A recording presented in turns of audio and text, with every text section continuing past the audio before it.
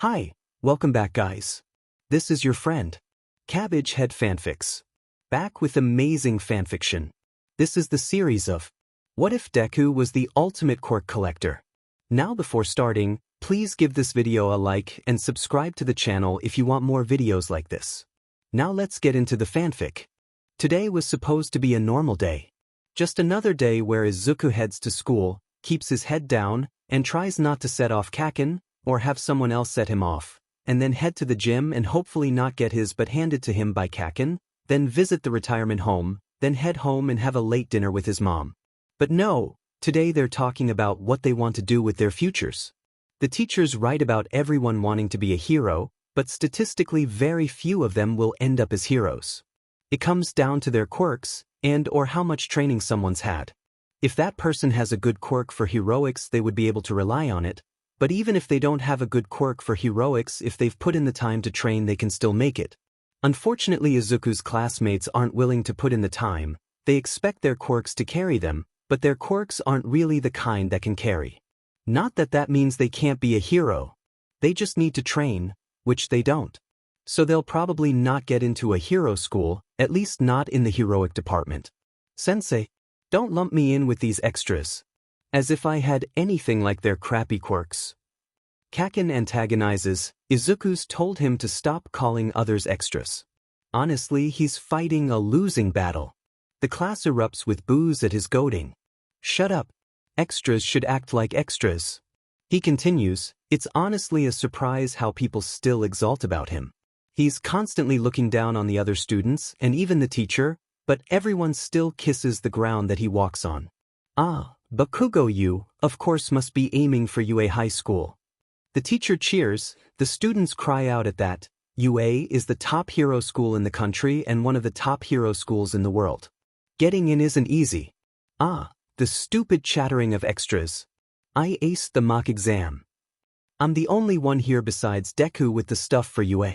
I'll even surpass All Might and become the best hero out there. Not to mention, I'll be one of the richest people in the world. Kacchan declares, jumping up on his desk. Oh, you're also going for UA, aren't you Midoriya? The teacher throws Izuku under the bus. Midoriya. No way, they don't let criminals in. Yeah, no hero school would take in someone who steals from others. Why would they want you with your shitty copies of our quirks when they can just have us? Shut up. Deku's better than all of you extras combined. He's actually put in effort unlike you wannabes. And why the hell would he need your shitty quirks? Izuku knows how to choose his battles, and right now interrupting Kacchan will only get him yelled at for being wimpy.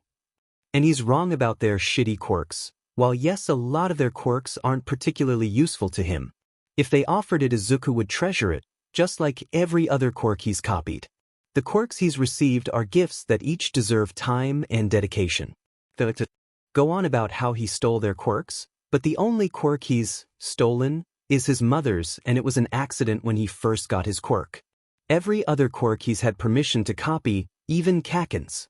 Though his permission was only given because he thought Izuku was lying about his quirk and thought that Izuku just had a quirk like his mom's, so he wanted him to prove it. He's got my quirk, so he doesn't need any other quirks. He still won't beat me though, even with my quirk.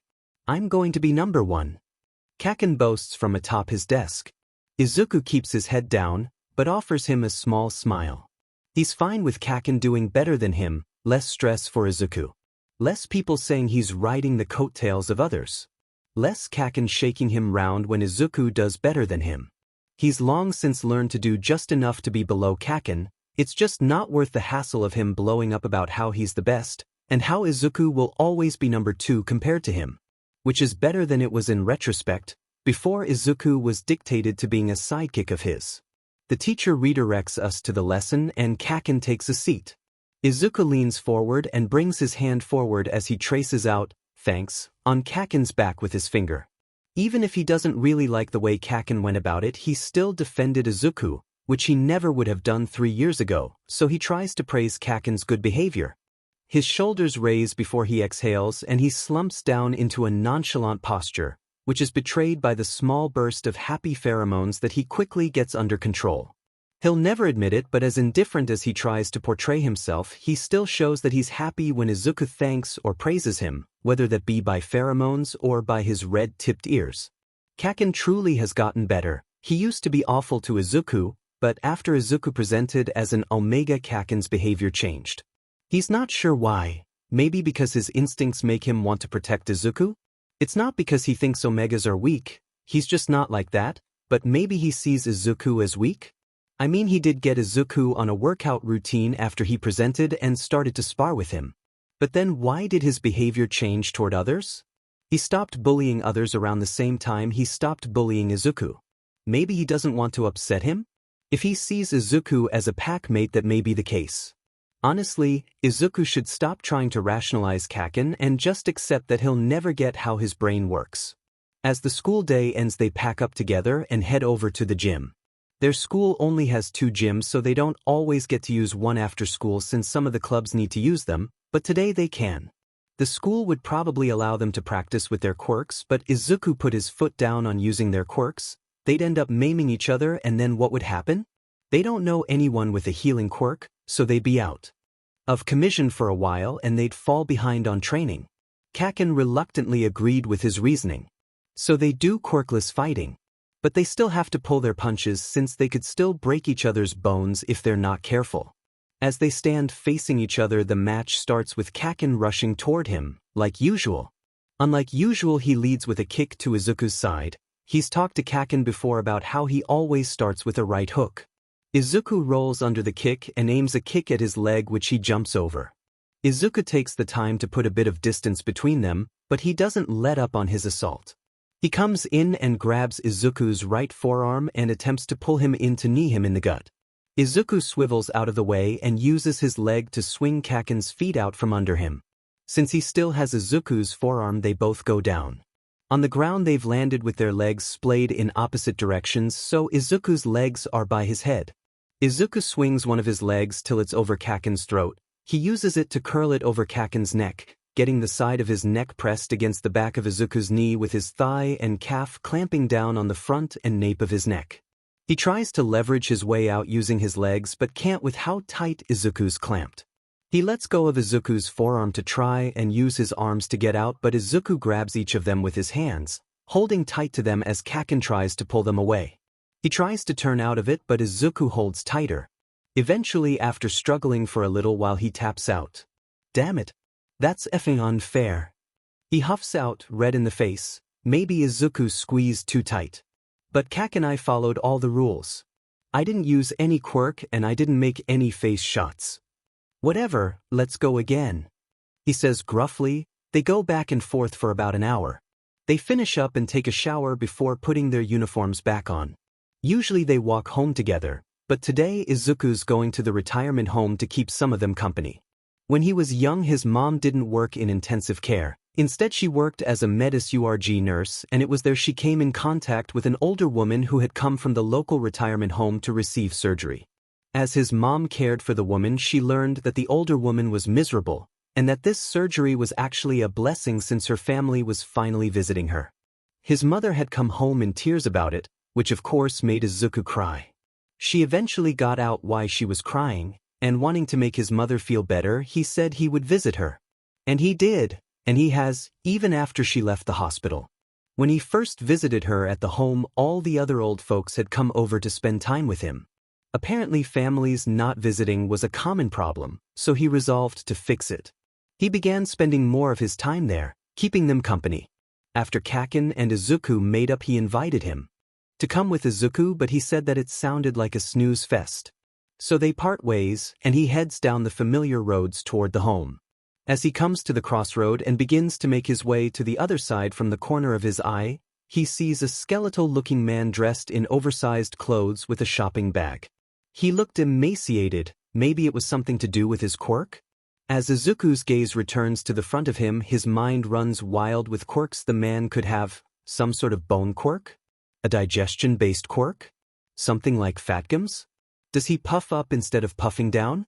A sloshing and yelling causes him to turn his head back toward the man.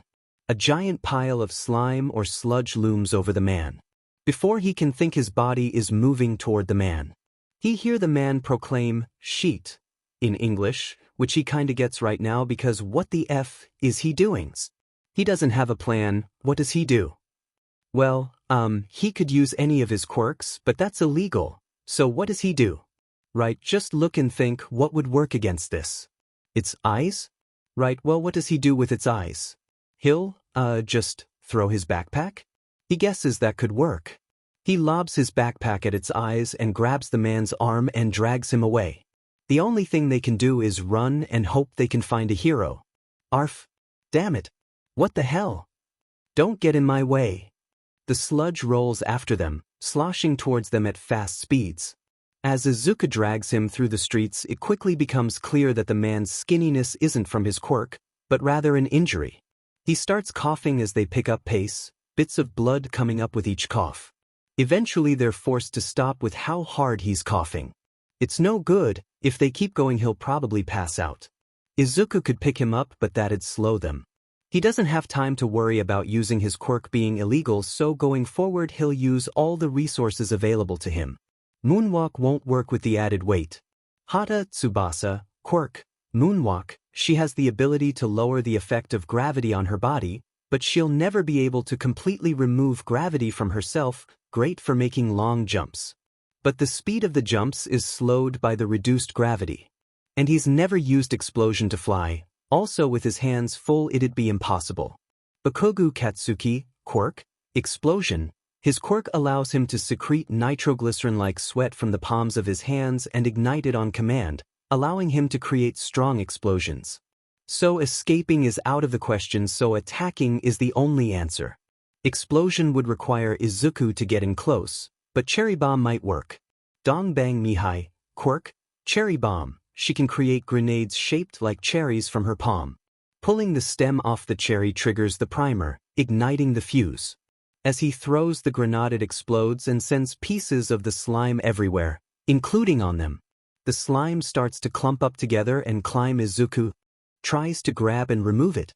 He tries Shadow Claws in hopes of getting a better grip, but it doesn't help. Sawada Hitoshi, quirk, Shadow Claws. He can cover his fingers in dark shadows with pointed claws at the tips of his fingers.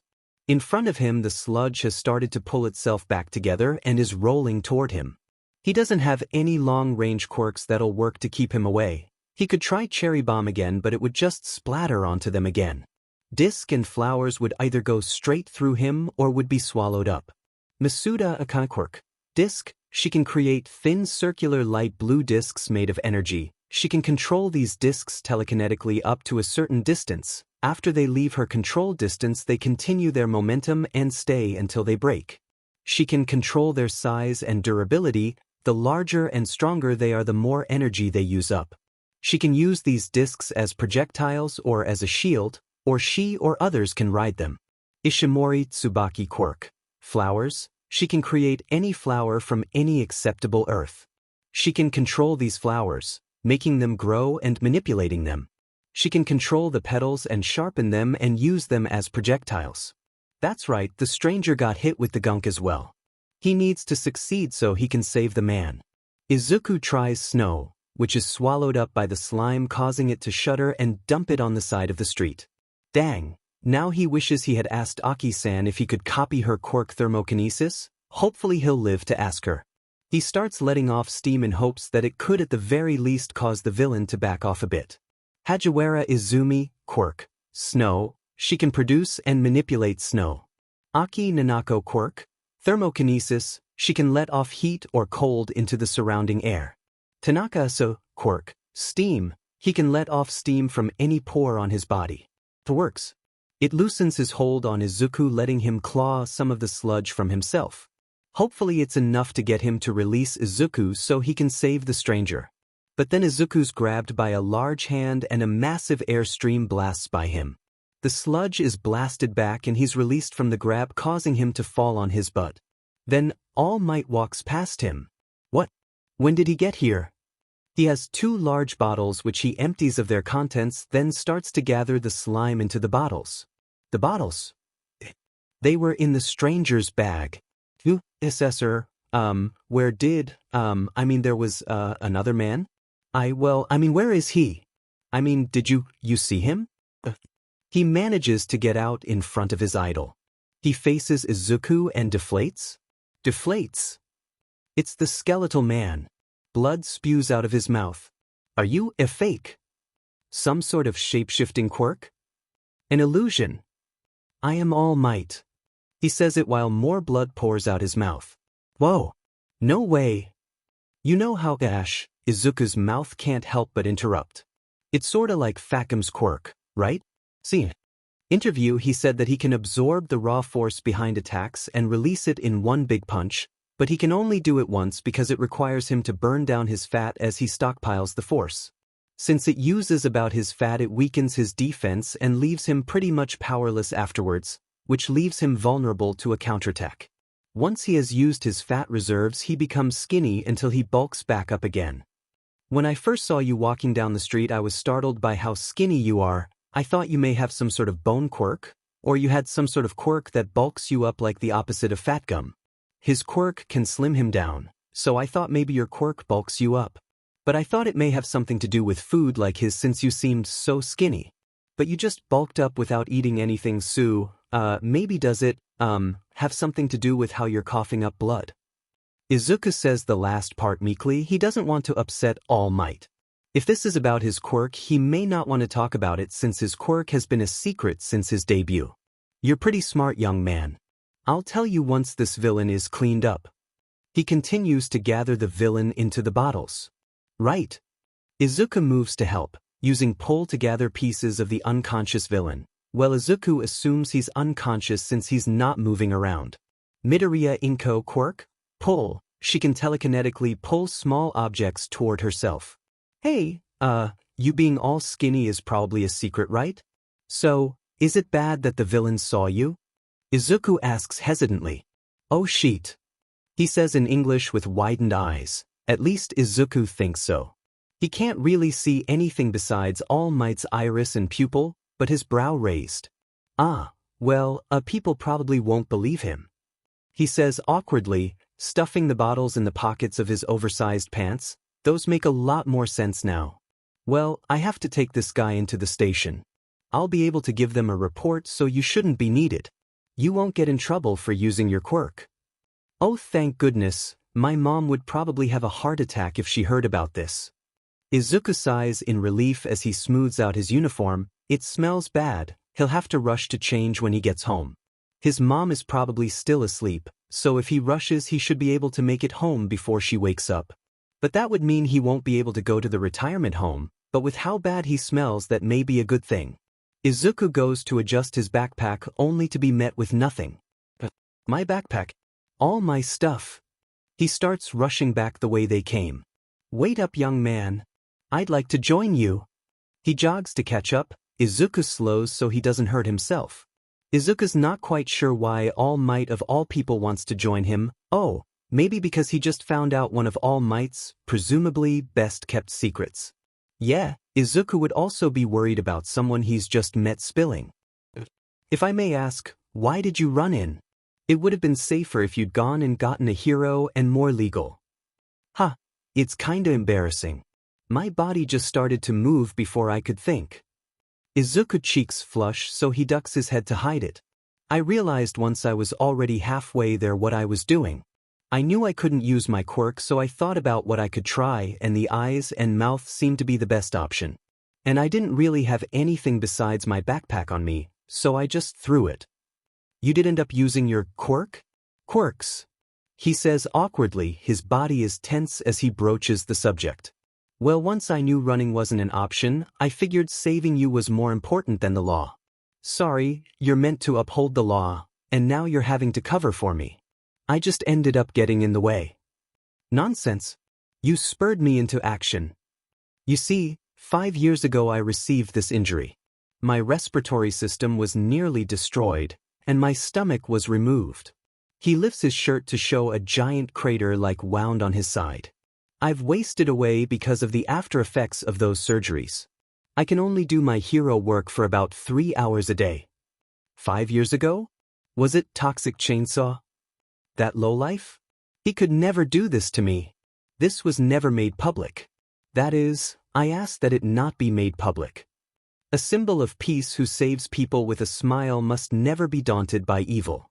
The reason I smile is to stave off the overwhelming pressure and fear I feel. He stops and turns to face Izuku. He stops in return and faces All Might. Izuku's always admired how he could still smile when things were awful. He thinks that's what a hero should be, someone who can bring hope with their mere presence, with only their name. Now that Izuku knows he does it to hide his fear, he only admires him more. Fighting through your fear, even as it weighs you down, is admirable. Today I had used up all my time. I felt like a fool. As the symbol of peace, I couldn't even catch this one villain. So when he appeared in front of me, I was prepared to die, because I'm a farce and he was my recompense. But then you came in, a small middle schooler with only a backpack. His words cause a twisting in Izuku's gut. A hero should be willing to risk their life, but to just give up? That doesn't feel like the All Might Izuku grew up with, but he supposed nobody really knows the true All Might. How lonely must that be? He must have someone, right? He has his agency, but he has only ever had one sidekick and they stopped working together. Not since, well, around 5 years ago. That can't be a coincidence. You reminded me what it means to be a hero. If I'm not willing to go beyond my limits, how could I call myself a hero? A pro should always be ready to risk their life. Izuku can't help but tear up, but he won't cry. Not in front of his idol. His idol whom he inspired. Oh boy, a few tears have slipped free, but he must stay strong. You know, most top heroes show signs of greatness even as children. Many of them claim that their bodies simply moved before they could think. That's what happened to you back there. You're a true hero. So much for not crying, geez. He seems surprised by Izuku's outburst of tears. That's fair. He can cry an abnormal amount. It's a family trait. It's just. No one except my mom, my friend, and my friend's family has ever thought I could be a hero. Izuku sobs out. He tries to wipe his face and ease up on the tears. He's not sure if he succeeds. Not even the Quirk counselor. Everyone just says I'm a criminal cause I steal, but I don't. I ask. They say I'll only get far because of someone else's power, so I'll never achieve anything.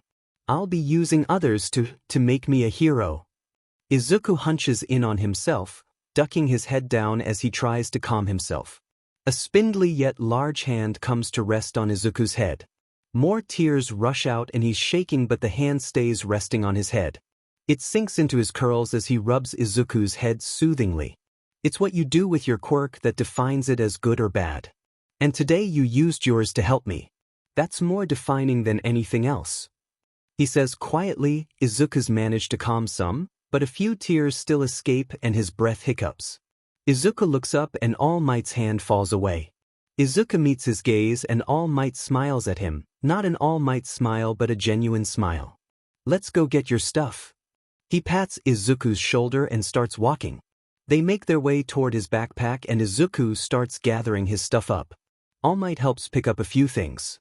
Izuku turns to him to see he has grabbed his hero analysis notebook and it's open to a page on the division hero. Denominator, a rescue hero who uses his quirk to divide debris. This is some pretty good stuff, young man. He offers with a soft smile. Izuku swallows thickly and offers a shaky smile. Thank you. I love analyzing quirks. Spending his time analyzing quirks is what gets him through the day sometimes. Of course, if any of the other students see it, they'll talk about how he's thinking about stealing the hero's quirk. He's actually gotten in trouble a few times because a student said they felt like he was gonna steal their quirk, so the teacher punished him. Does that perhaps have something to do with your quirk? Probably. Knowing about people's quirks does help me if I ever copy that quirk or one similar to that quirk. But it also helps to know how to take down an enemy. He originally only did it with heroes, but Kacchan said he should analyze everyone's quirks because he may face an opponent with a similar quirk someday, or copy a similar quirk someday. He's written about All Might's quirk before, but this new information is game-changing, and he can't even write about it. Copy? Yeah, I didn't actually explain my quirk, did I? I can copy any quirk within a certain radius of myself. What did you think I meant? Well, You said people accused you of stealing, so I assumed, well, that you could take quirks. He says awkwardly. Take someone's quirk? I don't think that's possible, though I suppose in the world of quirks anything is possible. He supposes if they went back 250 years, every quirk would seem impossible. There used to be fictional stories written about the concept of a person having superpowers. Still, a quirk that takes other quirks just seems impossible. Why would someone say you're stealing when you're just copying? It probably has something to do with how quirk-focused our society is. Your quirk defines you, it makes you unique. So someone who can have that uniqueness is seen as a threat to your individuality. People are so focused on quirks, so much so that it has caused divisions in society. People with powerful quirks are lauded, put on pedestals as a toddler pretty much. They're taught that they could do no wrong. In the adverse, they're taught from a young age that they have a powerful quirk so they shouldn't need help, which puts an aversion to help in their mind. Even though they're highly praised, people never actually consider the damage that powerful quirks could do.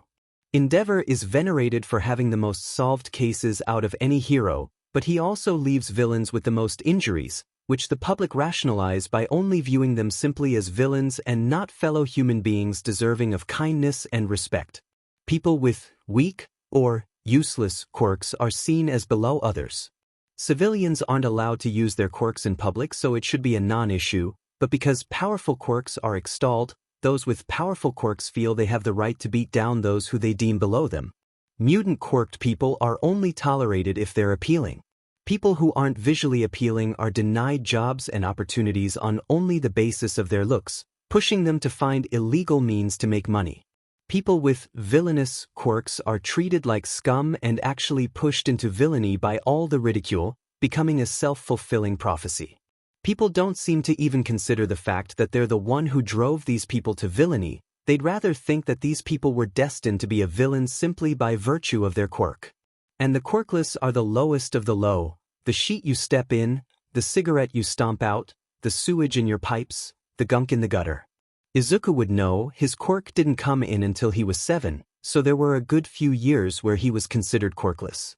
But I've never copied a quirk without asking. Well, actually, when I used my quirk the first time I didn't ask, but I don't count that one since I didn't know what I was doing.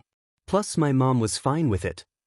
He's finished sorting his bag, so he stands up and puts it on his back. I guess this is where we part ways.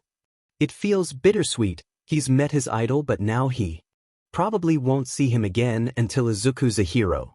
But with the 3-hour limit, Izuku might not see him again at all. Izuku's mind brings him back to what All Might said earlier, I was prepared to die. What happens next time he uses all his time and no one is there to motivate him to action? He's going to die doing this. The thought shouldn't be so heart-wrenching. Heroes die on the job all the time. Some would say that they die the way they want, an honorable death, a death for a purpose. But Izuku doesn't think that changes how saddening it is. And he's not talking about giving his life for the betterment of others, for a cause. He's talking about using everything up and in the end giving up instead of fighting further. Izuku doesn't think a hero should ever give up, no matter the circumstances. No matter if their quirk isn't right for the situation, a hero should be prepared to continue fighting. All Might understands that now, but will he understand that next time? Actually, young man, I have an offer for you. You want to be a hero, correct? Yes, sir. I'd like to help train you, he says boisterously. All Might? But why? Why me? Well, why do you think? You inspired me, reminded me of what it meant to be a hero. And with my time coming to a close, I've been searching for a successor. I think you'd be perfect. Really? I mean, I'm honored, but I don't think I'm really anything special. Is it because I can copy your quirk? Humility is a great trait, but too much humility limits you. You need to realize that you deserve recognition for your heroic traits. I wasn't really considering your quirk when I realized I wanted you to be my successor. I was considering your actions rather than your quirk. Tears come to the corners of Izuku's eyes, but he holds them in. Though now I am curious if you could copy my quirk. Could? He can copy any quirk, presumably even mutant quirks. Photosynthesis is a mutant quirk technically, even if it only changes the color of Izuku's skin. Maybe he's wondering if he can copy a transformation quirk? I can copy any quirk, sir. Well, give it a go. Izuku reaches over with his quirk and feels All Might's quirk. The power is overwhelming. It feels larger than any quirk he's encountered. He pokes against All Might's power, trying to feel for its core. He decides to take the dive and reach into the power to try and reach its core. Only to feel something from it? When he feels someone's quirk, he'll usually be able to feel their emotions. How deep he touches determines how strongly he feels their emotions. A quirk is a major part of someone, so he supposes it makes sense that their emotion runs into and through their quirk. But this isn't All Might's emotions. He can feel All Might's emotions, but under his are various sources of emotions. Emotions come through from various places within the quirk: confusion, fear, anger, lots of anger. Then it lashes against Izuku's touch. He rolls back against the pain that makes its way through his head. Why is your quirk sentient? That's a story for another time. All Might looks away as he says it. Well, now Izuku's really curious. A transformation quirk that has a sentient aspect? Does he transform into the sentient part of his quirk? Does that mean All Might and him are separate beings? But no, he said the reason he was skinny was from his injury. So what does that mean? Does the sentient aspect allow him to change his form? Then has he always been able to change form? Can he change into several different forms? 'Cause I definitely felt several different people inside his quirk. But what about the strength aspect? It's supposed to be an enhancer quirk, at least from what I've seen, so what does that have to do with not only being sentient, but housing several different sentient beings? Does each being contribute strength? Does that mean they developed at different times during his life? 'Cause he's definitely stronger than he was at the beginning of his career. Izuku unknowingly mutters out, "Wow, you can chatter, huh? Does your mind always work that fast? Sheet." He was muttering, wasn't he? And in front of All Might. Oh, sorry. I didn't mutter. It's really just me trying to get my thoughts out and sorted into a comprehensible manner. Izuku offers sheepishly, "Well, just make sure you don't mutter about my quirk to others." Of course. My lips are locked tight. He mimes zipping his lips. "Here, young man, we should exchange numbers and I'll text you with a place to meet up where we'll train." All Might's number. Geez, you're a fanboy, huh? Sorry. I can't help it. I mean, what would you do if your idol gave you their phone number? Fair point. I suppose I can't fault you when I would have been just as excited when I was your age. They exchange numbers and part ways. He just got All Might's number. Obviously he's not gonna abuse it, even if he has 1,001 questions to ask. Okay, maybe a bit over-exaggerated, but still, he has so much he wants to ask All Might. This is the first time he hasn't been able to copy a quirk. What about All Might's time in America? With David Shield? With Sir Night Eye? His time at UA? So much to know. Izuku wonders if All Might wants to know about him. He's going to be his successor, right? So maybe he'll want to know about Izuku. There isn't really anything interesting or cool about him. His quirk awakened later than usual, so that's something to talk about. Besides that, he doesn't really know anyone interesting like All Might does. Maybe Auntie and Uncle count since they're fashion designers, but All Might doesn't seem the type of guy to be interested in fashion. Izuku reckons whatever his agency gets him he wears, and that's it. He could talk about Kacchan, but he doesn't imagine All Might would be interested in hearing about some kid. For as much as Kacchan remarks how he'll be number one, he doesn't think All Might would care. Much since Izuku bets he has heard that from hundreds of kids. But maybe since he's Izuku's friend he'd want to learn about him? Would All Might care for Izuku enough to want to know about his friends? Izuku could just be a means to an end. But that doesn't seem right. From the limited interactions he's had with him, he seemed pretty nice. Maybe then he'd want to hear about Izuku's mom. He'd want to know about his successor's family, right? But there really isn't much family to talk about. He really only has his mom. Dad's left and he doesn't have any extended family. Apparently he had an uncle, but he was pretty sickly, which Izuku assumes is why he died. Dad never actually said how he died, just that he died a long while before Izuku was born. And so did Izuku's grandparents from his dad's side. Apparently his dad had to pretty much raise his brother on his own. Mom's parents adopted her when she was young, but it was really only for appearance's sake. They were supposedly pretty mean to her, so she cut contact after she was old enough. She said she isn't really interested in finding out about her birth family, so it's really just them two. And Izuku can't exactly tell him he's a male Omega. That makes his stomach drop. What would All Might do if he found out? Would he be accepting? Or would he take back his offer to be his successor? But maybe he could protect me from the hero commission. But Izuku imagines they'd do anything to get their hands on a male Omega with such a powerful quirk. There's no way Izuku would allow them to use him as a broodmare. But from what he's heard when he asked around, they seem like the type of people to forcibly inseminate people though. He's halfway home when he realizes he was supposed to have headed to the retirement home. He takes out his phone and calls the home to let them know he won't be there today. He makes it home and slips off his shoes. He picks them up and smells them. Yep, they need to be washed. Or maybe the smell's coming from the rest of him. He quickly gets undressed and grabs his shoes and puts them all in the washer. It'll SCK for a while since it'll take a few dryer sessions to get his shoes dry, but he doesn't have the time to hand wash them. After everything is in the wash, he rushes to the shower. He definitely doesn't want his mom waking up to him walking around the apartment naked. The shower will have shitty water pressure, but right now it doesn't matter. Whilst he's having his lukewarm shower, his mom wakes up. He gets out and changes into some clothes to work out in. He meets his mom in the kitchen. "What are you doing home? And you've already taken a shower?" "Yeah, while I was on the way to the retirement home, I ran into a kid who was showing off his quirk to his friends and it made me smell bad, so I decided to head straight home to clean up. I'll probably have to take another shower after I work out, but I couldn't stand the smell."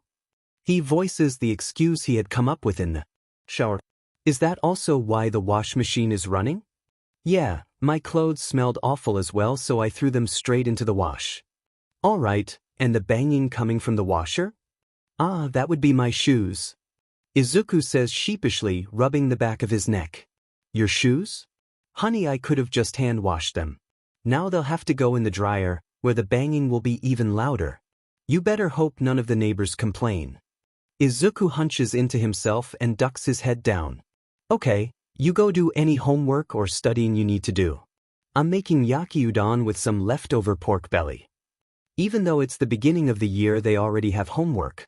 They even have to write an essay about the Meiji PRD.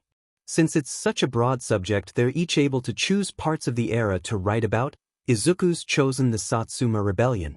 Since it was such a well-known part of the era, others will probably write about it as well, but he has always loved learning about samurai. Soon enough it's time to eat. "So, how did your day go?" Mom asks between bites. "Nothing special really, besides the accident with the kid." He's just like a liar. He's long since gotten used to lying to his mother. He hates it, but it saves his mom from heartbreak. If she knew how he was treated, she'd run herself ragged with worry. Izuku knows because it happened. There was a time where he wasn't good at hiding his injuries, pain, and sadness. She talked to his teacher and then the principal, and when that didn't work, she went directly to the parents. All of it resulted in nothing really. He'd listened to her cry to herself after he'd been put to bed, so he started to hide his pain and misery. She doesn't need that kind of stress. She has enough stress at work. "How was work?" "Well, I helped in the ER today instead of intensive care. They've been short-staffed. It was a lot of chest pain, abdominal pain, problems breathing, and a lot of headaches and fevers. I don't think a lot of people understand what qualifies as an emergency. We did have a car accident come in, and the receptionist said they have at least one villain attack victim come through a week. They finish their meal and they each wash their own dishes. Izuku's always tried to help with the dishes, but his mom insisted on doing them, so they came to a deal. They each will do their own dishes, though he's not satisfied with that since she still has to do more because she has to do the pots and pans. They part ways to go and do their own things. For him, he does his evening workout. After that he heads for a shower and then does some studying and analysis. Soon enough he's lying in bed staring up at his ceiling. Today he met his idol. And he's actually a good person. They always say that you shouldn't meet your idol because they'll disappoint you. So far he hasn't, though they only talked for a little while. He imagines there will come a time in which he'll disappoint Izuku, but they'll deal with that when the time comes. He wants to train Izuku. He wonders what they'll do. He already does a lot of exercise. Some in the morning and some in the evening, and he spars with Kacchan as well. His mind races with all the possibilities, still he needs to settle down to sleep. As he tries to calm his mind enough to sleep, it betrays him by thinking, why couldn't he copy All Might's quirk? Was it because it's sentient? He can only assume so. But this felt different, while he hasn't copied a sentient quirk before he has felt one. When he did, he was able to feel both the person's and the quirk's emotions. It just felt like he was feeling two different people's quirks, just from the same source. But this felt distant, like it was coming from within the quirk. It's probably just that his sentient quirk is different from Harrassing's quirk. Still, as he drifts off to sleep, he can't help but wonder, how does one quirk hold that much power? Lately life hasn't been particularly kind, not that he has the right to complain, there are people who certainly have it worse. He's the #1 hero in Japan, the symbol of peace, just like he had wanted when he was young. Though his time as the symbol of peace is coming to a close. At least he was able to avenge Nana, even if it left him decrepit. Which is his main problem right now, his body is failing him. He can only maintain his form for 3 hours a day, which is the entire reason why he's even in Mizudafu. He's here to talk with Nedzu about a teaching position at UA so he can find a successor. He's hoping to see the first years since they'd have time left for their body to adjust to one for all, plus he's been trying to think about how his master must have felt when she chose him. She took a chance on a middle school boy simply because of his dream, so he wants to find someone young who has a dream. Mirai says he has a successor picked out, though he is coming up on his 3rd year. But apparently he aims to save at least 1 million people. An extraordinary dream, but it's not like Toshinori doesn't trust Mirai. He just thinks Mirai is stuck on the next symbol of peace being exactly like All Might. Toshinori believes the next symbol of peace should be different from him in some ways. After all, they've had him for a while, they need something new. Whilst he's been in Mizudafu, he's taken to resolving any crime he's come across. Which is why he took to following a villain made out of sludge. Unfortunately, his time had run out, so he sent out an APB for the villain over the hero network. Toshinori's failure weighed on him, as every failure does, but this one weighed particularly heavy. Perhaps that's why once the villain appeared before him in his small form, he instead accepted his fate. But then a backpack flew past him right into the villain's eyes. A small hand grabbed him and pulled him away from the villain. As he was pulled away, he took in his savior. A boy dressed in a junior high uniform. He looked back with a panicked, but smiling, face showing off freckled cheeks with wide green eyes that complemented his wild curly green hair. He's remarkably small, implying he's perhaps only in his 1st or 2nd year. Though the fact that his nose only picks up the milky scent of a pup has Toshinori leaning toward a 1st year. He's dragged away at a speed his lungs can't keep up with, soon enough they'd slowed to a stop by his coughing. But the small boy takes the stop with stride and places himself in front of Toshinori. A large cherry comes out of his palm and he pulls the stem off and throws the cherry at the sludge man. It explodes and sends pieces of the villain at the both of them. For a second, Toshinori thinks it's over and that the villain has been knocked out, but the slime shudders as it begins moving, albeit at a slower pace. He tries to remove the gunk and sees the boy try the same, except his fingers are covered in shadows? What kind of dual quirk does he have? Their grasping at the sludge amounts to nothing, and the villain has gathered himself enough to begin rolling toward the boy, confining him. The sludge shudders and then spits out snow onto the side of the road. Steam starts to rise from the boy, loosening the slime's hold, allowing the boy some room to move. He has tried everything to get out of this. All Might can't let his efforts go to waste. Unfortunately, his bout of power peters off, revealing his form. The boy goes off on a tangent that, from what he can follow, is pretty intelligent. The boy helps gather the sludge using an entirely new power than before. He takes the time to take in his curly hair and angular jaw. All Might couldn't really see the resemblance before, since the boy obviously takes after his mother, or perhaps he's a more distant relative. All for One was alive for quite a while, so the boy could be a descendant.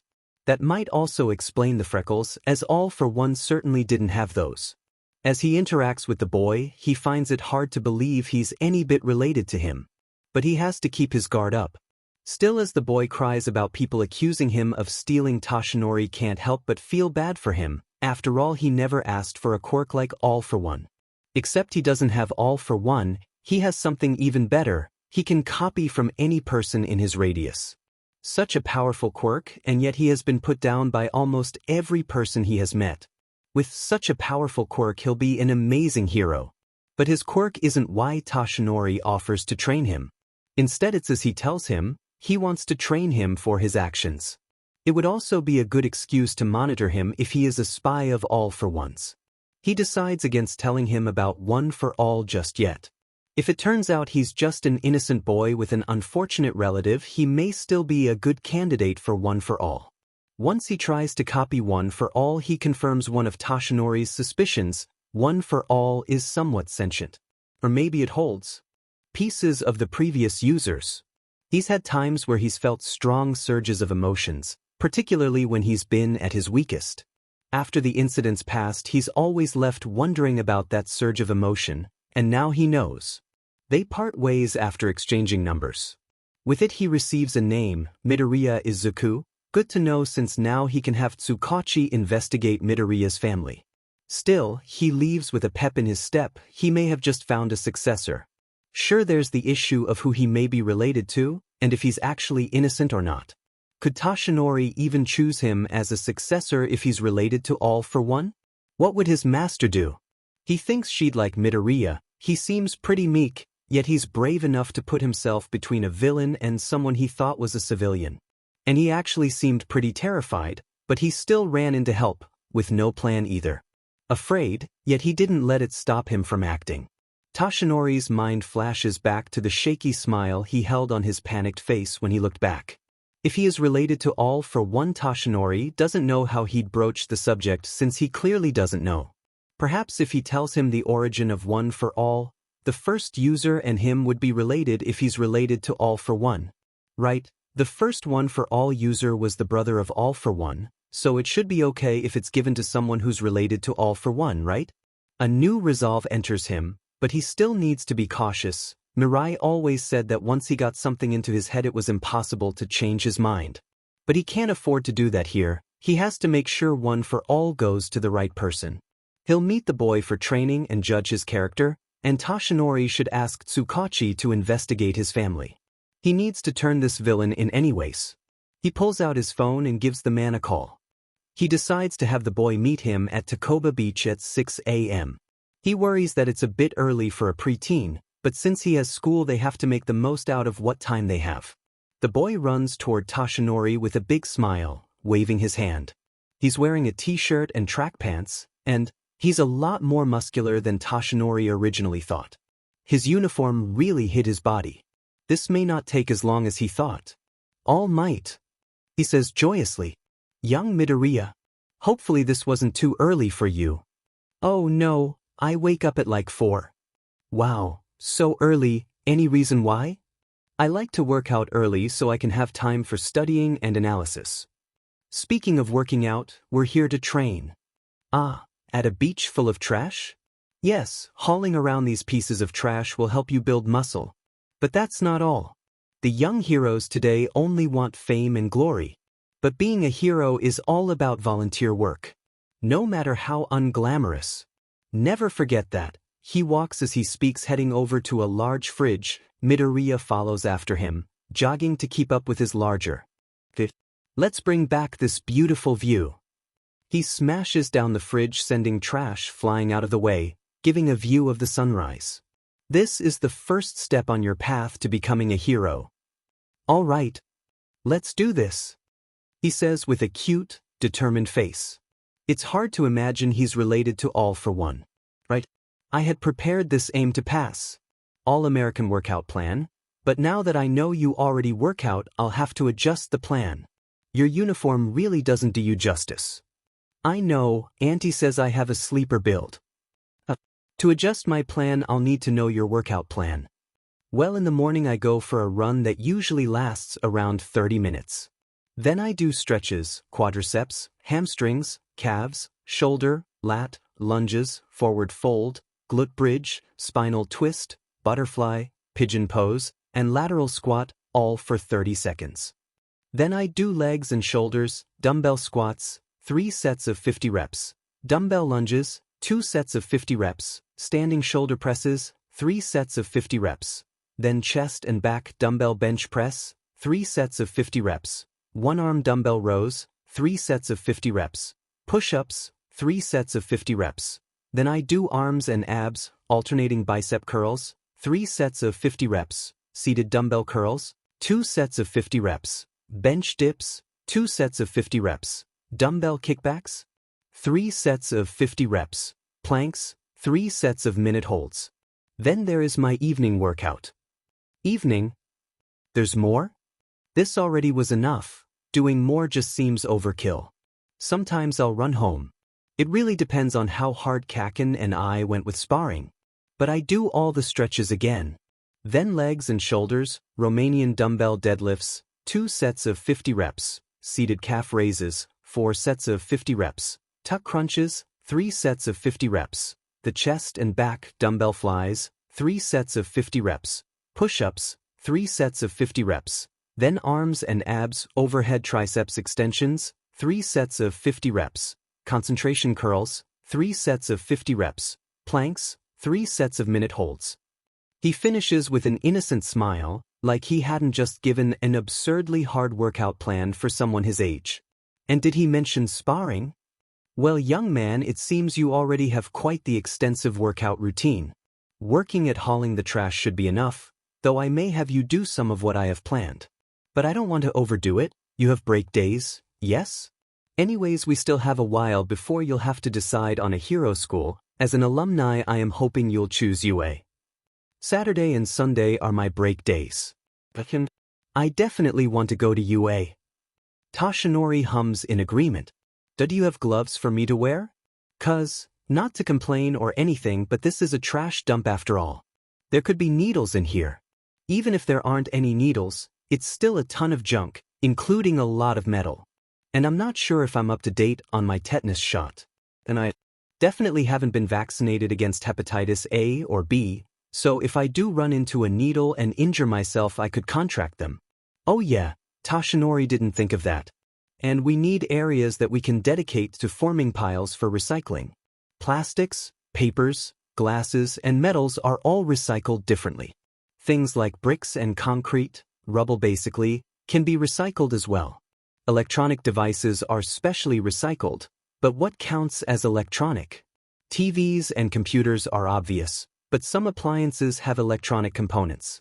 And I'm not sure about rubber though. I think tires can be recycled though, so maybe I can just start a pile of only tires. Recycling. He hadn't even thought of that. Of course recycling will be harder to do, but it'd be worth it. Toshinori's heart warms at the care he's approaching this with. He truly hopes Midoriya isn't working for all for one. And some of this metal could actually be given in for money. Like these copper pipes could go for good money. He loosely shuffles through some of the trash, his touch careful. I know we only have 10 months until UA's entrance exam, but I think sorting to recycle would be worth it. 10 months? Sure, for third years it's in 10 months, but you probably thought I was a first year, right? Nope, I'm a third year. I'm just short with a baby face. He says in a defeated tone. Well, at least that makes his workout plan more acceptable. Though that means, you're still unpresented at your age? You're what, 14? 15? You should be presenting any time now. He tenses up and hunches down and shrugs with an uncomfortable look on his face. Nervous then? It's fair, people are usually nervous about their secondary gender, it's a big change after all. And Midoriya seems to be a particularly nervous individual. With how tall he is, he's probably a beta, or it's an omega. But that's a small chance, given how rare male omegas are, but with his size Toshinori wouldn't be too surprised. Well, no matter. Your gender certainly doesn't have anything to do with being a hero. Look at Mirko, she's the number 7 hero and a female omega. He perks up at his reassurance. Does he think Toshinori would care what his secondary gender is? Even if he's an alpha, he doesn't prescribe to the rhetoric that alphas make the best heroes. His master was an omega. Maybe Toshinori should tell him about her to reassure him? Of course there's no guarantee that he's an omega, Maybe if he does end up with one for all, Toshinori will tell him about her. Right? Before I can do any cleaning I need gloves. So let's just plan how we're going to recycle things. He suggests, shaking off his discomfort. Toshinori decides that's reasonable and they spend their time together working out their game plan. He hands over the meal plan he had come up with and they revise his plan. He already has a fairly good routine, so Toshinori doesn't want to overwhelm him with having to do more. He assures Toshinori that he's been doing this routine for a while and was just about to up his reps. So Toshinori suggests that when he does his run he adds a weighted backpack, and tells him he should bring weights and do a farmer's carry to the beach, and on his way back he can do overhead carries. Toshinori also suggests he up his weighted squats reps, but he should keep his others at 50 reps. Whilst he's at the beach, Toshinori will have him do some tire pushing, but not the level he had originally planned. Toshinori doesn't get to ask him any personal questions, but they have plenty more time for him to ask. It may be too soon to ask personal questions anyways. Besides, even if he hasn't gotten answers from him, Tsukachi has messaged saying his father looks suspicious. A couple weeks into training he's almost certain that he isn't working for All for One. He's an open book really, wears his heart on his sleeve. He tears up at any praise Toshinori gives him. When he talks it tends to be soft-spoken and a bit awkward. He doesn't seem to have much experience chatting. Toshinori decides it's time to get into his personal life. Young Midoriya, I was wondering more about your life, if you don't mind sharing. Toshinori calls out to the boy, causing him to pause in his work and look up for a moment and offer Toshinori a tired smile. Sure, I don't mind. There's not much interesting about me though. I suppose the fact that my quirk came in late is sorta interesting. Really? When did it come in? When I was 7, I had a good few years where I was considered quirkless. Maybe that's why once my quirk came in people kept hating me, it was just easier to keep hating me. No matter how much I told people that my doctor said I had a quirk, it was just taking a while, no one believed me. They hated me so much just because I didn't have a quirk. He says somberly with a sad smile on his face. Toshinori supposed the issues for quirkless people must have gotten even worse than when he was young. When he was young being quirkless was still viewed poorly, but there were a lot more quirkless people than just himself. With quirkless people becoming more and more rare in the newer generations, what used to be considered the norm has become abnormal compared to the number of quirked individuals. He hasn't really thought about how quirkless people are being treated nowadays. Back when he was young it was all about how mutant quirked people were lesser, or something to be feared, so he's tried to campaign for better treatment of them. He does think he's succeeded somewhat, though he's not so disillusioned to think that he's gotten rid of their discrimination entirely. Discrimination against quirkless people is a new age issue, one that due to One for All he's been blessed to avoid. But there are people who weren't as lucky as he is, especially kids he imagines. From what he remembers from his youth, kids can be pretty cruel, and he doesn't imagine that's changed considering it has been a constant throughout history. Maybe if my quirk had come in at a normal time people wouldn't have been so mean to me after it came in. By the time it came in people had already decided to hate and ridicule me. Maybe I would have stayed friends with Kacchan, I don't know though, he probably still would have gotten mean, and hopefully I would have had enough sense to leave him. I probably would have stuck around to try and change him. His brow furrows further and his lips thin as his smile becomes even more defeated. Mutant quirks and villainous quirks were more often than not lumped together as one and the same, perhaps that's still the case. Any person with a non-visually appealing quirk was destined to be a villain. He never heard much about people with non-mutant, villainous quirks. Though he supposed there was this one girl in his class who had a blood-based quirk, she was picked on for having a gross quirk. He hasn't really thought much into villainous quirks considering no such thing exists, at least in his mind, but apparently that's not the case for everyone. It's never really hit him how out of touch and isolated he has been as the #1 hero. Hearing what Midoriya has gone through makes him wonder how much else he's missed. Who's Kacchan? He's my friend. We've been friends since before we had quirks. We were gonna be heroes together, but once his quirk came in and mine didn't, he changed. He has a really amazing quirk. He can create explosions from his palm. Everyone started praising him and telling him he would be the greatest hero. They taught him he could do no wrong. And then when my quirk didn't come in, everyone started to look down on me. He walks over with a bitter smile still on his face. He grabs his water bottle and takes a drink before grabbing his towel and wiping his sweat off. He changed, started to talk down to me and beat me up. His behavior towards others changed, he'd bully them as well. Of course I had to put myself in between them and him, which just resulted in me getting beat up. Then my quirk actually did come in and he thought we could just go back to before. He said I could be his sidekick. I told him he'd make a good hero. He's got an amazing quirk mixed with his natural intelligence. His drive and determination could get him far even without a quirk. But I rejected his offer since I didn't want to be friends with someone who would treat others so awfully just because of their quirk status. He didn't like that. He shrugs, heading back toward a pile of trash. So he continued bullying me, but once we were around 12 his behavior changed. He's still pretty rude and mean to everyone, but he has stopped beating people up. So I'm friends with him again, mainly because I hope he'll change more. He's matured before, so hopefully he'll only get better. It really doesn't sound like the boy is any good type of friend, at least not after everything he has done to Midoriya. Any person is capable of changing. Children especially are, but that doesn't change what they've done to others and how it affected them. This, Kacchan, could very well change, even maybe in the process of changing right now, but it shouldn't be at the expense of someone else, which Toshinori worries is the case here. This relationship just doesn't seem healthy for young Midoriya. It worries him. Well, do you have any other friends? Surely he has someone better for him in his life. Not really. The people who don't treat me badly still stay away since they be bullied too. Kacchan is the only one able to get away with it since he's so popular. That's awful. It pulls at the hero in him who insists he do something to help, but if All Might of all people endorsed him, he'd have a target put on him. And Yagi Toshinori has no meaning to kids. Maybe he could speak about it in an interview? Yes, that's what he'll do. What about your teachers? Don't they do anything? He lets out a tired laugh. The teachers? They weren't paid enough to care. Almost all the kids hated me, so why go through all the trouble of punishing every kid when they could just ignore that it happened? Sometimes they'd even play into it. More anger runs through him. It's one thing for kids to be awful to each other, it's an entire nother thing for an adult to not only turn a blind eye to cruelty to a child but to actually participate. What about your parents? Surely his parents would have noticed. Mom tried her best, she went to the teachers about it, and when nothing resulted from that she went to the principal. She even went to the parents when all else failed.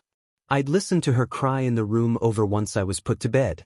I'd have to see the eye bags from lost sleep from the stress, on top of the stress of being a nurse.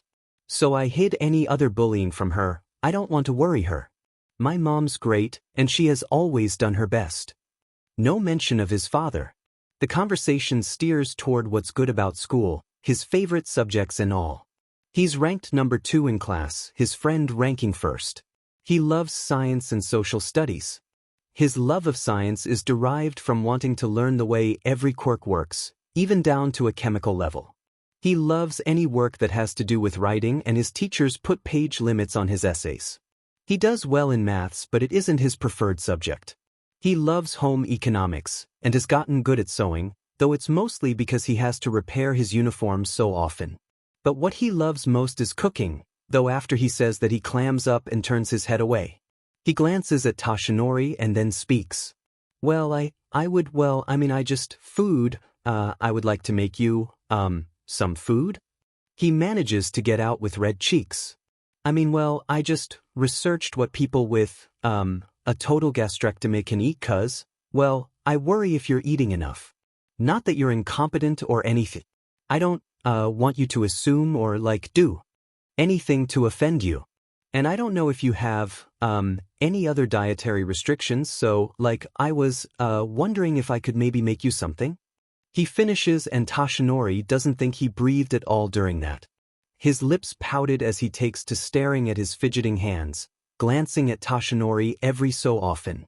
Toshinori's chest aches at the sweetness of the gesture and the care that he already has for him, even though they've only known each other a little over a month. Well, you don't have to worry about me eating enough, but if you want to make me something you can. And I don't have any other dietary restrictions beyond not having a stomach. He lights up and gives Toshinori a blinding smile as he begins to ramble about what foods he wants to make for Toshinori. It's again hard to imagine he's related to All for One, which is all but confirmed by now. Tsukachi's investigation had pulled up some concerning results, mainly about his father. His mother seems to check out, all her information is detailed and the only thing that wasn't available was who her birth parents were. Tsukachi could get a warrant to uncover the information since it is on file just locked for anyone who isn't the woman, but given how suspicious her husband's information is, he decided to focus on him. From how highly the young man talks of her, she seems to be a normal, loving mother, if a bit overworked as a nurse. His father has a birth certificate from Municipal Kosei Hospital in Kosei, Shizuoka. But there's no birth weight or time of birth beyond the date. He has all his vaccines on file but no date of when they were administered. He has a kindergarten, elementary, middle, and high school on file, but digging further shows that he has no exam scores on file, just a report card. There are no disciplinary records on file, nor any extracurricular reports on file. No teachers have left notes on his file either. He has a university on file for a degree in business, but calling the university for records proves that they have no records of a Midoriya Hisashi ever attending there. He has a job registered in America for a construction business, but calling them reveals that no Midoriya Hisashi has ever worked there. He had a bank account on file, but 5 years ago it was emptied and then closed. He has never had a vehicle under his name or even a driver's license, but that's not too unusual. Asking about his father keeps getting pushed back because Toshinori told the boy he could ask any questions, though he may not answer some, as long as they don't go online. It's then that the magnitude of his fanboyism is revealed. He asks about David and all the work they did together in the States. He asks about Toshinori's costumes. He does ask about his Golden and Silver Age costume, but he's mostly interested in his Young Age and Bronze costume, probably since they're the least known. He even asks about his costume from when he was in UA. He asks about Mirai and some of their takedowns together. He asks about other heroes, what Toshinori knows about them, and his experiences with them. Midoriya seems particularly excited about what heroes were around when Toshinori was young. He doesn't often work with other heroes, so he doesn't have much to say. Midoriya's pout does make him feel bad for not having more. He can offer Midoriya the experiences he's had with other heroes when at charity events, but they're not as exciting as seeing them in action. Still, he eats it up, listening with rapt attention and with wide, curious eyes that are complemented by the excited smile on his face. Toshinori does get in his own questions. They often result in the boy recounting his own stories, commonly about his mother or his friend. He talks about the quirks he's copied often. He goes into detail about how they work and who he got them from. His excited chattering is a bit hard to keep up with, but Toshinori does manage to catch that he recently copied a quirk called thermokinesis, which allows the user the ability to let off heat or cold into the air. He demonstrates any quirk he can, like disc and hydroburst. With the non-physical quirks, he is quick to talk about their many uses, like tears. It can obscure a criminal's vision, though obscures the user's as well, but if the villain isn't expecting it, it could work in his favor. He raves about how useful Magic Box is since it can enlarge his pockets, allowing him to carry more medical supplies. And how photosynthesis could help during a fight that lasts longer than usual. He talks about how he can use X-ray to help identify any injuries on any victim. Sabotage could disable any mechanical weapon a villain has. Wheels helps him move faster, and pull is good for moving small pieces of debris. And he's certain truth tell will come in handy if he ever has to question a villain in the field. And Marshmallow can make a landing pad, or it can trap villains before it solidifies. He also talks about how he goes to the retirement home to spend time with the old folks. This makes Toshinori curious, and he tells him the story of how his mother met a lonely woman whose family wasn't visiting her, so to make his mom feel better, he spent time with her. The other people at the home turned out to be pretty lonely as well, so he began spending time there every week. He was actually on his way to the home when they met. He has also apparently volunteered at several different places, commonly hospitals, since his mom works in the industry. Since he's volunteering, he only gets involved with the hospice side, which he doesn't mind. He often just spends his time with patients, talking about his life or theirs. He tried to volunteer at homeless shelters, but it was a very emotionally draining thing for him apparently. As someone who has visited homeless shelters, Toshinori can understand why it would be trying for him, especially since he's such an emotional person. Hearing all he has done, the kindness he has displayed, the hours he has put in, it all but confirms his choice. Time and time again he has proven to be a worthy successor. Sure, his father may be all for one, which Toshinori still has to ask about, though he's certain the boy is innocent. The first user of One for All was related to All for One, so it shouldn't be an issue if Midoriya is the last to have the quirk. Well, almost certainly the last to use it since it has accrued a large sum of power. And Toshinori's already worried about how Midoriya's body will handle the power. Even though Toshinori still has to ask about his father, that comes second to asking him to be the successor of One for All. After all, he's not responsible for his father's actions or legacy. Though before he asks, he needs one question answered. Why do you want to be a hero? The time to ask Toshinori's question doesn't come until about a month later. The time has just never seemed right. Most of the time Izuku's busy working, and any time there have been silences they're quickly filled by his chattering. Not that Toshinori minds. Listening to him enthuse about some hero fight that has occurred is nice since he's so excited about it. It's during one of these rambles that Toshinori gets his answer. It begins like this. So, the villain has a hostage, is actively hurting the hostage, and what do the heroes on scene do? Give up. They can't think of a way to solve this, so they give up. This is one of the issues with having a symbol of peace. It pauses Toshinori as he looks at the boy whose eyes have widened with shock as he scrambles to follow that up. Well, I mean, this isn't a slight to you. It's just, when faced with something their quirk can't solve, heroes give up and wait for someone else to show up and fix the problem. Because they're so used to relying on you. And that mentality that someone will be there to clean up for them gets people killed. No matter what, you are always going to retire at some point, injury or not. So people becoming so reliant on you was always going to end in disaster.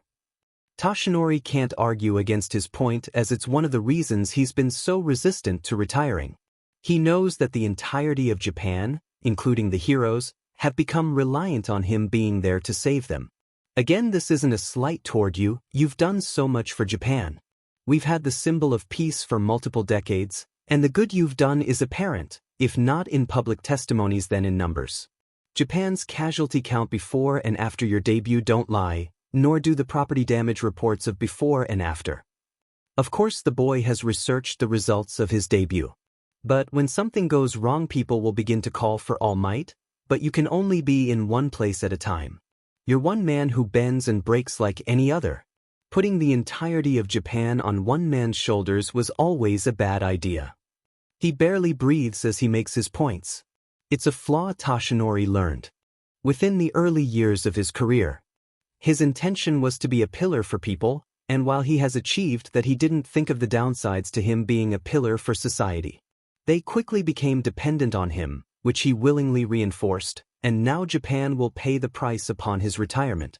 His hope was to have a successor who could carry on the torch he lit, which he supposed is only continuing the issue. But he can't think of another way to fix this. Which is why I want to create a next generation of heroes that everyone can look to for hope. Peace, it's a fantastic goal, but it's not been all-encompassing. Don't get me wrong, I'm sure things are better than before you were around, but that doesn't mean everything's copacetic. But Toshinori supposed he never thought about multiple pillars. Back when he was young something like that wasn't possible. And nowadays?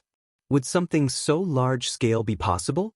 Everyday people just prefer to look away from the bad bits because acknowledging it would disturb their peace, and they'd much rather their own peace than to actually put effort into fixing the system. This pillar he's talking about wouldn't be for peace then. Toshinori had hoped he would be continuing his mission, but he does see his point on how peace hasn't reached every corner of Japan. But could hope reach either?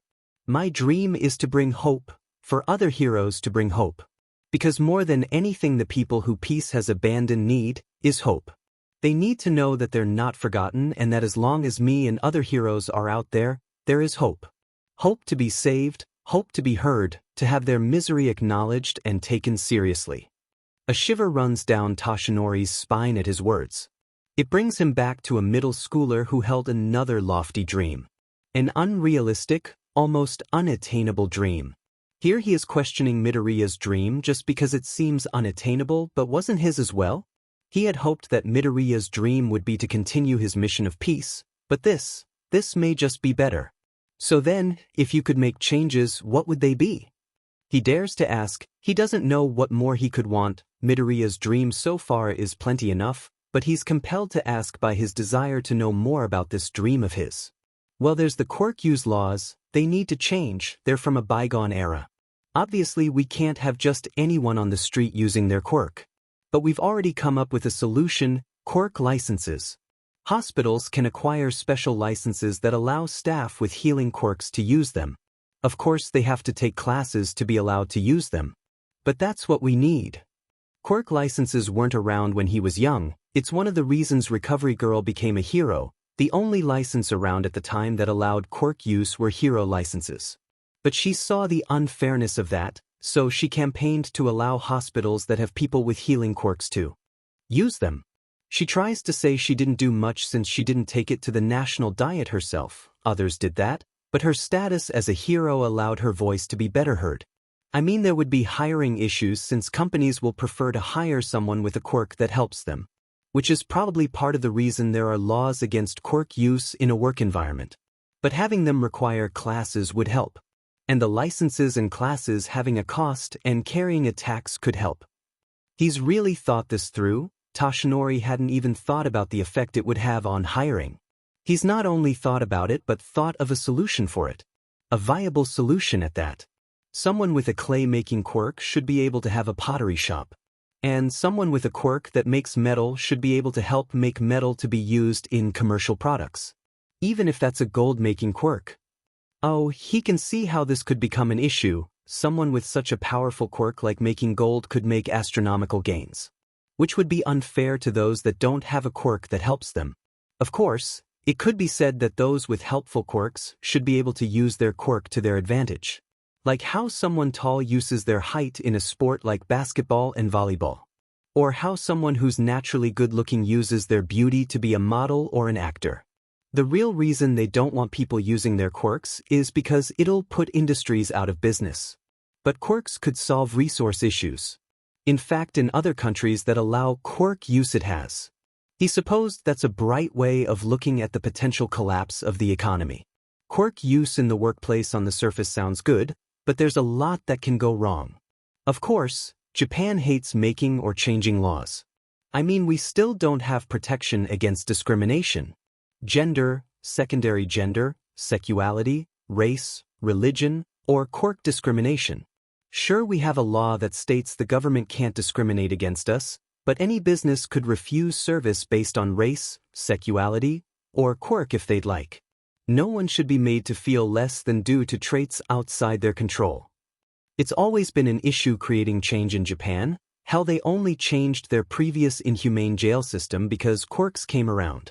The imprisonment of quirked individuals caused a reworking of prison policies, which activists took advantage of and strong-armed the national diet into passing laws that called for more humane treatment of prisoners. Moreover, any employer can refuse you a job based solely on your quirk, so people with less appealing quirks, especially mutant quirks, are refused jobs. Which drives these people toward crime, because either they need money to survive or that community is more accepting of them. There needs to be rules against any discrimination, but especially quirk-based discrimination. Other countries have it, so why don't we? It's long since been known that discriminatory treatment causes villains, but people seem to just not care. Or maybe they're just blind to the reality of their actions. Quirk-based discrimination is actually why we have such a high homeless population nowadays. Japan used to be one of the countries with the smallest homeless population. But after quirks came in, a lot of homeless shelters refused to service quirked people. And the ones that did were attacked by anti-quirk protesters. And the ones that didn't were attacked by quirked protesters, so a lot of them shut down and were never opened again. We need to do something to address that.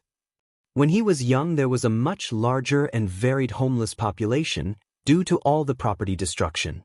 Nowadays the population mostly consists of mutant quirked people. Since they're unable to get a job due to their features, they often end up homeless, which further drives them toward crime. The inhumane treatment of villains needs to be changed as well. We completely dehumanize villains because if we actually acknowledge how awfully they're treated, then we have to admit that something is wrong with the system. There's a story behind every criminal, and we don't want to hear it because we'd sympathize and empathize with them. While he has always known something drove people to villainy, shamefully he hasn't really thought about what happens after. Villains are punished for their crimes, but he hasn't really thought much about rehabilitation. He assumed that those that did petty crimes were offered some form of rehabilitation. These people have been ostracized their entire life. They believe the world hates them, and that they'll never have a place in society. Then we go ahead and ostracize them further, reaffirming their belief that society has abandoned them. We need to do more than lock these people away and tell them they're irredeemable. He wouldn't say he hates criminals. It's more that he doesn't put much thought into them beyond defeating them as quickly and safely as possible. His words do make Toshinori want to care. But no matter how he goes forward, Midoriya's going to care. He's going to do better than Toshinori. Heroes also need to understand reasonable force. Villains end up extremely hurt, which is sometimes unavoidable. Sometimes villains give heroes no choice besides using excess force. But there are times that some petty thief is treated as harshly as someone causing excess damage to their surroundings and/or people. Heroes need to know that they should use as little force as necessary. Reasonable force is something that is taught early on at UA, though it seems that some of their students have forgotten. Or the other hero schools don't teach a lesson on reasonable force. And there should probably be something done about how attention-seeking heroes are. Heroes focusing on their publicity often results in heroes turning down fights or patrols in less media-covered areas. And when they do have fights, they tend to prolong them and put in more showy moves to gain public appeal. And don't get me started on the hero commission. Before Toshinori can ask about the hero commission, he continues his surprisingly coherent ramble. Something like rankings definitely need to go. There's no reason that we should be having a measuring contest about who's the best hero. Heroes shouldn't care about things like getting a good ranking. He chokes on his blood at Midoriya's vulgar metaphor. He'd always thought that a hero should be more inclined to serve the public for virtuous reasons rather than for popularity's sake. But at the end of the day, they're still saving people no matter the reason. I understand that some level of media presence is required since people need to know if their daily commute is blocked by a fight, and seeing a hero defeat a villain can make the public feel safer.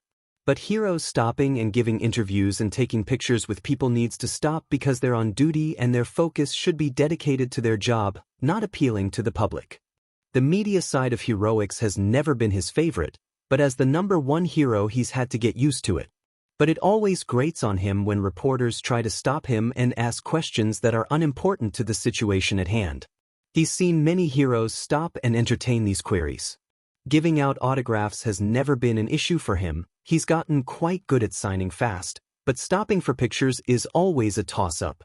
If it's one person, it isn't much of an issue, but it's when it's a crowd that it becomes an issue, especially with his time limit. But people usually accept his denial once he says there's more hero work to do. I don't think there's any bad reason to be a hero. I mean, if they wanted publicity, there are plenty of other careers they could have chosen, safer careers, but they chose hero work. I think that says something to their character. At the end of the day, they're still saving people. Toshinori's thought process exactly. Despite a hero's intentions, there are still lives being saved. Yeah, those are my main things I would work on changing. There's more, but they're not important right now. He finishes his rant with a heaving chest. A part of Toshinori wants to ask about some of the subjects further, but he feels like they'd be here a while. And his lungs and throat probably need a break. Plus, they have something else to get to. I believe you are worthy of inheriting my power. He stands and puffs into his strong form. He makes his way over to where the boy has sat himself on the sand during his rant. I already tried to copy your quirk though? It didn't allow me. Would it allow me now? Since you think I'm worthy? Wait, you think I'm worthy? He says with his bottom lip jutted out in a pout as his wide puppy dog eyes tear up. My offer actually concerns my quirk, kid. The tabloids like to guess that it's super, strength, or power boost. And I avoid the question in interviews by making jokes. Because All Might, the symbol of peace, has to come off as a natural-born hero. Tashinori talks through Midoriya's tears, trying to distract him to stop the hydrant of tears that would soon come if he continued. But my quirk, it was passed down to me. Like the Olympic torch. Passed down to you? Really? He says with excitement which is followed by visible apprehension. Yes, and now it may be your turn. All Might's quirk is one of the 7 great mysteries of the world, and there's been endless debate over what it might be. There isn't a day that goes by without some new theory on the internet, but, well, now he says it was passed down to him. Naturally I'm skeptical. How would a quirk like that work? Could one exist like that? Well, like I said before, anything is possible with quirks. How did the user find out it could be transferred? Did he give it away by accident? Like how I copied Mom's quirk by accident. Wait, he says it was passed down to him, so does that mean the original user passed it to him? Or was the quirk passed through a few different people? What about the power then? We still know so little about quirks, so maybe this is possible? I mean, we use the term quirk to begin with because each power or characteristic is so very particular to a single person, so Tashinori's grown somewhat used to his muttering, so he thinks he caught all of what Midoriya's saying? But he decides it's better to interrupt him before Midoriya runs his mind in circles trying to understand. Nonsense. I have many secrets, but I never lie. I have the ability to transfer my power. That's the quirk I inherited. It is called One for All. All. Midoriya says breathlessly in wonder. The first person cultivates the power and then passes it to another. The next refines it and passes it on again. It is this cultivated power that allows me to save those who are in need of a hero. The truth behind my strength. But why me? He says with downturned eyes and clasped hands held tight to his chest. Really, this boy, he truly needs to learn some self-esteem. I've been searching for a successor for a while now, and I believe that you are worthy. That day, you ran in to save me with no plan, but you still risked your life. It inspired me to move. That alone seemed to be enough, but I wanted to be sure. So I've spent time getting to know you, but there was one thing I wanted to know more than anything, which was your dream. His eyes turn to me. He looks to be captivated as Tashinori speaks. When I was young I had dreamed of being a pillar for Japan, a symbol of peace. It's what made my predecessor choose me. And now hearing your dream, it's more than I could have ever wanted. I had wanted to find a successor who wanted to continue on my mission as a symbol of peace, but hearing your dream, I think it's even better than I could have imagined. But of course, depends on you. What do you say? He looks down to his clasped hands that have come to rest on his lap. He looks to be deep in thought. His hand comes to pinch his bottom lip as he begins to mutter lowly to himself. This time it's so quiet that Tashinori can only make out a few words. He seems to be considering the pros and cons. He stops and looks up to Tashinori. I accept, he says with a determined face. A Quirk answer. I expected nothing less. One question though, how is it transferred? He shuffles around, practically vibrating in excitement. You'll need to ingest some of my DNA. But first we'll have to do more training. We want you to have as much muscle as possible. Oh, your quirk relies on your muscle mass then? One for All binds the physical strength of many people into one. If you're not strong enough it could blow your limbs completely off. He pales at my words but Tashinori's quick to continue. Luckily you've got a good start on building muscle mass. Still I'd like you to build up as much muscle as you can. So, you'll finish cleaning this beach and then I'll transfer it to you. All right. And with that he continues working at a remarkable pace. They also are able to fit in some quirk training. He uses thermokinesis to cool himself, which honestly when he told me about the quirk Tashinori didn't see much application, but Midoriya knows quirks better than him. He practices with X-ray, which does begin a ramble about Tashinori's organs. Apparently he plans to copy a healing quirk, so he's been researching the human body so he can successfully heal people in the future. Asking him about his family is put off until a month more. It begins with him chattering about how his mom has been working shifts in the ER. Toshinori decides now is as good a time as any to ask about his father. I hear you talk about your mother quite a lot, my boy, but nothing of your father. Could I ask about him? If it's all right, that is. He tries to broach the subject carefully. HM? My father? I don't really know a lot about him. He left after my mom told him I was quirkless. We talked on the phone until I was, 7 maybe? But not sure, around there though. That would fit the time frame of their fight. That pretty much confirms it, not that the evidence he already had wasn't enough. So you've stopped talking to each other? He just stopped accepting calls one day. We even tried to call using a different number to see if he's just not answering us, but nothing. Wait, your mother told him you were quirkless? Were you diagnosed as quirkless? Nah, apparently once mom got PRGNT, he kept talking about what quirk I would have. We had an appointment with a doctor that told us my quirk was just taking a while. They had a specialist there that was able to tell us that my quirk was powerful, but they weren't able to tell us what it was exactly. And we couldn't afford a specialist that could tell us. So mom went ahead and told him I was quirkless, since she got bad vibes from his obsession with what quirk I'd have. It's a good thing that his mother thought against telling him young Midoriya's quirk. Well, I'm sorry it worked out that way. It's saddening that the boy had to have that man as a father. It's fine. Well, not fine, but it's something I've come to terms with.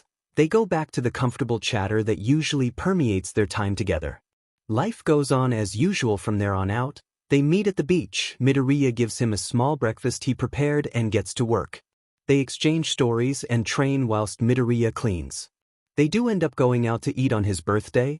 Toshinori would have perhaps gotten him something, some merch maybe, but he didn't tell him until the day. So instead they go out and he gets the boy some ice cream as a treat. Toshinori's decided to not tell him about his father, about having a villain for a father, especially since he could be classified as the worst villain in existence. Midoriya shouldn't have to carry the burden of having a father like All for One. Plus it would tell him the origin of Copy, which may sour the thought of using his quirk. Maybe he'll tell him once he's an adult. Around 2 weeks after their talk, Midoriya begins to act more anxious and his eyes flit to Toshinori before looking away quickly. He wonders if he's having second thoughts about accepting One for All. It makes Toshinori anxious. He doesn't have to wonder for long because a week or so after he began acting strange he approaches Toshinori. All Might, could I talk to you about something? He appears very anxious and won't meet his eyes. Toshinori told him that he should at the very least call him Yagi, but he can't seem to break the habit. Of course, my boy, what do you need? Well, it's actually, kinda private, so we should find somewhere to, be.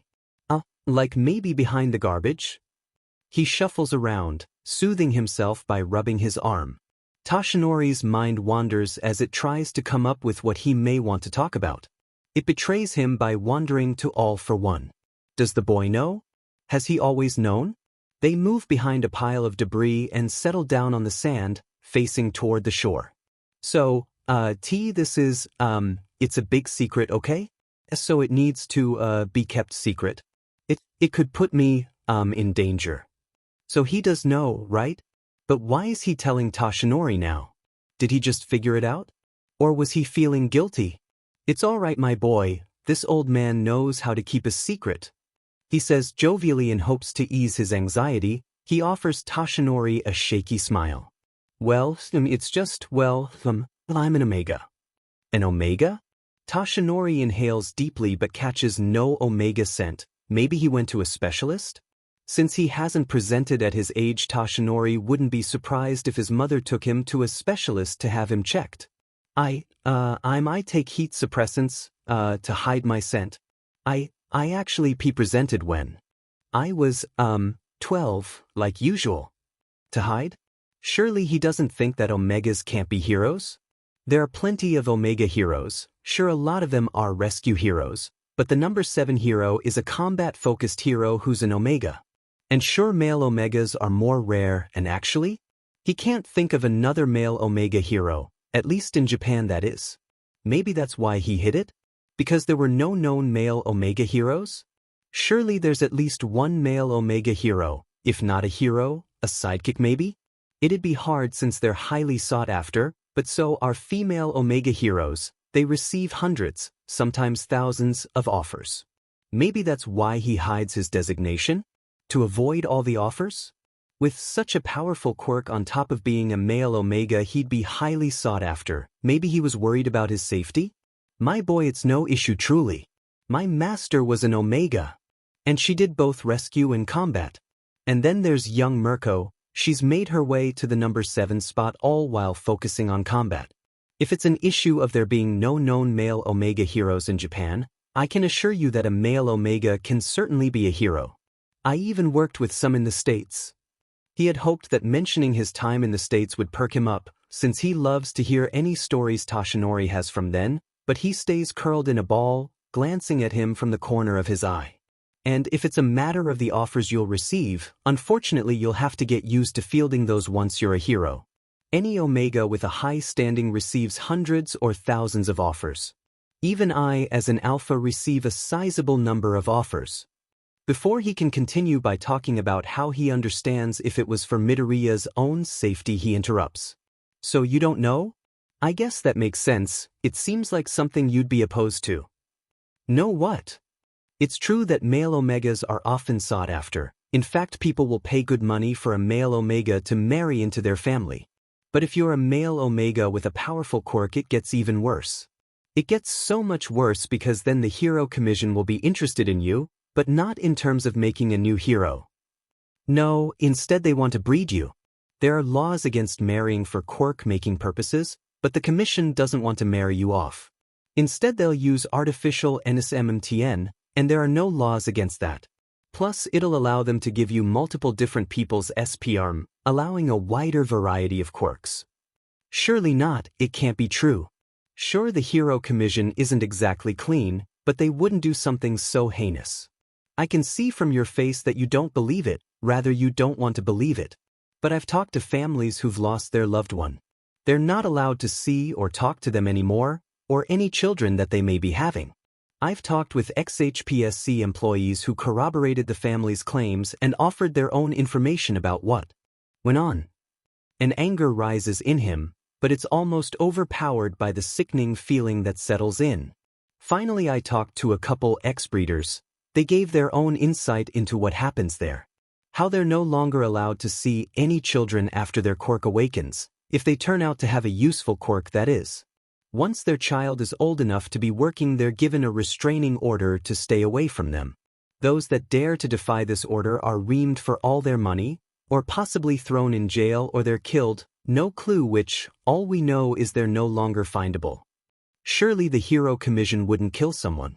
But he'd thought they couldn't have done something like buy someone to breed them. Murder isn't much worse. Actually, some would say that murder is the lesser evil since they're at least not suffering anymore. And you may think that at least the family can refuse, but no. If the Hero Commission thinks the Omega is worth it, they'll back the family into a corner until they have to agree. They get the family members fired and prevent any other job from hiring them. They'll get the Omega in trouble at school until he's expelled. If they rent, they'll get the landlord to throw them out. If they've bought their house, they'll have their utilities shut down, and having no job, they'll eventually have to sell their house. The family being able to make the decision to sell their child was bad enough, since the child gets no say. There has to be some sort of law against this. He knows contract marriages made for children are legal as long as the parent signs and the marriage is scheduled for once they're over 18.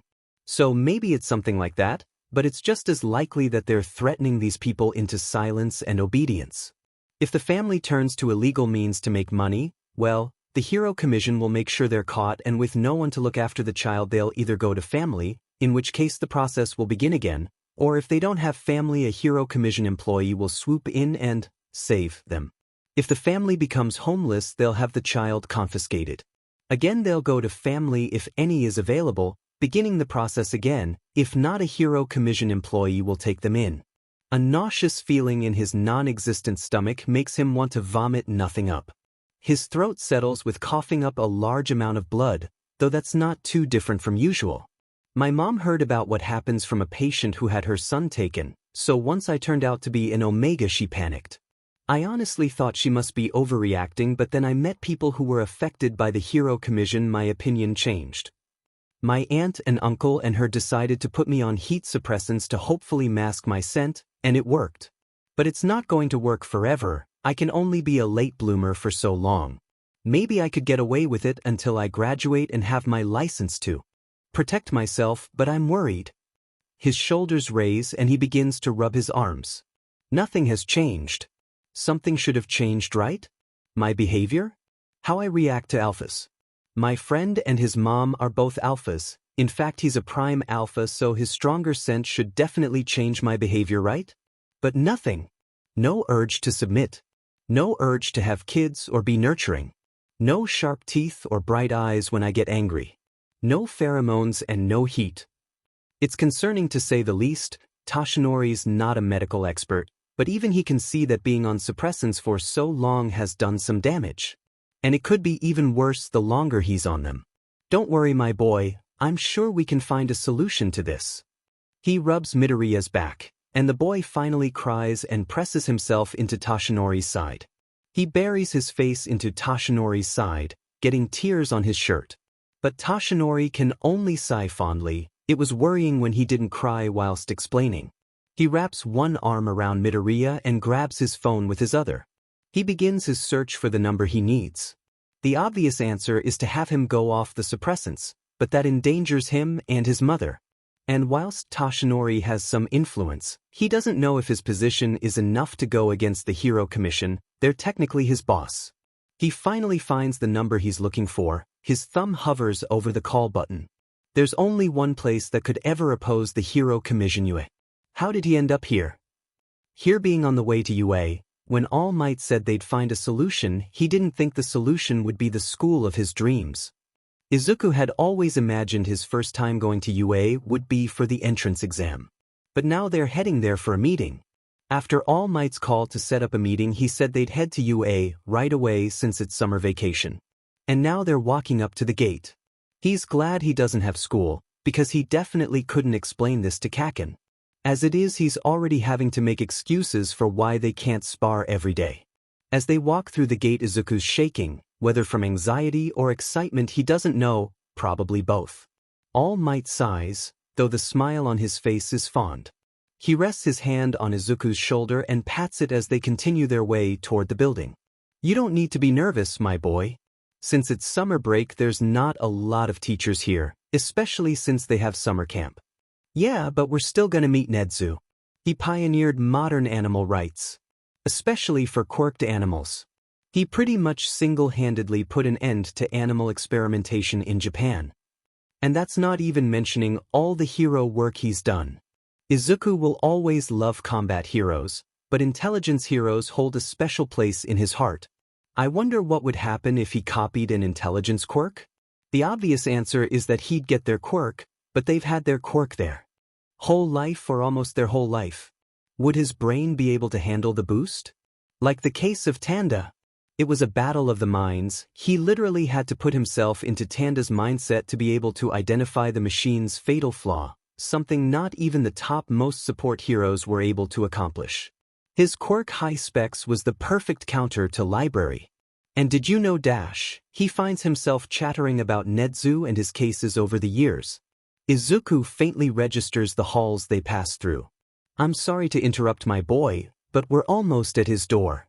All Might's voice cuts through his tirade about how Nedzu figured how the villain Cecilia was getting away unseen when robbing people, not by a theft quirk, but rather a memory-altering quirk.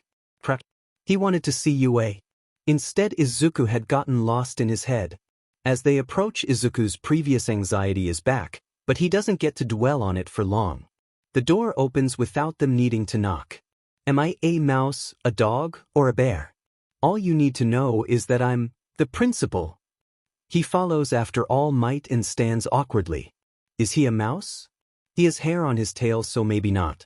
Plus it's too small, but maybe his quirk made him bigger, or maybe the experiments. The hairy tail would rule out rats and the North American opossum.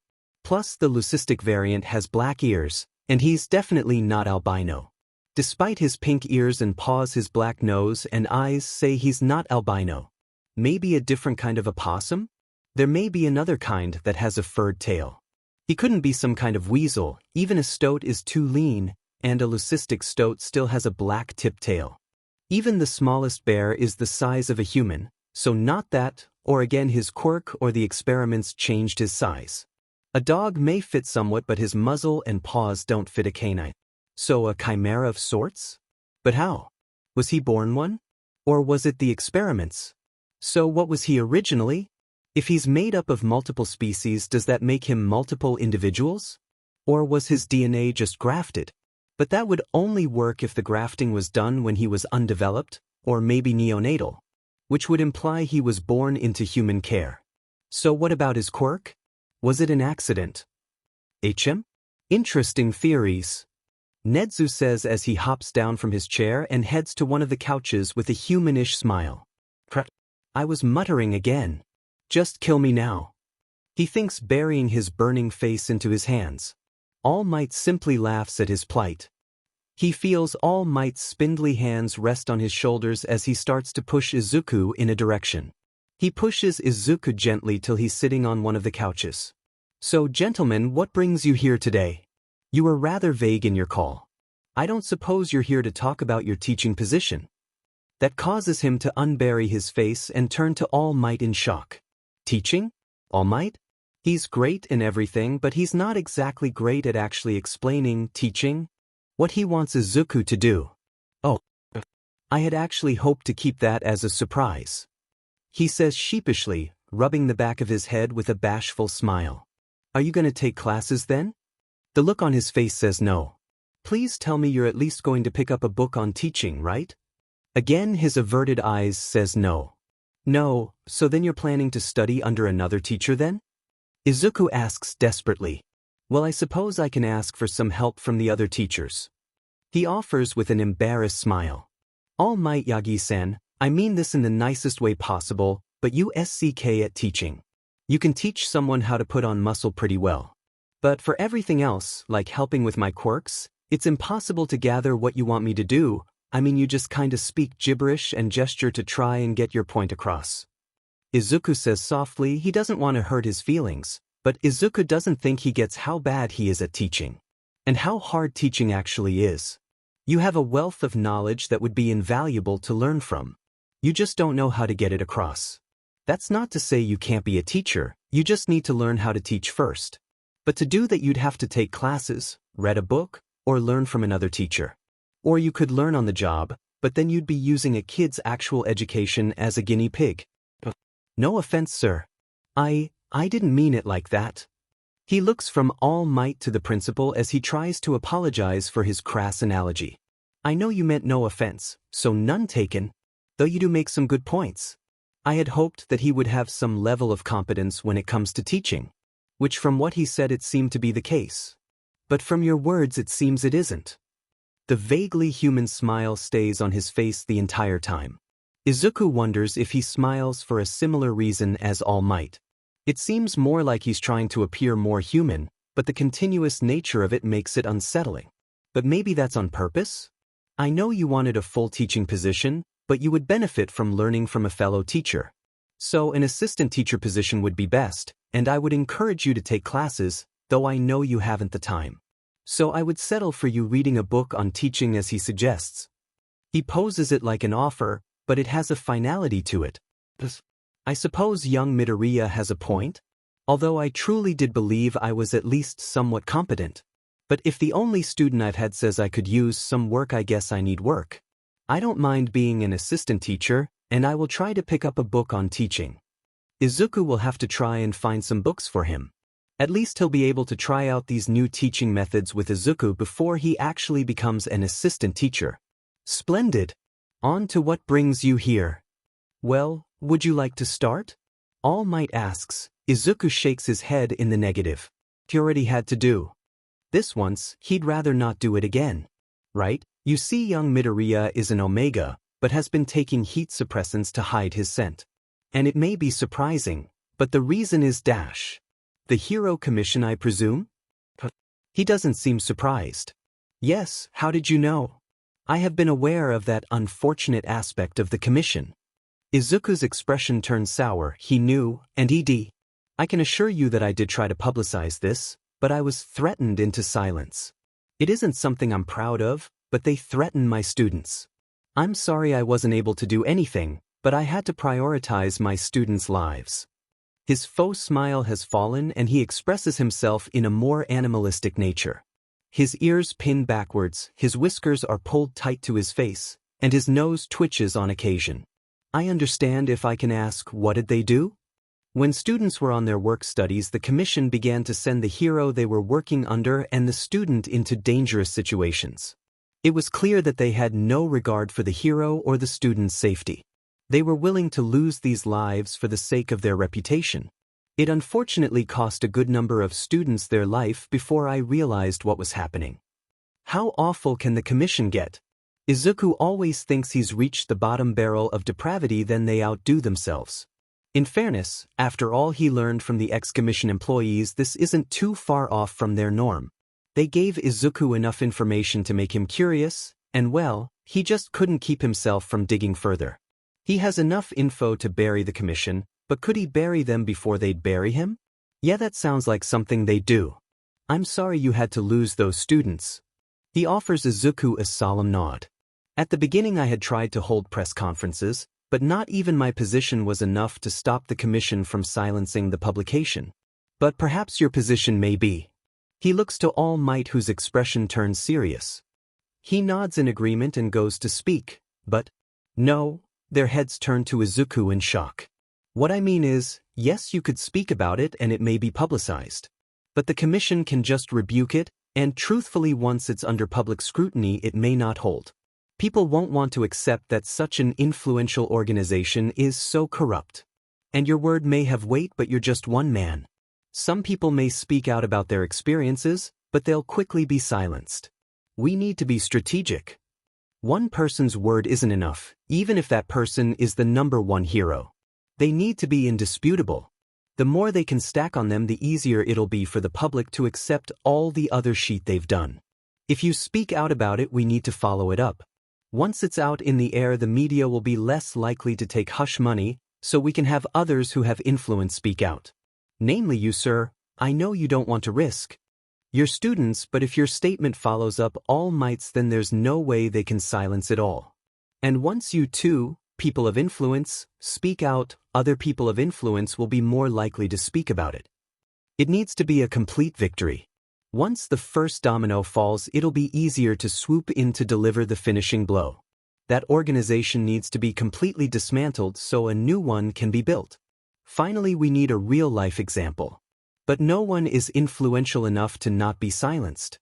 But maybe with all the media coverage, the media will want every morsel they can get. But then we also have to worry about people's safety, your students, the media, the people who speak out. He knows people who would like to speak out, but can't due to the risk to their life. It's no use speaking out about it once, only to be killed. What about you? Nedzo asks. Me? Yes, you. What if you speak out? True, you weren't under their control, but you've had to hide an entire piece of yourself for your own safety. Would people listen to him? He's just one male Omega, and he hasn't even been under the commission's thumb. Maybe, but if we're wanting to do this soon, I won't have enough influence compared to licensed heroes. He'd need to be a pro-hero to have any chance of being listened to. Yes, but let's say you won the sports festival?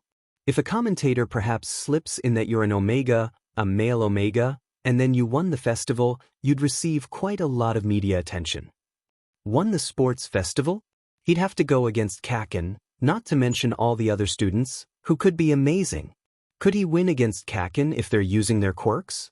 Of course it would help if your quirk was eye-catching enough. One for all by itself will certainly catch attention, but in addition to your own quirk, which I assume is powerful given you're hiding from the commission, actually, what is your quirk? I can copy and then use any quirk within a certain radius of myself. I retain these copies for, so far, forever. He breaks out into cackles, as his face twists into an inhuman mockery of a smile. The commission would kill to have a quirk like yours. Exactly, it's why my mom wanted me to hide in the first place. Well, I do believe your idea has merit. It's true that even as influential as All Might is, he's one man, having multiple high-standing people follow up his statement will make sure it can't be buried. I'm willing to speak about it, and I've several people whom owe me a favor. He says with a toothy grin. Izuku's mind supplies the information that in other species baring your teeth is seen as a threat, at least that's what he read. And then we'll have you speak out about your own experiences. Of course, by the time you give your perspective you'll have needed to win the sports festival, so you have enough influence to be heard. Do you believe you could win? He doesn't want to count himself out, but against so many other people who've all gotten into the hero course, he doesn't know if he'd be powerful enough. That's not even including the students from the other courses. They're probably going to be amazing as well. It's UA after all. Well, with the quirks I have now, maybe? Well, between now then we'll get you some new quirks. He says joyously, his smile false but the wag of his tail true. I don't copy quirks without permission. Izuku says firmly, he doesn't steal quirks. Well, we'll work on that, but I can assure you I already have a good number of quirks that'll be given willingly. His words don't ease Izuku's tense posture, but it's not like he can force him to copy quirks. Izuku just needs to abide by his morals and keep his wits about him. Anyways, once you speak we can have other affected people speak out. But you're right about them not holding enough influence, so we'll have to do something to up their standing. Perhaps endorse them? Hold a press conference where they speak? We'll need to be involved with them anyways as they'll need protection. Do you know any people who could speak out? Yes, I know some families who lost their loved one, but I'm not sure if they'd be willing to speak because their loved one is still under the Commission's thumb. So they probably won't want to risk their safety. But I do know some male Omegas who were involved but were let go for some reason or another. Though he doesn't know if they'd be willing, some of their children are still under the Commission. Brilliant! We'll be able to offer them protection and can give them a platform to tell their story. My part depends on me being able to speak about being an Omega, but how will I do that without being accosted by the Hero Commission? Even though I'll be in the Hero course, my position won't be great enough to resist the Commission. It won't be until I have my Hero license, or maybe my provisional license, that I have enough influence. But even then, they're the one in charge of giving me a license. Who's to say they won't just revoke my license before I gain a public presence? If he doesn't gain notoriety, they could just swoop in to take him. They could even do it before he's graduated. That is, if he makes it known that he's an Omega. His best bet would be to keep his head down and stay on suppressants until he graduates and he's in the rankings. The oldest known presentation is 17, 18 isn't far off. He'd set a new world record, but it'd be enough. Of course, this is all betting on them not taking an interest in Izuku even without knowing his secondary gender. With his quirk, he wouldn't be surprised if they sought him out just for it. And then they could back my mom and I into a corner. With how powerful my quirk is, they may do anything to get it. They may kill my mom. That's the worst-case scenario. No matter what happens to Izuku, he needs his mom to be safe.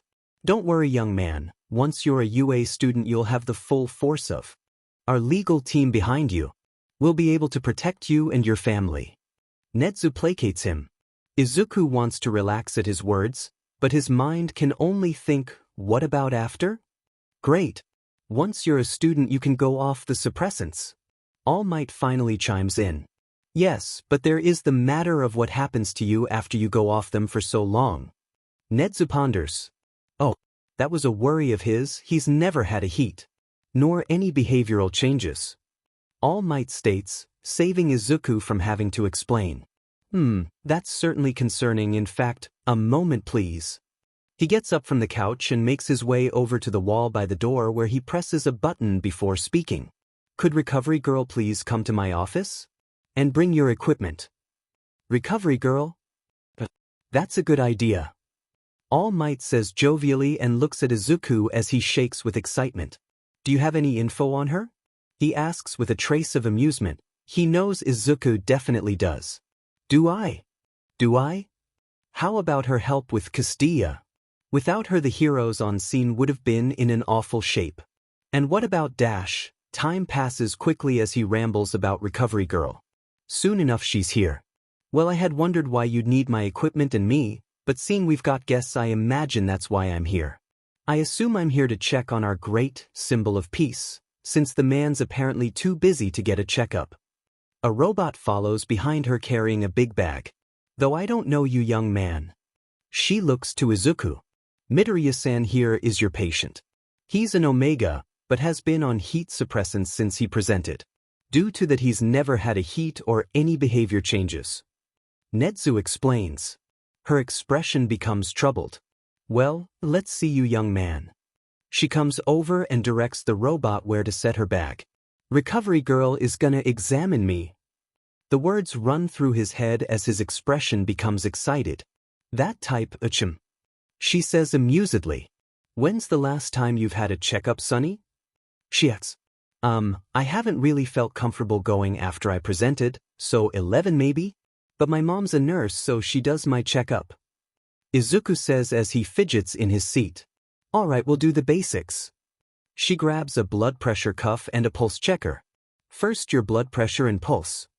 She slips the cuff on and fastens it. She positions the circular part of her stethoscope on his inner elbow.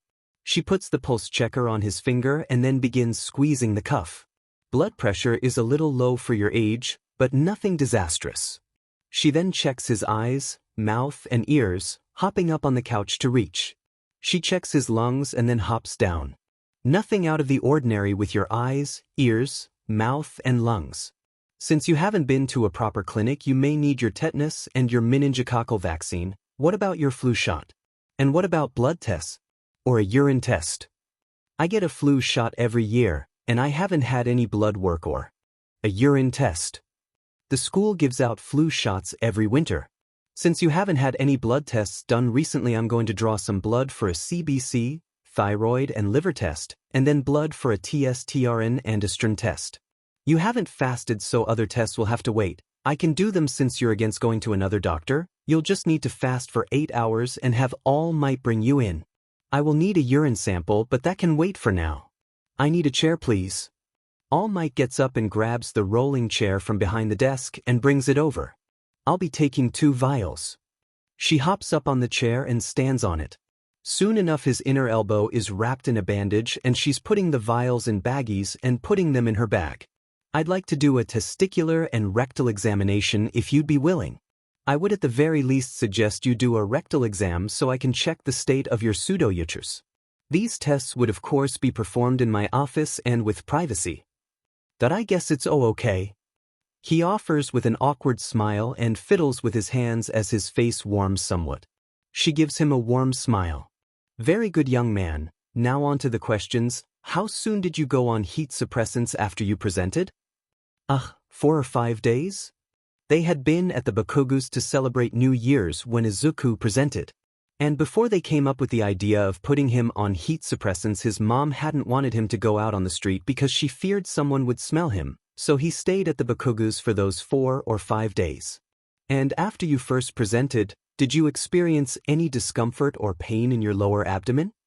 His days were spent playing with Kacchan, who was surprisingly compliant. At the time Izuku thought he just felt bad for him, but after Izuku was put on the suppressants he was still nice to me. Well, as nice as a 12-year-old Kacchan could be. No, not that I recall. He was actually feeling pretty good since he was excited about having what was essentially a giant sleepover. Male omegas are born with a half-developed pseudoureters, and a little while after you presented your pseudoureters should have started to finish developing. You should have had discomfort up until your first heat, but since you've never had a heat, I suspect you never really began to finish the development of your ureters. Your CRVX probably never finished developing either, meaning you never developed an opening into your ureters in your rectum. He nods along even though he already knows this information. His mom and him did a lot of research after he presented. He was actually worried he would have a PRD after he learned he was going to develop a ureters, but no. What happens is your pseudoureters develops alongside a CRVX, but the hole to the CRVX stays closed and only opens when a male omega is in heat. Once it's opened and sperm gets into the opening, your ovary, singular, will send an egg to be fertilized.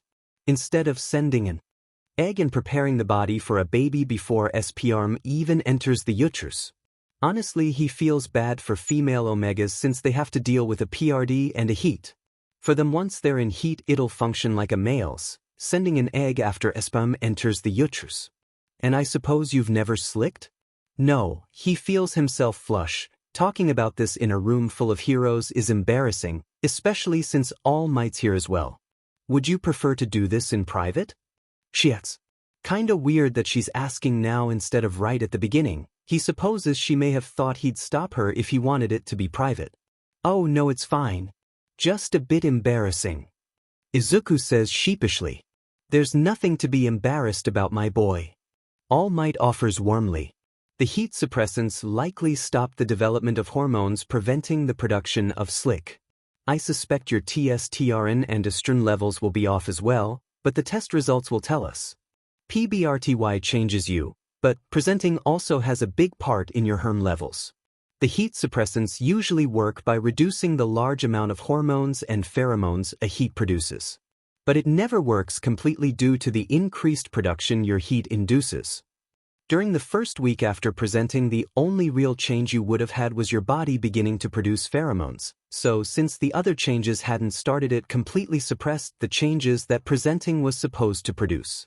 But the hormones produced by PBRTY may have not been as suppressed because they're produced from different sources, though it likely dulled the effects of PBRTY. He knows he's small for his age in more ways than one. He's underdeveloped in a lot of areas, like down below. He hasn't started to grow facial hair either. And his face is still soft and childlike. Male omegas are typically softer appearing than a beta, but this is to an extreme. Speaking of pheromones, I'd like to swab your throat glands and wrist glands. We can't smell anything, so I don't think it'll show any results, but it's best to check. I'll need to feel them as well. She swabs one of his neck glands and one of his wrist glands and stores them in her bag. Her cold gloved hands cause Izuku to shiver as she gently feels around the glands on his neck and wrists. The feeling causes him to fidget as she touches his sensitive neck glands. Everything feels good and they don't appear to be clogged. Now your fangs. Izuku opens his mouth so she can press her fingers on his upper gums. Again, it's a bit uncomfortable, but it's not as sensitive as his neck glands. Well, they appear to be developed, dearie. They just haven't descended. And you've never been told or noticed your eyes brightening when you're angry? No, ma'am. He doesn't often get angry though, but when he has, it's nowhere near feral levels. Of course, since he's an omega, it's harder for him to go feral than it is for beta, and especially for an alpha. Kacchan spent a good year or so after he presented going feral at least once a week before he got control of himself. Now on to behavior-based questions. Every person will have varying answers. Not every omega will have all these behavior changes, but you should at least have some. Izuku nods in agreement. Have you ever had the compulsive need to gather clothes from close friends or family? No, I like wearing my mom's sweaters, but I liked to do that before I presented. He used to love wearing her sweaters since they were so big. Nowadays he still wears them, but it's more for comfort. They smell like home. No urge to create a nest? Nope. A little while after he presented, Mom suggested he try to make a nest, but he just couldn't get into it. An urge to coddle children, toys, or animals? No, he's never really around kids or animals, but he's around toys all the time, though they're more figurines than toys. Maybe he doesn't feel like coddling them since they all have All Might's face on them. Wanting to take care of or provide for those who are close to you more than you had before you presented? No, not really. I guess I have been wanting to help around the house as I've gotten older. But that could just be because I'm maturing. She nods. Wanting more attention from usual? Especially from alphas. No, in fact he's wanted less attention from alphas. But that's cause the only alpha he's around often is Kacchan, and he can be pretty clingy, especially when they were younger. Though he likes to pretend he's not interested in Izuku, the time he called Kacchan a tsundere didn't end well for him. Being more protective of your close friends or family? No, don't think so. He doesn't really have to be protective though. Mom doesn't have anyone that would be mean to her, except the occasional patient, but they usually leave pretty quick. Auntie and Kacchan can definitely defend themselves, and Uncle is protected by them. Being more SBMSSV than usual? Especially to alphas. No, after he presented he did desensitization training with Auntie and Kacchan, since a hero shouldn't be affected by something like pheromones. Larger reactions to an alpha's pheromones? No. My friend is a prime alpha and his mom's an alpha, so they've helped me with resistance training. But my reaction never changed after I presented. Since Kacchan is a prime alpha, his stronger scent definitely should have affected Izuku, but his reaction to Kacchan's scent didn't change, not even in that week where he wasn't on suppressants. Making new compulsive sounds, such as cooing, chirring, trilling, or hissing? No, not that I remember. He's never really been one for compulsive sounds though. He's never even purred, at least not that he remembers. No huffing, grumbling, growling, or snarling, but he's not one to get angry. He whined a lot when he was young, and he thinks he squeaked and yipped when he was really young, but his memories from that far back are hazy. Be more emotional than usual?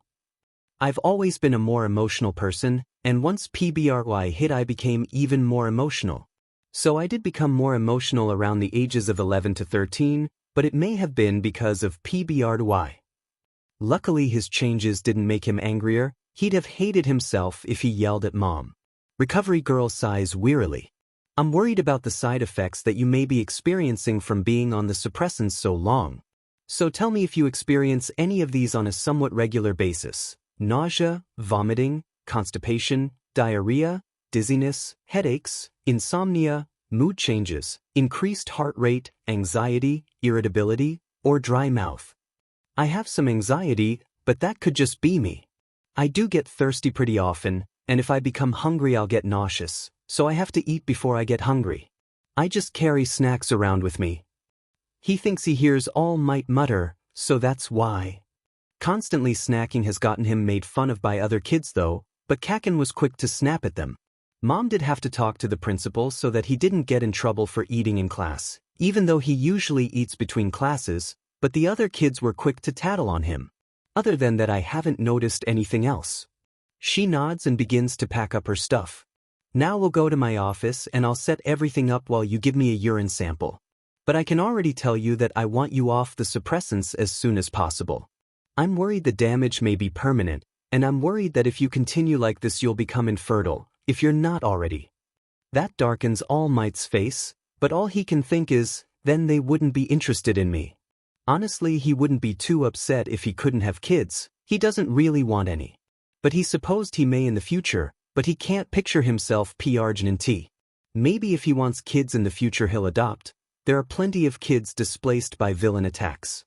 Course it'd depend on his partner, but he also can't imagine himself with anyone.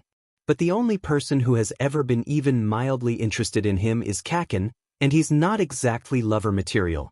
But maybe he'll meet someone who is. Yeah, I figured you'd say something like that.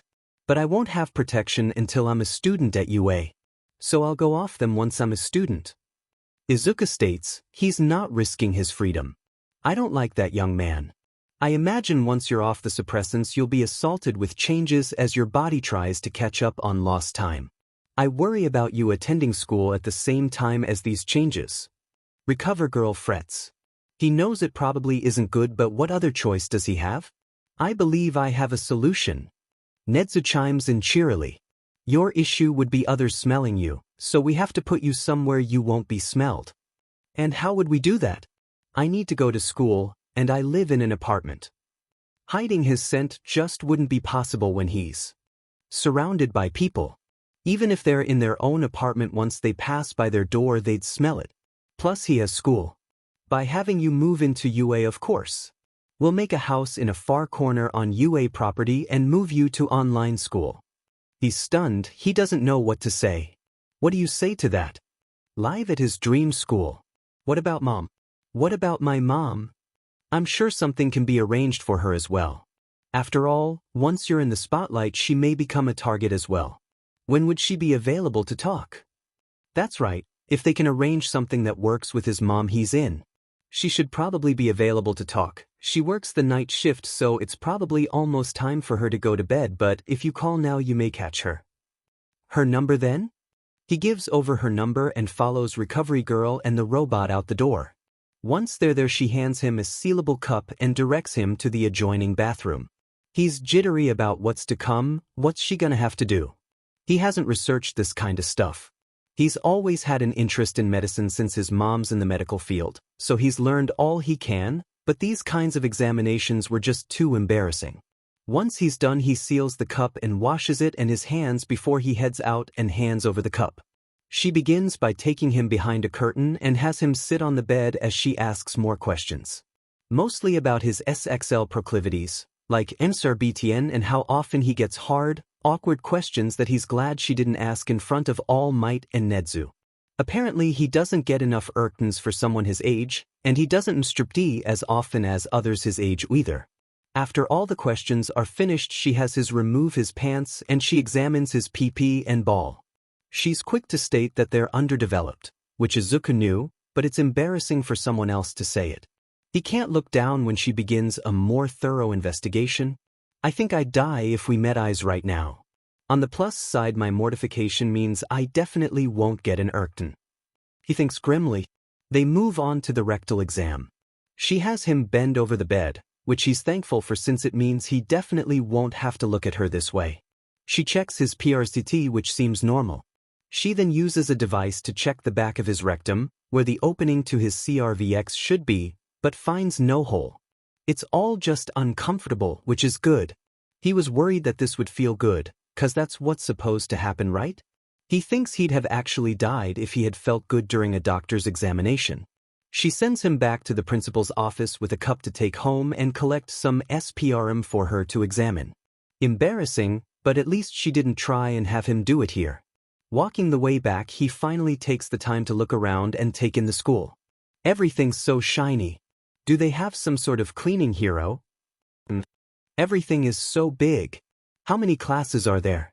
I know they have heroics, general, support, and business courses for all 3 years. But how many classes for each department? And how many teachers are there then? He doesn't hear anything as he approaches the door, some sort of noise muffler? Or were they just being silent? The door opens once he's in front of it. Honey, I would have preferred if you'd told me you had someone helping you train. He knew he forgot something. Wait, what's she doing here?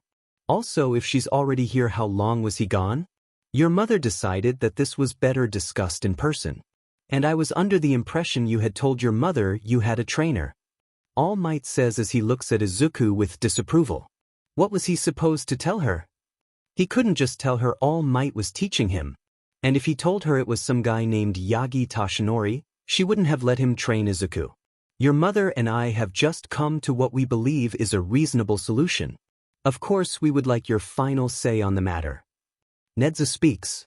Your mother and you will live on campus in an unused corner until, and maybe even after, you start school here. And you'll do online schooling for the rest of middle school. I'll be informing any staff members who are going to be working with the first-year heroics classes, that way we'll have help. Does that mean he'll be meeting more heroes? He knows President Mike works here since he has talked about it on his radio show. And whenever Izuku's watched the sports festival for the first years, he's commentating. Okay, if Mom's fine with it, then I am as well. He's relieved that his mom will be with him. He's got years' worth of development to catch up on, and if it's as unpleasant as Recovery Girl thinks it's gonna be, Izuku's going to need his mom. I'm glad you're finally getting help. I can't thank you enough. She looks at Izuku adoringly, before looking at the principal with teary eyes. Great, if she cries, I'll begin crying. Please, it's our honor. As teachers, we can't turn away such a promising young man. And as heroes, it's our duty to help those in need. Nedzu says cheerily.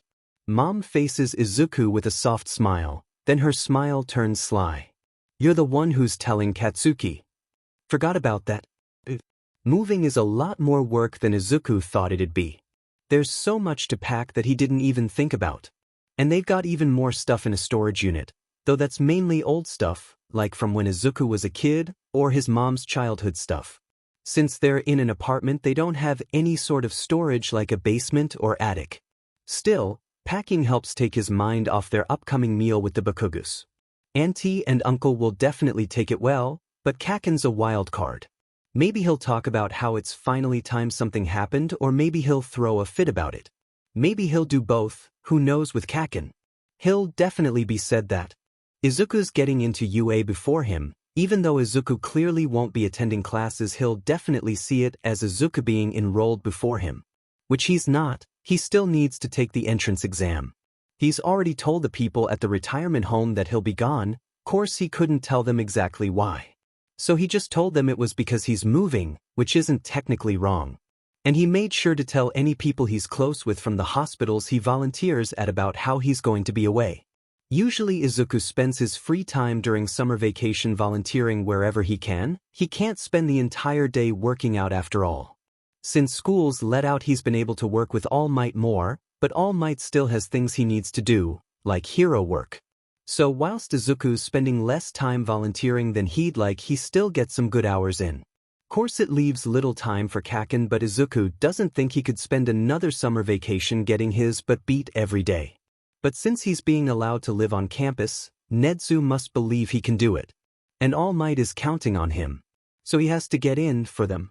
They've continued Izuku's normal training for now. Once he's off the suppressants, he won't be able to complete the beach, so he wants to get as much done as possible. Since he was worried about leaving the beach covered in trash, All Might said he'd complete it for Izuku.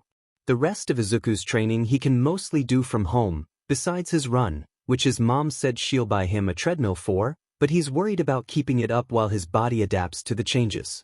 He's worried about a lot of stuff, like how he'll acclimate. How will he react to an alpha's pheromones? What about behavior changes? Or his heat? What if he has his heat while the exam is taking place? What if he doesn't have a heat and he spends years tensed up wondering when it'll happen and it never does? What if he disappoints All Might? What if he can't live up to All Might's expectations? No, he can't be thinking like that. He just needs focus on his task, bubble wrapping his figurines and putting them away. They haven't started on their more important stuff like clothes or their bedding, because the house is still being built, but they've started to pack up non-essentials. Building their house has been fun. They basically get to design their house. He's gonna have his own gym room. It'll be pretty small since it'll only have his weights, punching bag and new treadmill, but Netsu said that once school is done for the day he can head to one of their gyms. Which isn't that amazing? A UA gym. He definitely can't tell Kacchan about that. He's worried about the teachers, they're going to be pro-heroes after all. Which is as exciting as it is anxiety-inducing. Will they be kind? Or will they be like Izuku's current teachers? Surely Netsu wouldn't employ people like that. He mentioned them helping, but with what? Acclimating Izuku to his new instincts? His training? That feels a little unfair. His future classmates likely don't have a staff of heroes to help them. Sweetheart, it's time to leave, you ready? Mom asks from his doorway. Not really much I need besides my phone, and I've gotten dressed. So I'm ready. He's got on a white t-shirt with the words, dress shirt, on the front, and a pair of basketball shorts. No reason to actually dress fancy when they're just going to the Bakugus. Sure, it'll be the last time he'll be visiting for a while, but he'll be able to visit after he's enrolled. They lock up and begin their walk to the Bakuga's house.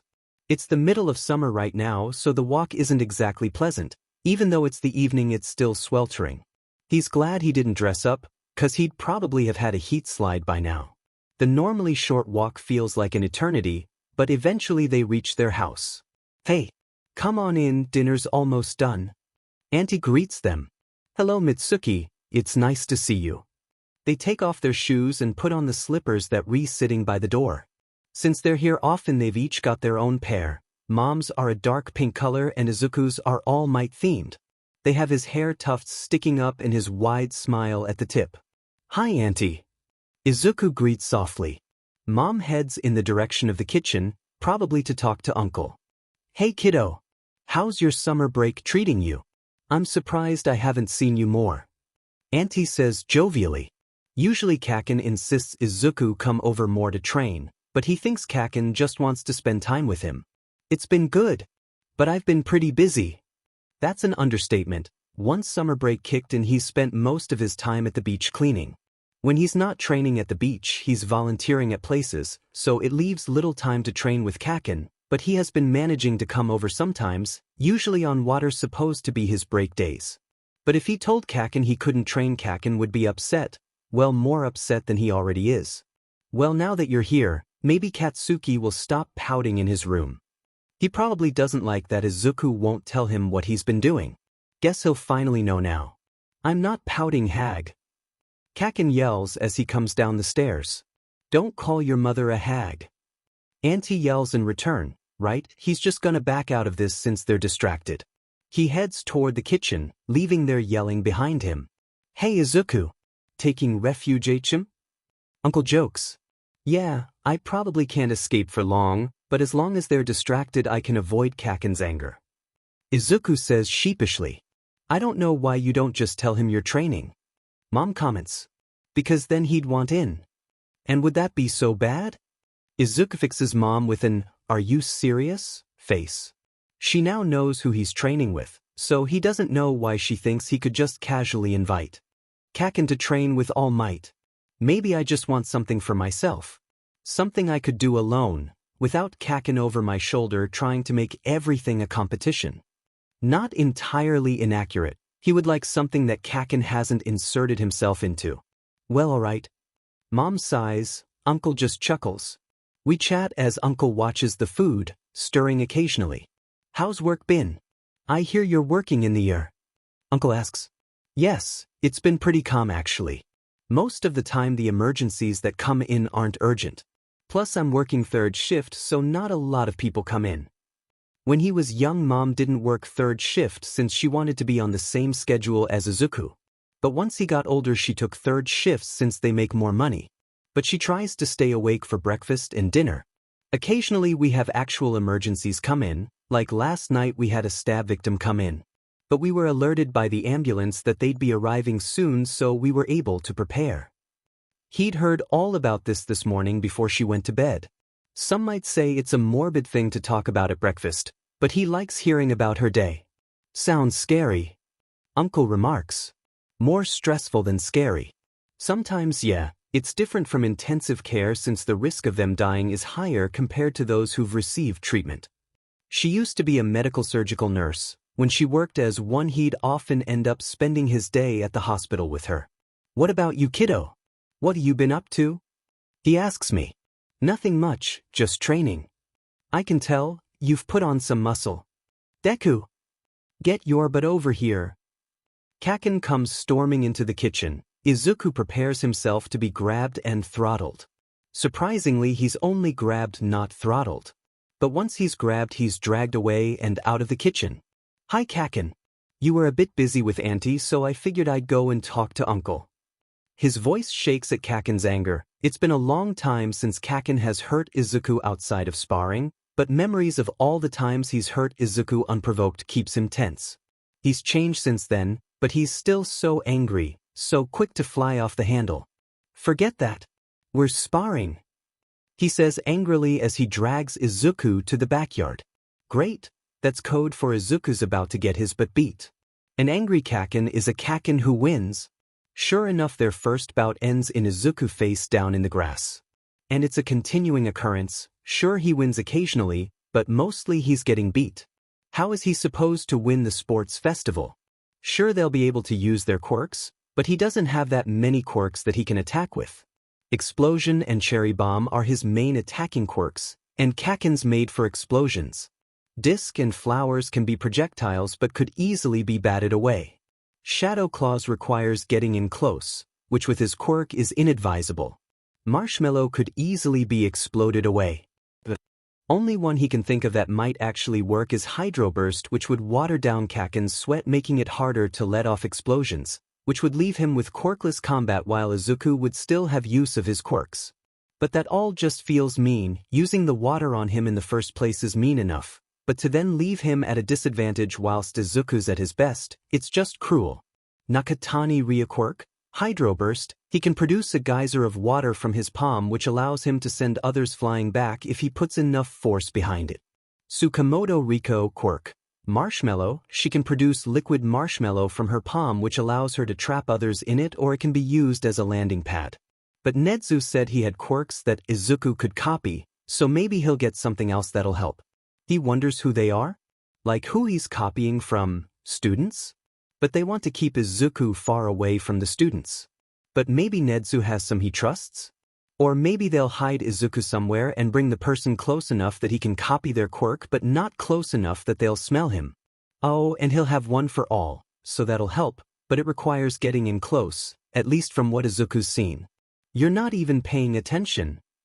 Izuku's slammed down on the ground with Kacchan's forearm over his throat. His other hand holds one of Izuku's arms down and his foot holds down his other. Kacchan said, "Sorry, Kacchan. I've got a lot on my mind." "Yeah, that new alpha of yours?" He growls out. "Don't think I don't smell him on you. It's faint but it's there." His eyes brighten and his fangs descend. Oh shit, Izuku doesn't need a feral Kacchan on his hands. How can he even smell All Might? He hasn't been scenting Izuku, but he does give Izuku pats of encouragement, so maybe his scent transferred then? But it'd have to be near non-existent. A prime alpha's sense of smell is supposed to be enhanced, but this is just ridiculous. Kacchan, it's definitely not what you think. Gross. All Might would probably cough out what remains of his lung if he heard this. Yeah, right. Why else would you not be coming over for training? You're too busy with another alpha. But I can smell he's not a prime alpha, so why the hell are you spending time with him instead of me? Kacchan asks viciously. Kacchan has to know Izuku doesn't care about something like that. Just because you're a prime alpha doesn't mean you can train me better than he can. He has more experience than you. This is apparently the wrong thing to say because he snarls into Izuku's face. He flinches back and tries to squirm away, but Kacchan's hold has tightened. Izuku's arms ache where he's holding and stepping on him. Izuku coughs from the pressure on his throat. Before he can try and move his legs to try and get out, something hits Kacchan's head. "What the hell do you think you're doing, brat?" Auntie yells as she comes closer. Her presence is enough for him to loosen his hold. She hits him with her other slipper once she's close enough. "Shut the F up, hag. It's none of your business." Kacchan shouts as removes his arms from Izuku to try and block the soft wax. "The hell it isn't. You're hurting Izuku-chan." Auntie glances at Izuku in concern before she shifts back to scolding Kacchan. "We're training." He stands up straight and puffs out his chest as he flexes his muscles. "Yeah, right. That's why you're going feral, huh?"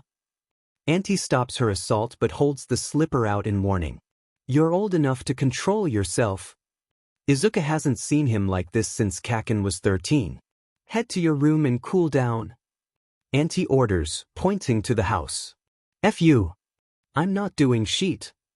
This causes Auntie's eyes to flash as her jaw tenses. That wasn't smart. She grabs him by his ear and drags him away from Izuku and toward the door. "When I say you do something, you do it." She shoves him into the house, shutting the door behind her. She turns to Izuku as her furious expression morphs into concern. She makes her way over to him as he gets up. Man, his body aches. "Are you all right, sweetie?" She puts her arm around the back of his shoulders. "Yeah, Auntie, I'm all right, thanks." "He's definitely gonna bruise though. I don't know what got into that boy. Since he sees Izuku as pack, he's pretty overprotective. So he's probably mad about someone getting close to Izuku without his approval, but just because they're pack doesn't mean he has any right to his social life. He can befriend whoever he pleases. There was a time where a boy from the grade above had tried to ask Izuku out and Kacchan ended up getting a detention for blasting him in his face. Plus he's probably said that Izuku's spending his time training with All Might instead of with Kacchan. It was just a misunderstanding. He can't believe Kacchan thought he'd be dating someone. He thought he made it clear that he's not interested in relationships. Well, whatever it wasn't acceptable. He'll be getting a long talking to. "Let's head in." Auntie grabs her other slipper and they both head inside. "Why don't you go clean up? I'll grab you some of your clothes to change into." He looks down at himself. He's got dirt and grass stains all over him. Yeah, that's probably a good idea. This is the exact reason he keeps clothes here anyways. "What about dinner?" They stop in front of the bathroom. "There's still some time until it's finished, plus we still need to set the table, so if you hurry you should be good." She waves him off, pushing him into the bathroom. He turns the shower on and undresses. He steps in and since he's in a hurry he skips conditioner and immediately grabs Auntie's strawberry-scented shampoo. After that's done he washes his body quickly, Auntie knocks on the door while he's washing his body and opens it to set the change of clothes inside. He dries himself quickly and wraps a towel around his hair. To help dry it, he slips on his underwear and shorts. He takes off the towel on his head and puts on his shirt. He heads to the dining room where he finds the table set and they're setting the food on it. Right on time. Take a seat, kiddo. Uncle directs Izuku to his seat where Mom is sitting next to him. Kacchan sits himself on Izuku's other side with a sour look on his face. Izuku tries to catch his gaze, but he stubbornly doesn't return it.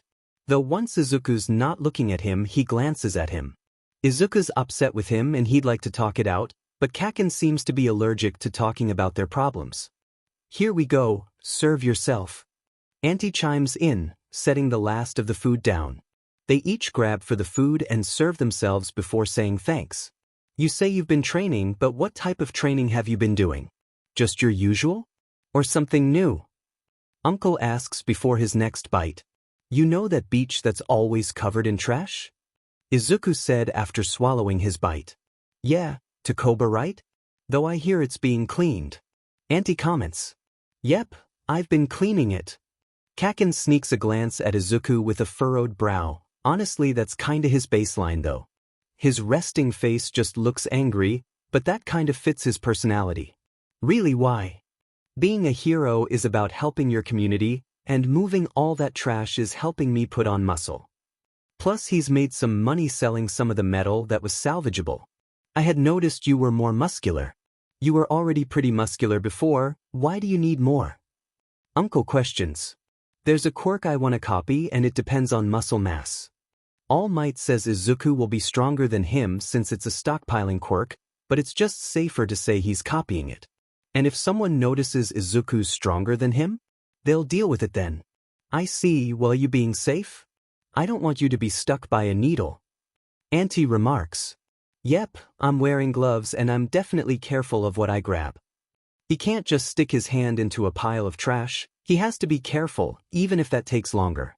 How are you disposing of the trash? Uncle asks. Oh, I have a mentor who helps. All Might's ordered bins to be brought to the beach. Each day they have different kinds of bins ordered to the beach since different kinds of trash are recycled or disposed of differently. Really? Inko hasn't mentioned any kind of mentor. Auntie ponders. That's because someone didn't tell me. She says pointedly. I said sorry. I just didn't know how to explain it. He explains sheepishly. Really, if he had told her he had a mentor she'd want to know who it was, and he couldn't just tell her it was All Might. And if he told her he was just some guy she probably would not have let Izuku train with him. What's so complicated about this mentor of yours? Well, he's a UA alumni. That's honestly the best explanation Izuku can give without outright saying he's All Might. What? Kacchan shouts. What the hell's his name then? Huh? What's his hero name? Izuku didn't even say he was a hero, he could have been from one of the other departments. But he guessed it wouldn't make sense if he was training Izuku but doesn't have experience. He's underground. He doesn't really want his, name out there, Izuku offers lamely. Kacchan doesn't buy it, he can just tell. Well, congrats. You definitely deserve that kind of recognition. Auntie enthuses. Yes, he's actually kinda why we're here today. Mom starts. Uncle hums. Well, I kinda told him I, am an Omega. And you know, all that entails. And he, had a solution UA. It's still unreal to him, he's going to be living at UA. And he's training with All Might. He wants to give Izuku his quirk. His transferable quirk. Man, the fact he can't write about this tears at him. He set up a meeting with the principal and the principal told me they could protect me once I'm a student. So I'd be able to go off suppressants once I was a student.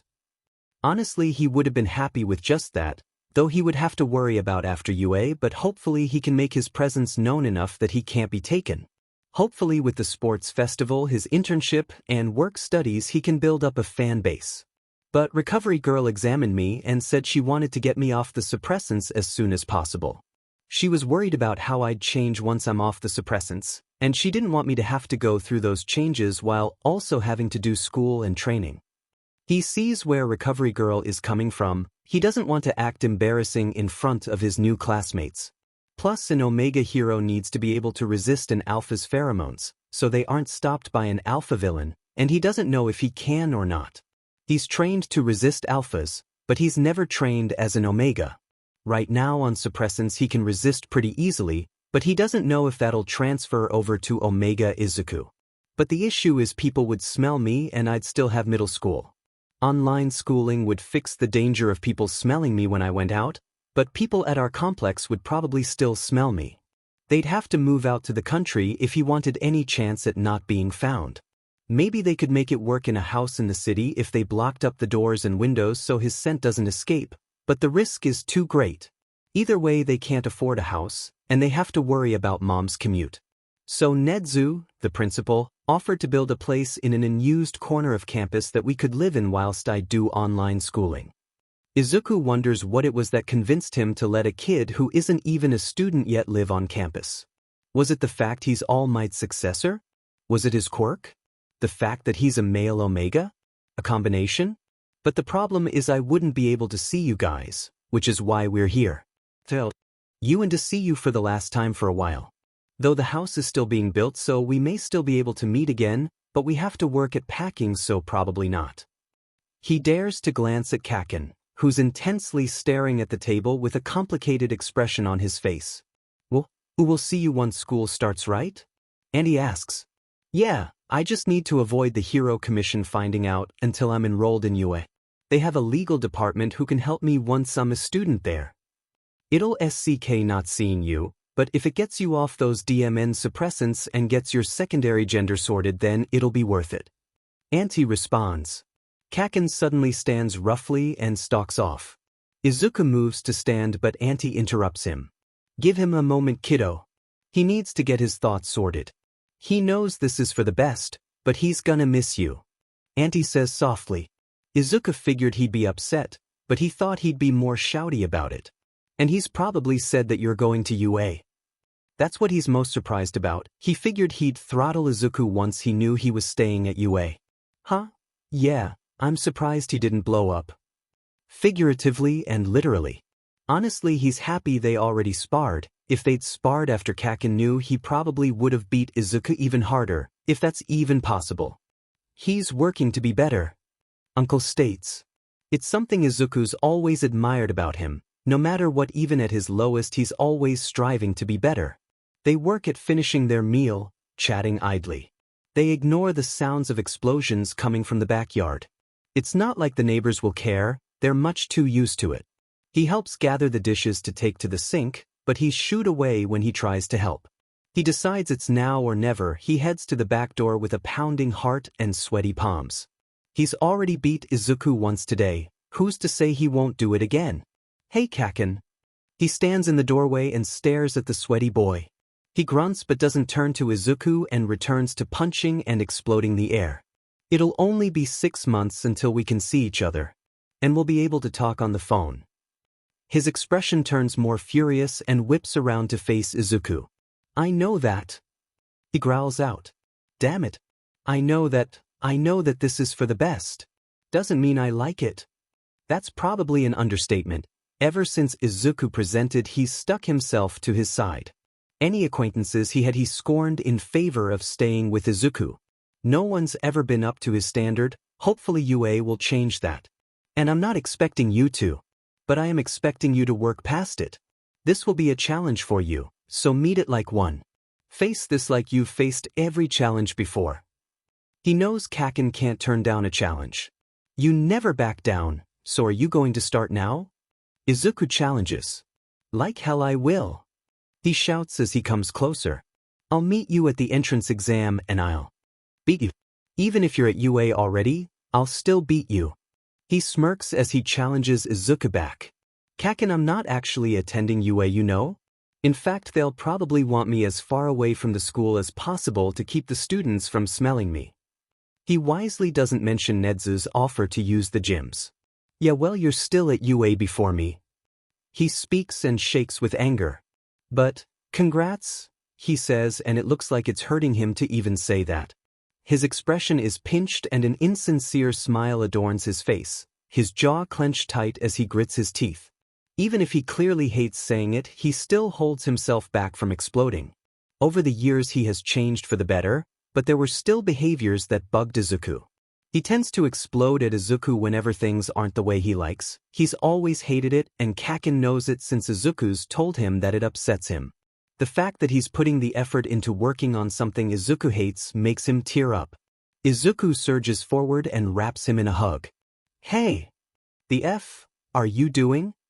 He protests but doesn't pull himself out of the hug. Izuku's still upset that he lost his temper earlier when they were sparring, but at least he's working on it. "Thanks, Kacchan." Izuku releases him from the hug and grabs his hand and starts to lead him inside. Let's head in. Once they're inside, Izuku drops his hand and makes his way to the sound of voices. Kacchan follows behind him. They make it to the dining room where their parents are. "Hey kids. We figured we'd play some Kacchan until you guys have to leave." They retake their seats and play until late into the night. But eventually the fun has to end. Right? You two call or text if you need anything. Uncle offers. "I know we'll probably be able to see your mom still, but just won't be the same without you, kid." Annie says, "I know, Auntie, but time will pass faster than you think. I'll be able to visit in no time." All right, give me a hug." Izuku's eyes wet 10 and they hug for a while before he's released and he turns to Uncle. "We'll miss you, kiddo." He pulls Izuku into a hug. His words cause a few tears to escape. Once Izuku's released, he turns to Kacchan, who's trying and failing to appear nonchalant. "We can text and call whenever you want, okay? I can't guarantee I'll always be able to talk since I don't know how this'll go, but I'll try my best." Izuku pulled him in for a hug as more tears escape him. His tears escalate when Kacchan actually returns his hug, pulling their bodies closer with the strength of it. "I'll see you at UA, nerd. And you better bring your A game." He releases Izuku and a shaky scowl takes over his face. Izuku wipes his tears from his face and offers Kacchan a shaky smile. "Right. I'll see you then." Izuku turns to his mom, who's watching with a fond face and teary eyes. Once they're out on the sidewalk, they each turn back and wave. Auntie and Uncle return the wave. Kacchan just stands behind them with a scowl. He looks at his mom and she gives him a shaky smile and takes his hand. He looks back as they close the door. He sighs and they begin the walk home. Their goodbye turned out to be rather redundant since Kacchan came over every day since then. Even though they're busy packing, he's insisted on staying. He's at least helped some. Still, Izuku can tell that this time away will be good for him. He's overly attached to Izuku, but his pouty face does pull at Izuku's heart. Soon enough they've packed all their belongings into a moving truck. When they were packing it all, it seemed like so much, but it all fit in one truck. Mainly because they've left most of their furniture. Since they were in an apartment, a lot of the furniture had to stay. The only thing they were going to be able to take was their beds, but it'd be a bother to try and bring it down. So Mom decided now was a good time to get new beds. They're following behind the moving truck in a UA-assigned car. Mom can drive, but she hasn't for a while since they don't own a car, so Nedzu offered them a car and driver. The moving truck was being driven by someone from UA as well. Izuku doesn't recognize either of the drivers, so they're probably not heroes, right? The moving truck pulls up to a side street that seems to lead nowhere. But then it lowers into an incline which they go down. They're driven through an underground tunnel until they're in what looks to be a parking garage. An underground parking garage. So cool. As they pull in, there's a crowd by an elevator. They're all pro-heroes. Nedzu and All Might are there, of course, but there's more: Present Mike, Midnight, Ectoplasm, Snipe, and a haggard-looking man who's vaguely familiar but his name escapes Izuku. And just because I expelled my class doesn't mean I want to be doing this with my free time. Izuku catches the tail end of the haggard-looking man's sentence as he gets out of the car. Come on, show. We know you're just as curious about the little listener as we are. Present Mike says teasingly. No, Present Mike simply laughs at the cold reply. Hey listener, he says jovially as he notices Izuku staring. How could Izuku not? He's listened to his radio all his life. At least when his mom let him stay up to listen. You're the Present Mike. Izuku whimpered. Sure am. You a fan? Yes. Actually, Can you sign this? Izuku reaches into his pocket and pulls out his notebook, which is rolled up in order to fit through the opening. The only downside to Magic Box. He pulls a mechanical pencil out of his other pocket and opens his notebook to a page about a recent fight Present Mic had. Ishiwari Aki Quirk. Magic Box. They can expand any interior of a container, but no matter how big they make the container, the opening stays the same size, limiting what can and can't enter. Of course. He takes Izuku's pencil and notebook and writes his signature.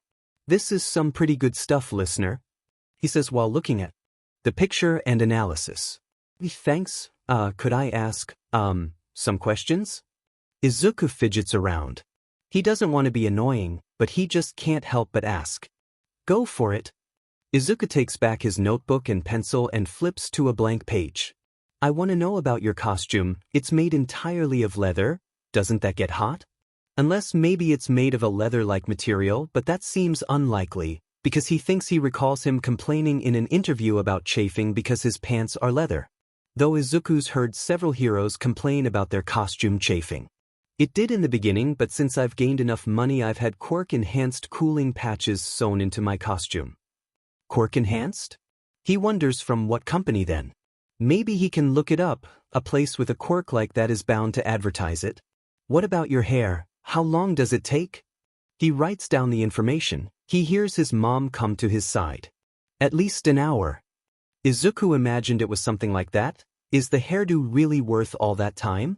It is attention-grabbing and does wonders for branding, but it just seems like too much work. How do you do it? Like, what's the process behind it? He definitely doesn't need this information, but the fanboy in him insists he take advantage of the situation and learn all he can. I take strips of my hair and spray them individually, then once they are all sticking up, I'll brush through it so it looks cohesive and I'll spray it again. He explains, gesturing how he does it. What products do you use? It's actually a Quirk-enhanced hairspray, super strong. Again, he'll have to search around for the product. It's not uncommon for foreign brands to take a Quirk-based route. But they usually have other non-Quirk-related inventory since their source of product will die at some point. Okay, how long does your hair last? 12 hours or so. The other heroes have come up to his side now. Dang, he shakes with the urge to spout out all his questions, but he needs to focus on Present Mic for now. He can ask his questions for the other heroes later. How long does it take to undo it? How often does he clean his hair? He can't be sleeping in it, right? Sleeping with that much product in your hair has to be uncomfortable. And it can't be healthy. Around half an hour to 45 minutes. Right? If you can create high-frequency sounds, can you create low-frequency sounds? Usually he uses his quirk to increase his volume rather than pitch, but Izuku's heard him raise his pitch before, so he knows he can do that. What he wants to know is if he can lower his pitch. If you're asking if I can make low-sounding noises louder, then yes. I mean more like infrasound noises, like how some whales communicate, or even microbaryons, the inaudible sound that storms can make. Noises so low that they're out of human hearing range. When he heard about Present Mic's quirk, he did a lot of research into sound. Since his quirk is more about raising his volume rather than his pitch, it may be impossible. And Izuku's only ever heard him raise his pitch, never lowering it. I don't actually know. I've never really had a need to. He leans with one hand on his hip while the other taps at his chin in contemplation. What about LTRSNDS? Like echolocation? Noises so high they're out of human hearing range. Izuku knows Present Mic can raise his pitch, but how high can he raise it? Again, I've never really needed to, but theoretically I could. Alright, what about your mimicking ability? Like police sirens or alarms? I'm not sure, why don't I try? He coughs as his attempt is thwarted by the haggard-looking alpha. His hair raises and the scarf he wears does as well, and it's sent forward and wraps around Present Mic's head, covering his mouth. His eyes glow red. Izuku knows who he is now. Eraserhead. He can't help but cry out, but it's Eraserhead, one of the most famous underground heroes. I didn't realize it was you since all the reports said your hair stuck up into the air, you had glowing red eyes, and that you had tentacles. But the tentacle must have been your scarf. And your hair must only stick up when you activate your quirk. Same with your eyes, Izuku says excitedly as he turns to him. Eraserhead looks startled. If your hair and scarf float when you use your quirk, does that mean your quirk has a telekinetic aspect? But how? Maybe you had a family member with a telekinetic quirk. But why focus around the head? Something to do with your eyes? They do glow. When someone goes feral, their eyes brighten, but when they do, they stay the same color, unlike his, which change color. How would black eyes brighten? He'd never actually thought about what that would look like. The people said online that their quirks stopped working when they saw you. Or when you saw them. But the effect comes from your eyes then. I mean, present mixed quirk stopped working when you activated your quirk while looking at him. Could it work on multiple people? If so, how many? What about mutant types? Or transformative? Wait, how exactly does your scarf work? Your quirk makes it float, so does it only work for you or someone with a similar quirk? Or can others use it but it doesn't float for them? Your hair is a big giveaway. Have you thought about cutting it? It would mean criminals won't figure you out. But I suppose you rely on ambushing, so they usually don't really get the chance to think. What about your goggles? If you rely on your vision, wouldn't they be in the way? Is this your hero costume? Is it baggy on purpose? I guess that'd offer more ease of movement, but it seems heavy. Well, it's probably made of lightweight material dash. Sweetheart, we're meant to be moving. Mom interrupts. That's right. Izuku looks over and the moving truck is gone. They went through that tunnel there to the top side. We'll meet them at our house, but to do that we need to get in. The car. She points to a tunnel and gestures to the car. But don't worry, the teachers have already left in their car, so that means Eraserhead-san will be joining us. Izuku looks at the man in excitement. His face looks like he just got told he got the death sentence.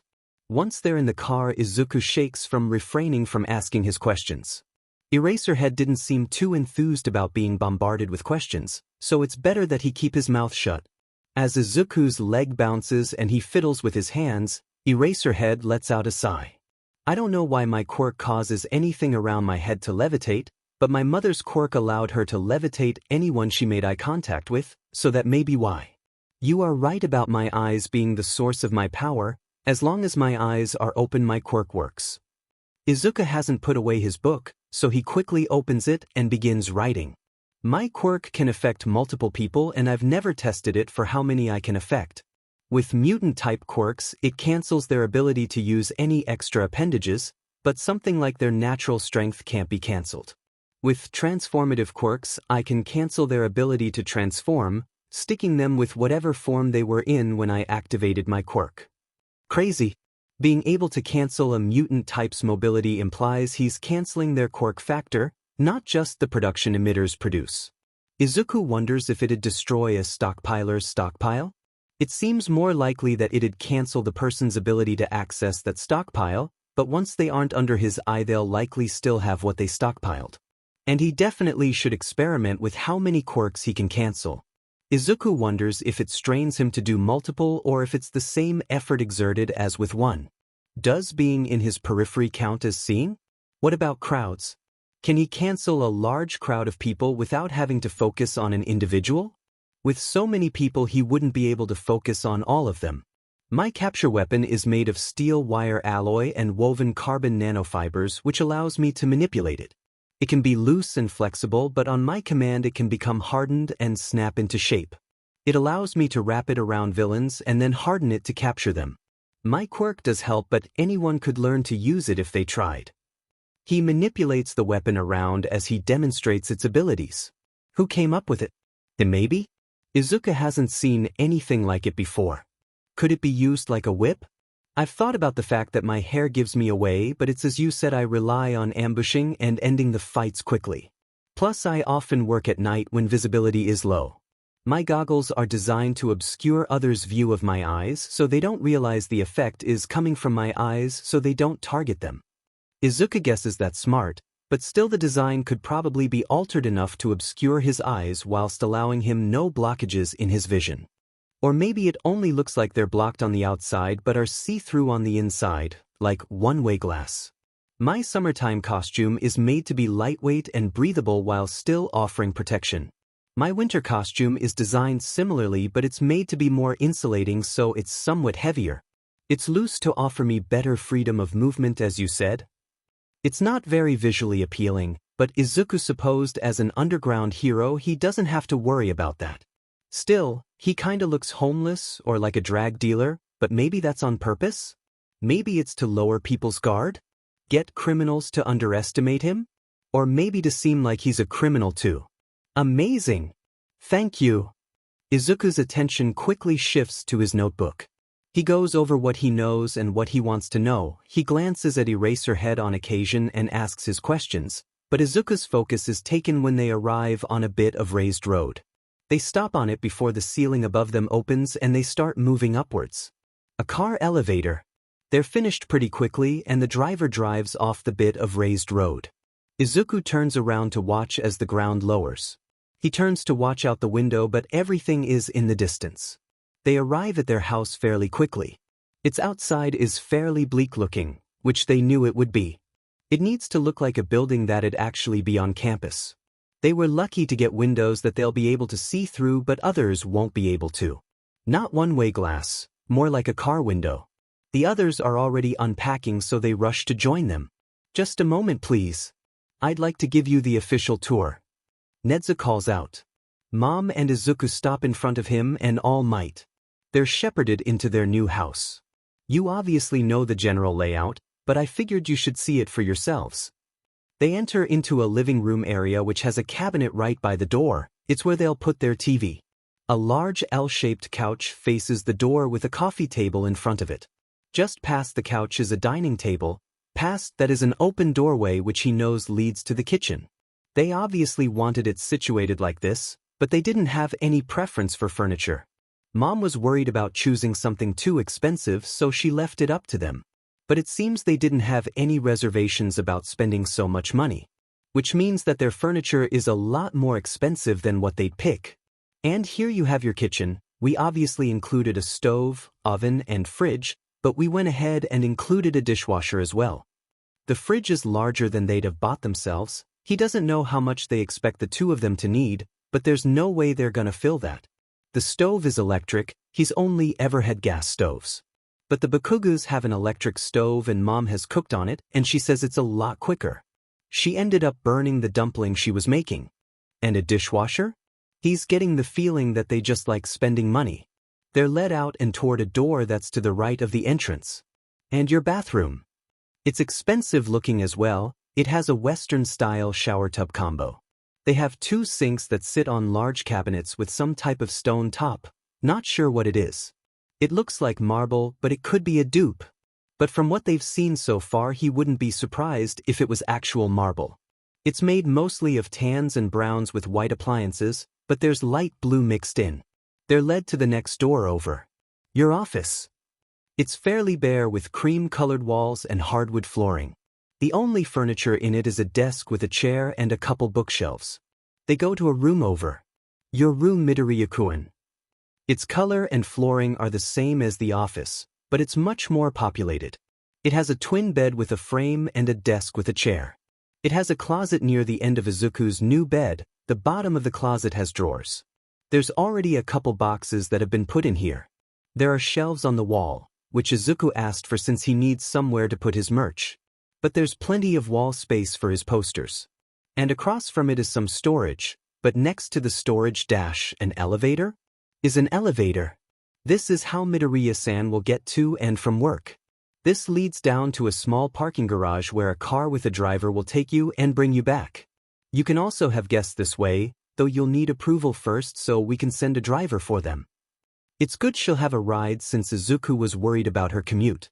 She said she'd be able to take the train, but he didn't know at what hour she'd have to leave to catch the train. Oh, you could have Katsuki visit. Well, we'll see how I feel. He doesn't really want Kacchan to see him when he's vulnerable.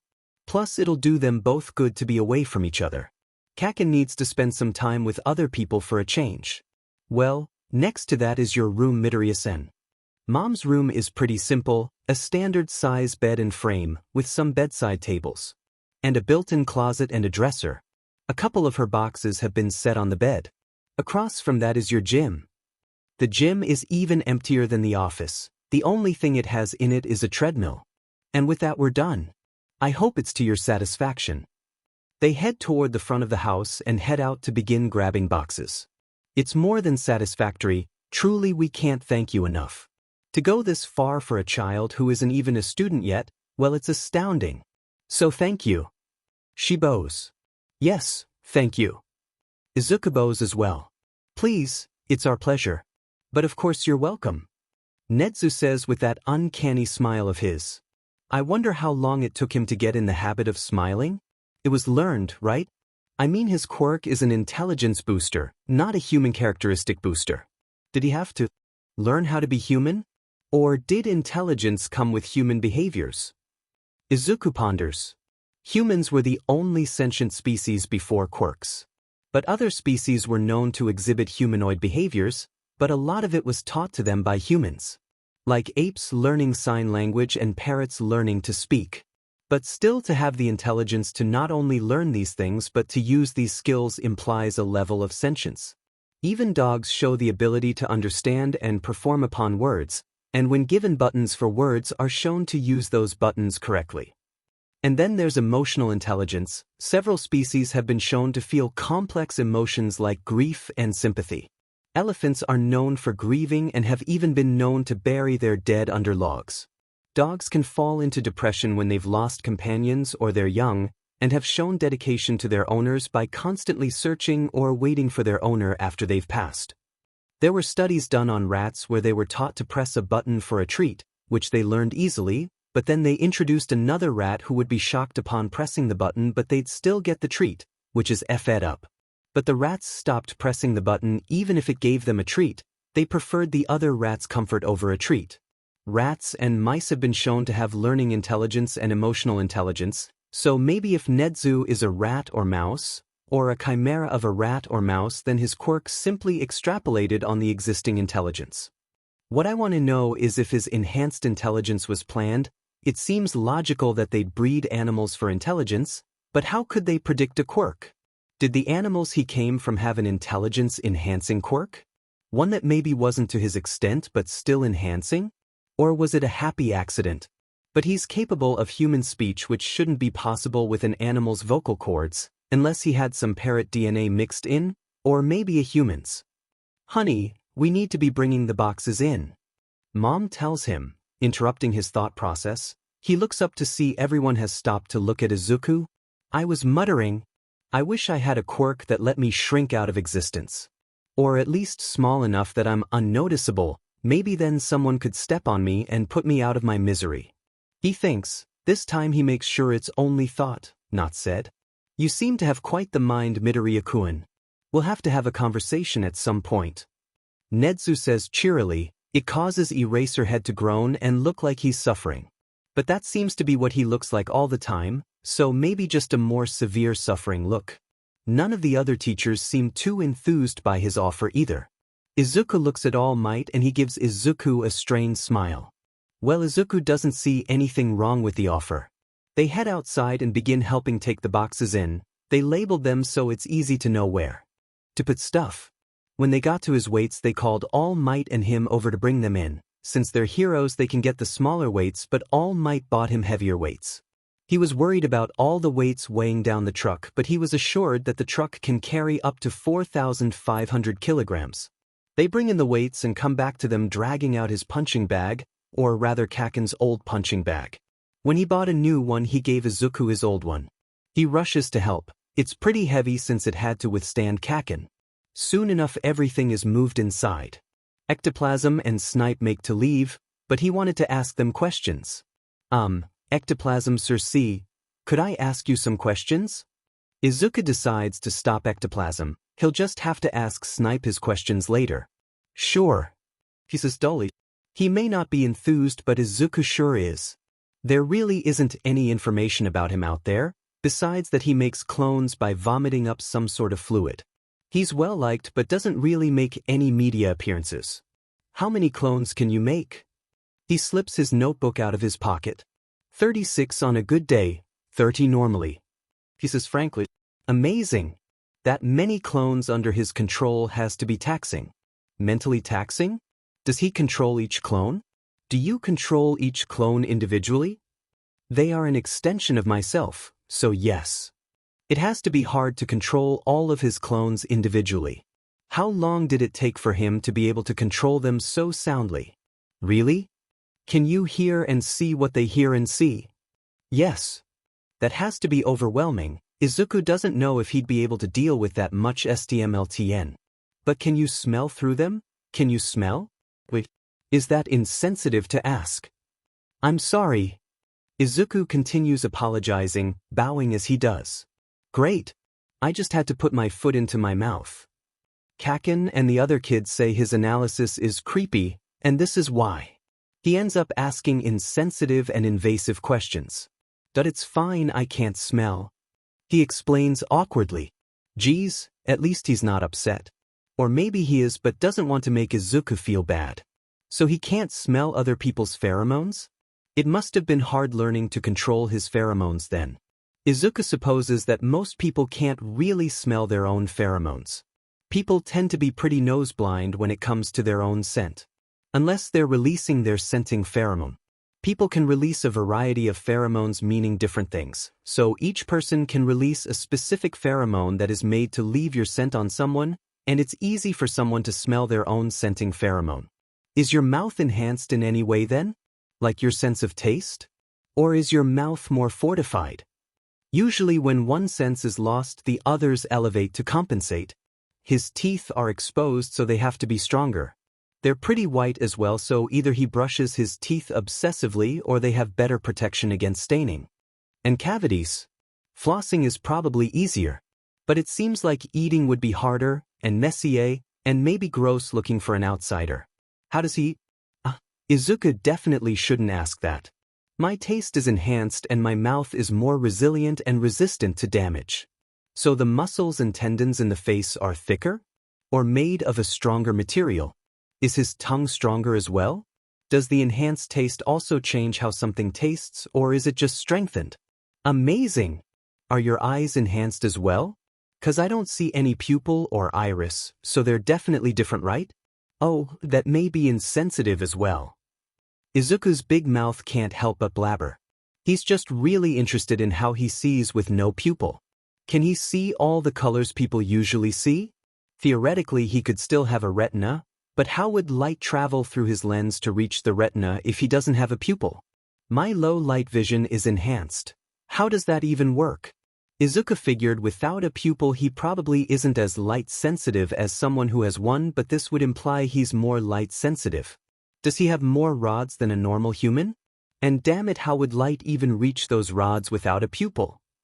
If he has more rods, would that mean he doesn't have as many cones, therefore seeing less color? Wait. What if his entire eye is a pupil? But that should have made his eyes black, not white, but his quirk may change the color of the surrounding flesh, but you'd still have to worry about shadows from the socket. Maybe his cornea is white but he still has a pupil under it? But that would imply his vision is white, whatever. It's probably just quirk bullshit. Maybe if he gets to know ectoplasm better he can ask. Theorizing how his eyes work isn't really a first meeting discussion. Okay. Does the fluid taste bad? Does it taste sorta like medicine? Good or bad medicine? Izuku doesn't remember ever having a medicine that tastes good. I didn't like it when I was younger, but I enjoy it now. He probably had to grow to like it. But would it taste like medicine to others?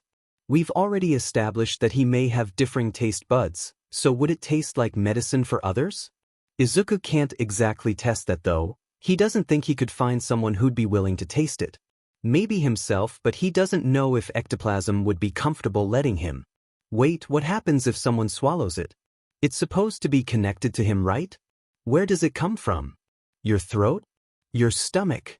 The fluid is produced by my stomach. So then his stomach has to be altered as well, and the esophagus obviously. Does his stomach produce normal stomach acid, or is it just the fluid? That would imply that it's capable of breaking down food, so Izuku would guess not. But does the fluid have stomach acid mixed into it? Then is it vomit? Does it feel like vomiting? Izuku can't imagine having to vomit every time he used his quirk. Vomiting esikus, Izuku always Thinks it'll be fine, but then he vomits and it's so much worse than he remembers. I don't believe it's vomit, but it does feel a bit like vomiting when it comes up, but there's no abdomen cramping or spasming. Izuku wonders if overusing his quirk makes him nauseous? What is the fluid actually made of? Cytoplasm mostly. Izuku supposes that's why he's called ectoplasm. Weird thing to have your stomach produce.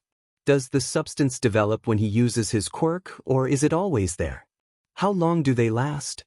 Until I release them or they take enough damage. Does he feel pain when they're damaged? He said they're an extension of himself, but surely he doesn't have to feel every time they die. How much damage does it take for them to deliquesce? A solid hit can cause them to dissipate. Not very resilient then. He probably has to rely on taking down the villain before they land a hit. Thank you for answering my questions, sir. Izuku bows in thanks. He has a lot more questions, but he doesn't want to take up more of ectoplasm's time or look creepy. No problem. I'll take my leave now. Bye then. It was nice to meet you. He turns to look at the others. Midnight, Present Mike, and Mom are chatting. All Might is idly listening to their conversation. Eraserhead is leaning against one of the walls with his eyes closed. Is he asleep?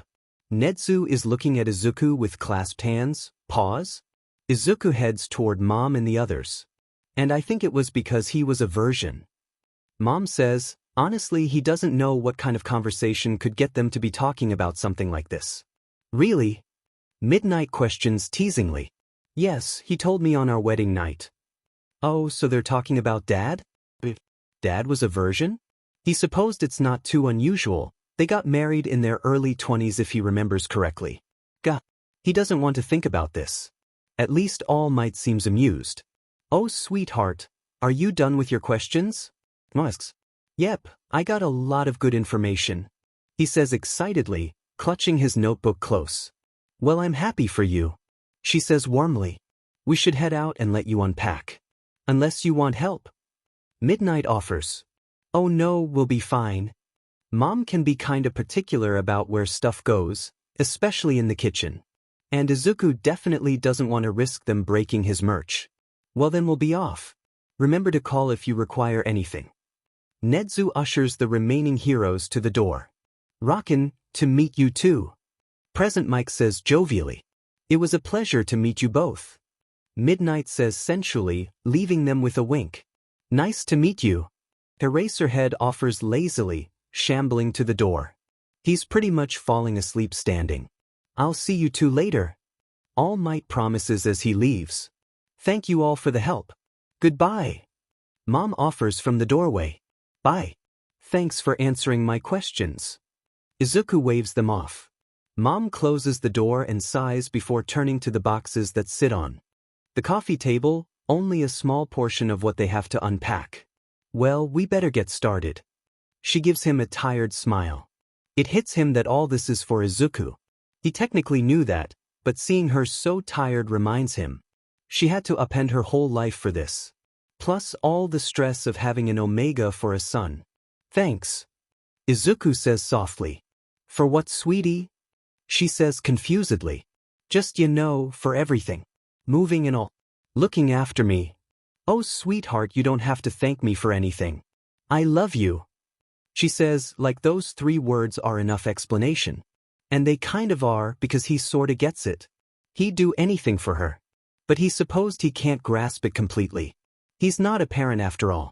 So, I love you too. He says warmly, trying to get the magnitude across. She smiles and grasps his face and brings him in to kiss Izuku on the cheek. She offers him one last loving look before she turns and walks toward the boxes.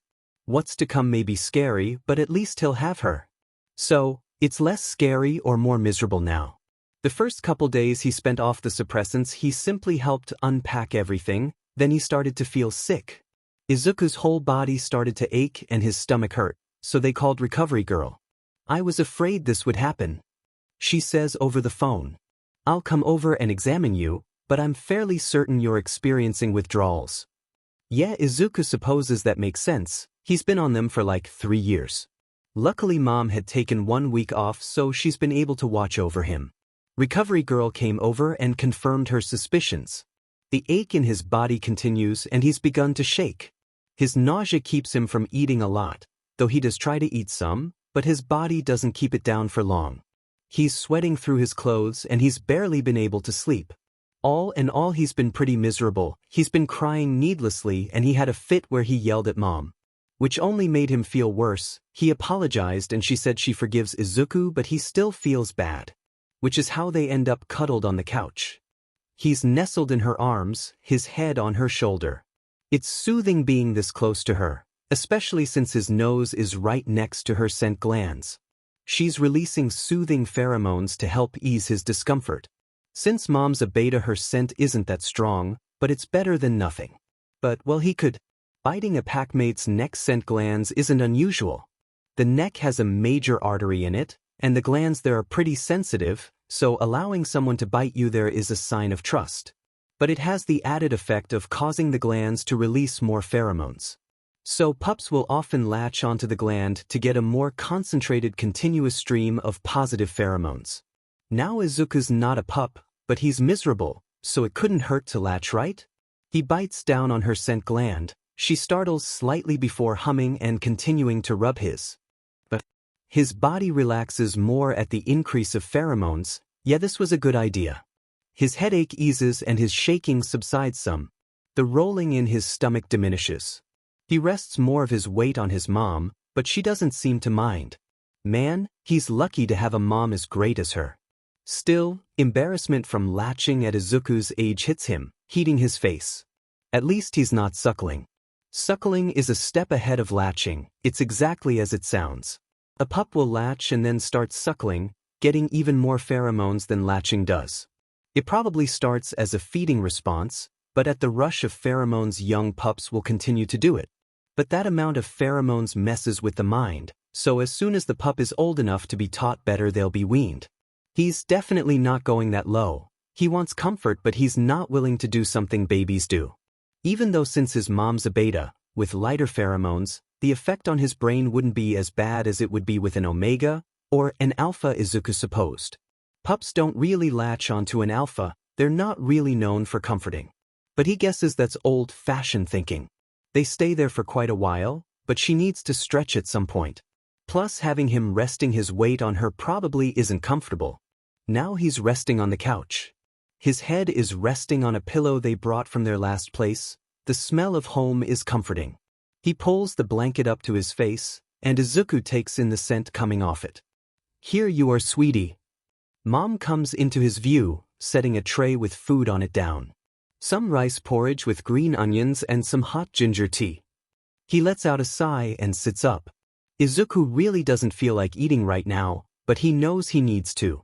He manages to get through a couple bites, but swallowing makes him want to GG. The tea isn't as bad, so he finished that. He lays back down and settles in. Don't you want to rest in your room? If he moved right now, he'd probably vomit. He mumbled something that even he can't make out. But he waves off her questions, so she gets the point. The meds he's taken help him fall into a deep sleep.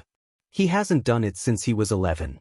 I didn't really stop him, but he said he was a big kid who didn't need to do it anymore. Izuku hears as he wakes up. Who's she talking to? But my scent isn't strong, so I thought maybe you could help. I know an alpha wouldn't typically dash. Oh, I don't prescribe to that old nonsense. I'd be happy to help. All Might? Damn, Izuku doesn't really want All Might to see him like this. He sits up, and he's vomiting into the bowl right by the couch. Oh baby! He hears hurried footsteps before there's a hand on his back rubbing it. Darn, sorry. He manages, but he's quick to resume vomiting. It's okay, honey, you don't need to apologize for something you can't control. All Might. Izuku offers as he takes deep breaths to try and stave off his next GG. Snot and tears drip from his face, joining the vomit in the bowl. God, he must look so gross right now. Don't apologize, my boy. I'm certainly not going to hold your condition against you. Plus, I've experienced quite grosser things.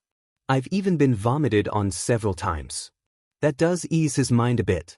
Gross, Izuku doesn't think he could handle being vomited on. When he was in kindergarten, he vomited on himself, and it was awful. He cried the whole time until his mom arrived. And since I'll be a teacher soon, I should get used to sick kids. Once it's clear Izuku's not going to vomit again, Mom grabs some tissues and begins cleaning his face, wiping his tears and then his snot and finishing by cleaning around his mouth. Izuku softly lays his head down on the pillow. All Might comes and sits by his head, putting his spindly hand on Izuku's head, rubbing gently. A wave of soothing pheromones hits him, relaxing Izuku. His scent certainly isn't an Omega's, it lacks any sweetness or floral scent. It's fresh, not minty or anything, but it's some type of natural scent. It's not anything like pine or cedar, it's a scent Izuku hasn't been able to put a name to, but it's soothing nonetheless. But it quickly builds to too much, making his headache worse. It's a headache. He seems to get what Izuku's trying to say and his scent eases back to something acceptable. Izuku sighs and his body relaxes itself. Sweetheart, you have to eat something. Suddenly Mom is talking to him. It takes him only a moment to realize he fell asleep. He opens his eyes to see his mom with another tray. It's more rice porridge, this time it looks to be just plain.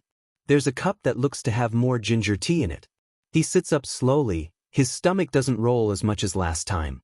Thanks. He goes for the ginger tea immediately, drinking half of it. DMN, he probably should have conserved more of that so he had something to wash down the porridge. He takes a bite and swallows the porridge, his stomach only mildly protests. He manages to get through half of the bowl before he begins gagging, signaling the end of his meal. He settles back down on the couch. He finally looks toward All Might. Hello young Midoriya. He says. Hey, sorry you gotta see me like this. He guffaws. What a prince of nonsense. While I'd prefer you be better physically, I'm not so superficial that I'd resent you when you're unwell. Plus my boy, I don't really have much room to speak about someone's appearance. He gestures toward himself. Hey, you look fine. Izuku says indignantly, the volume of his own words hurts his head. Besides, there's not really anything you can do about your appearance. Exactly. He says with a teasing smile on his face. Oh, Izuku flushes and brings the blanket that's on him to cover the lower half of his face. He supposes it's a bit self-deprecating to hate his appearance when he wouldn't if it was someone else in his position. They spend the rest of the evening there until it's time for bed. They wave goodbye to Yagi-san and Mom sends Izuku straight to bed. He manages to get a few hours before his body wakes him up. He retakes the meds Recovery Girl gave him and tries to settle in. He's cold so he wants to be under the blanket but he's sweating a ton. Altogether it's just uncomfortable, but he manages a few more hours before he wakes up around 3 and decides that that's the best he's gonna get. The next couple days go about the same, but each day he feels better and better. Soon he's cleared to go back to working out by Recovery Girl, but he's got to take it easy. So he does less reps when he starts back at working out. It's nice to have muscle pain that isn't caused by withdrawal. Then one day he wakes up feeling hot all over his body, but particularly on his neck, wrists, and inner thighs. At first he thinks the withdrawal symptoms are coming back, but then he smells it. Or rather himself. Good morning, huh? Oh wow. You're really, well, pungent today. But I guess you've never had to control your pheromones before. But this definitely seems excessive. Mom greets him as he exits his room. If his scent is great enough that he himself can smell it, then it's probably way worse for others. People tend to have some nose blindness when it comes to their own scent, and he assumes he'll be the same when his body isn't overproducing pheromones. My whole body feels hot, but especially my neck, wrists, and inner thighs. We'll call Recovery Girl and see if she can't come over to check on you. She says with a concerned furrow of her brow. They eat breakfast and he notices it feels weird when he swallows. And on that same note, moving his wrist also feels weird. And his thighs feel like they're bigger. Your body seems to be overproducing pheromones, probably to make up for lost time. Your scent glands are becoming engorged from trying to compensate for all the pheromones trying to escape. She says as she feels his wrist glands. Once your body starts to produce a normal amount, they should return to their usual size. The big issue right now is if your neck glands expand enough to block your airway. That's what Izuku was worried about as well. But you say that it only feels weird, right? You can still breathe normally? The swelling just feels funky, but moving his wrists in a certain direction does hurt a bit. And his hands are a bit tingly. And any pressure he puts on the swollen part of his thigh hurts. Yeah, it just feels weird when I move my head in certain directions or when I swallow. It's mostly eating that is uncomfortable and he can't turn his head downwards. Well, as of right now, all we can do is wait. I don't know if a bronchodilator will help if your throat begins to close from the pressure, but I'll give you some albuterol anyways. If it becomes even a little bit hard to breathe, then I want you to call me. Okay? She hands Izuku an inhaler that she grabbed out of her bag. Does she just carry them around with her? Or did she bring it because they told her Izuku's neck was swollen? Yep. I did want to mention that my hands feel tingly and my thighs are starting to hurt when pressure is put on them. The tingly feeling is probably from the swelling putting pressure on the veins to your hand, but it shouldn't be an issue at this level of swelling. But if it gets worse and your fingers begin to change color, you can call me as well. And your inner thighs are a sensitive area, so I'd recommend going without pants and trying to keep pressure off them. She packs everything she used back into her bag and has the robot with her pick it up. With that, she's off back to school. With school starting back up, she's pretty busy. You go lay down. He does head to his room, but he's not planning on resting. He's already fallen behind on training, so he needs to catch up. He can at least do his stretches, or he figured he could.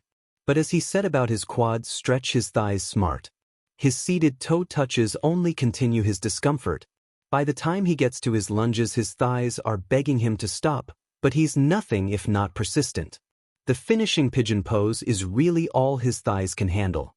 He finishes by laying on his back staring up at the ceiling.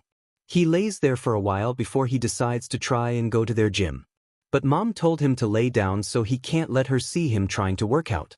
His new door doesn't creak at all as he eases it open. He spares a thought to be thankful for Yue's thoroughness.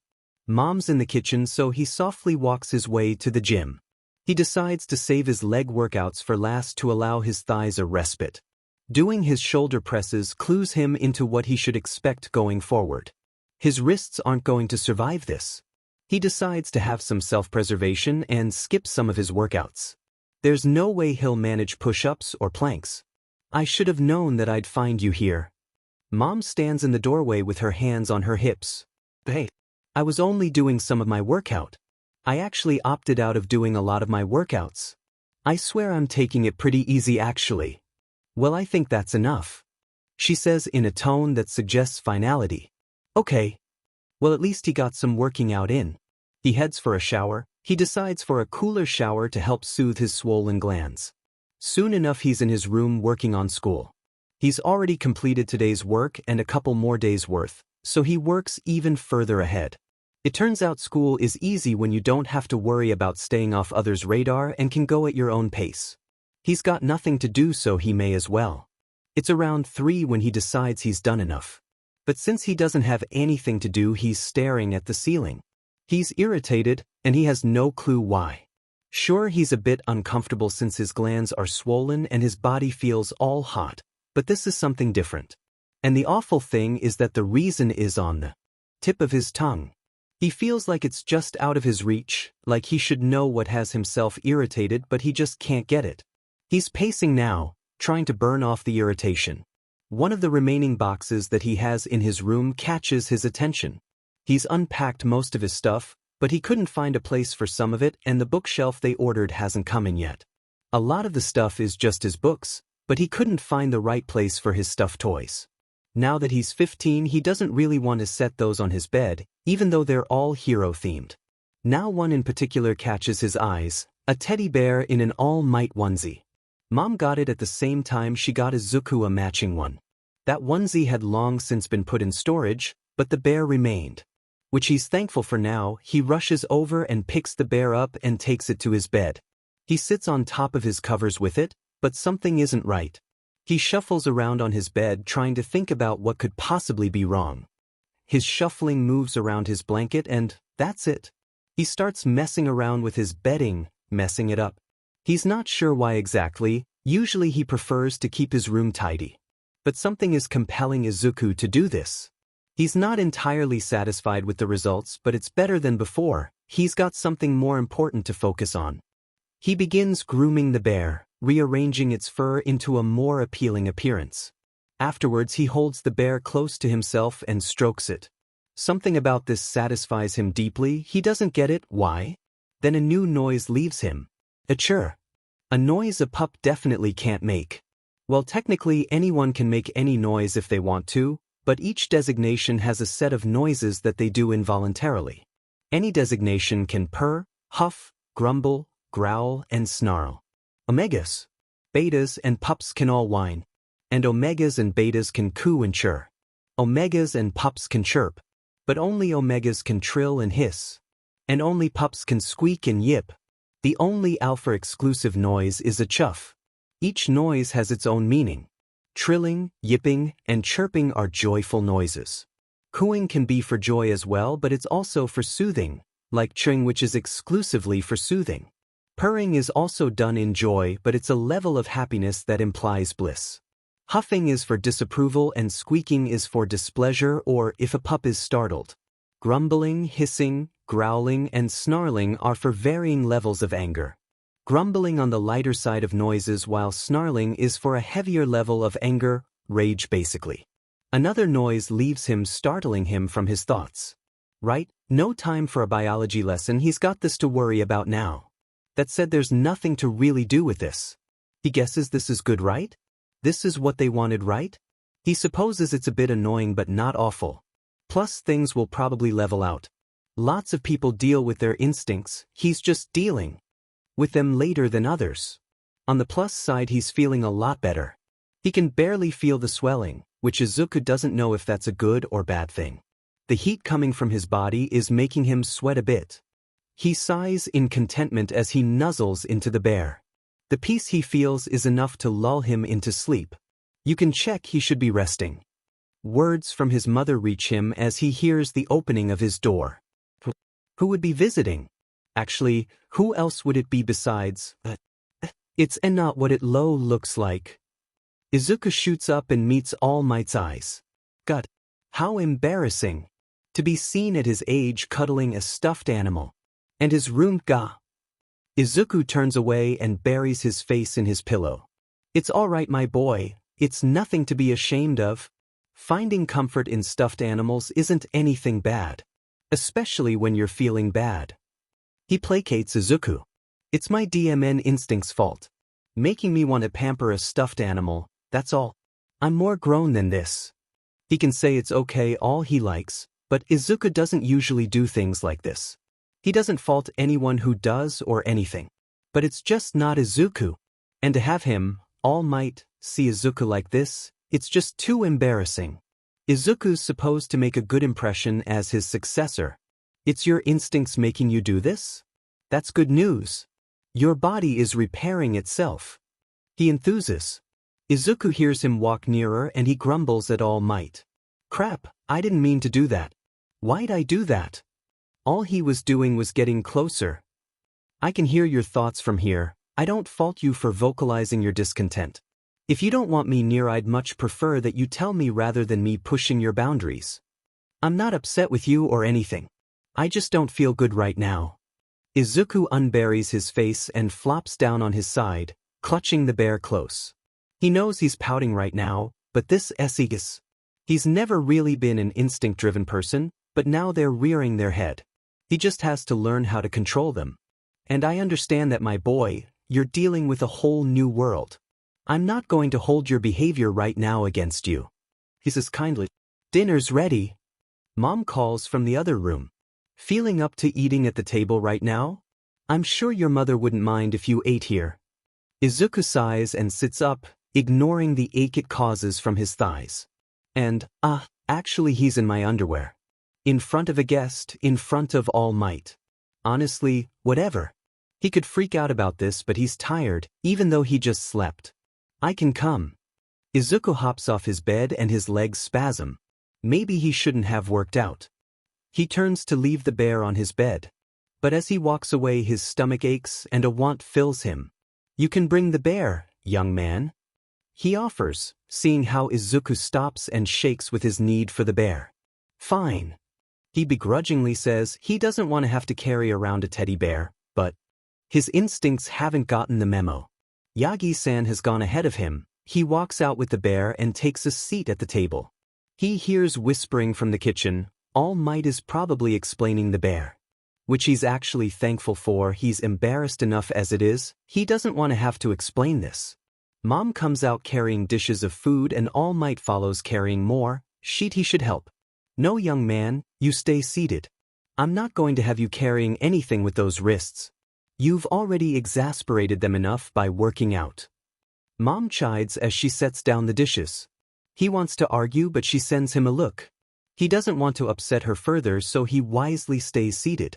They serve themselves, Yagi-san only grabbing rice whilst Mom and Izuku pile curry onto their plates. Dinner passes with little fare. All Might does most of the talking since he had so little to eat, which is fine by Izuku. He loves hearing how All Might's day went. Since Izuku hasn't been able to train, he's had a lot of free time, which of course was spent doing as much hero work as he can. Mom lectures him on using his time wisely and how he should know when to quit so his form isn't exposed. Izuku wonders when she found out. At Ned's office maybe? Are you sure you don't want to stay? I know we don't have a bed for you, but the couch is plenty big. Mom offers him as he prepares to leave. I'm afraid I'll have to pass. With my injury, I require a special bed so I don't wake up feeling awful. Recovery girl would have my hide if she knew I ignored my health even further. He says jovially. Man, Izuku hopes Mom doesn't tell recovery girl he worked out. Who am I kidding? Of course Mom is gonna tell her. He thinks bitterly. Alright, it was lovely to have you. Make sure to get home safe. Mom says as he opens the door. He came in at their door rather than the elevator. Apparently he was already on campus, so he just took one of the cars that the staff used to get around. I will, thank you for having me. Bye, All Might. A familiar feeling develops in Izuku's chest. Why is he anxious right now? Goodbye, young man. I'll see you again soon. Text or call if you need something, okay? As he steps outside, a whine leaves Izuku's throat. He slaps a hand over his mouth in confusion. Why'd I do that? Izuku thinks in confusion. Are you all right? He asks from where he's paused outside. Yeah, I'm fine. I don't know where that came from, or why I did that. Izuku shakes his head. He looks unconvinced but continues closing the door. A new noise rises in his throat, but he holds it down. He quickly turns and heads toward his room. Once he's there and the door is shut tightly, a long whine leaves his throat. His body shakes from the anxiety flooding him. He's crying and his chest is heaving. All he did was leave. Why am I anxious about this? Sure, maybe he could get hurt somehow. He's a hero, so his life is always on the line. That thought isn't really reassuring. But he's All Might. He can take care of himself. And sure, there's his time limit to think about, but he's had a limit for over 6 years. He can obviously take care of himself. But what about the sludge villain? He had run out of time there, and if Izuku hadn't intervened, he'd have died. What if he gets caught like before? His time is getting shorter and shorter, but he's still pushing himself. His thoughts have spiraled, and it really hasn't done well for his anxiety. His breathing comes fast as he clutches his bear tightly, pretty much crushing it. He can barely see through the tears in his eyes, but he manages to stumble his way to his bed. Getting in it does help soothe him some, but his chest and eyes still burn. Eventually, once he's calmed down a bit, he gets up to shower and brushes his teeth. He decides to skip his evening workout and head to bed early. It takes a while for him to fall into a restless sleep. He tosses and turns trying to find a comfortable position. Anytime he manages to find a good position, he gets too hot and has to move. He gets up twice during the night to take some pain medication for his swollen glands, which have expanded as he slept. The pain from his neck glands gives him a headache, but he can still breathe fine. It's just painful to move it around and to swallow. His thighs make moving painful, and his wrists have made using his hands impossible. He takes an anti-inflammatory to see if that helps, though he doubts it will. When morning comes, he wakes up sweaty and with a dry throat. He only drank to take his pills, not wanting to have to swallow more than necessary since it hurts. But now he'll have to. There's no way Mom will let him not eat. He shambles his way out of his room. Good morning, Sweeve. Oh, honey, you look awful. Mom says sympathetically, her expression dropping in concern. Thanks. I feel it. Izuku offers sardonically. Her expression twists. Sorry, I'm just not feeling good. I don't know how I'm gonna eat since swallowing hurts. Well, we've got those fruits from the basket Kiyama-san sent. Maybe I can make you a smoothie? How about that, Sure. She doesn't take offense at his short response. Simply turning to bustle around the kitchen. Izuku takes a seat at the table and lays his face down on the table. He hears her approach. Here, sweetheart, these might help.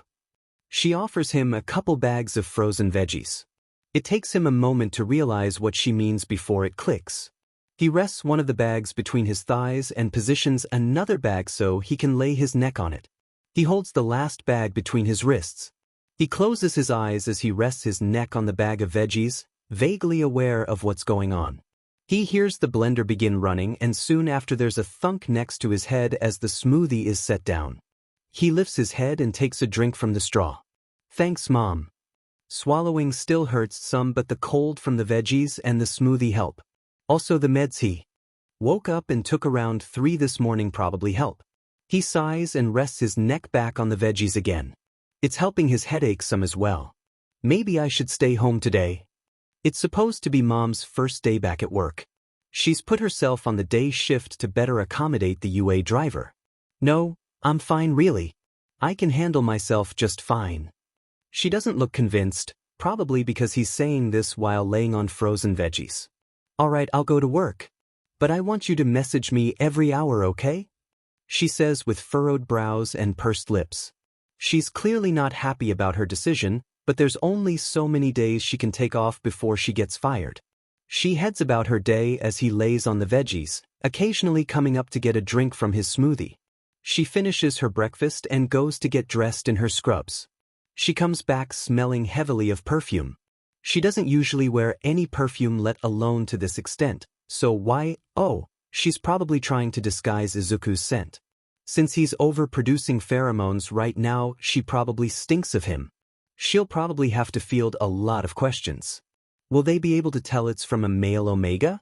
They'll definitely know it's from an omega, but Izuku doesn't know if male and female omegas smell different from each other.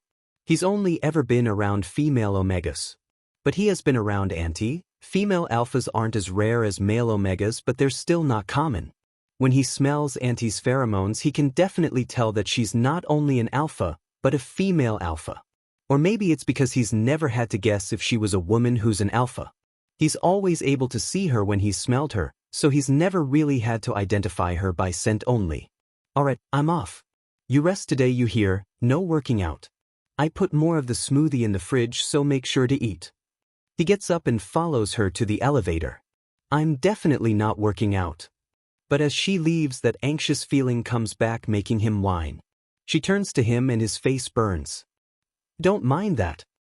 It's just something that has started to happen. She looks concerned but begins to leave again, causing him to let out a longer whine. And he actually grabs her shirt. Once he's realized what he's done, he releases it. No matter how much his instincts are screaming at him. Izuku, are you alright?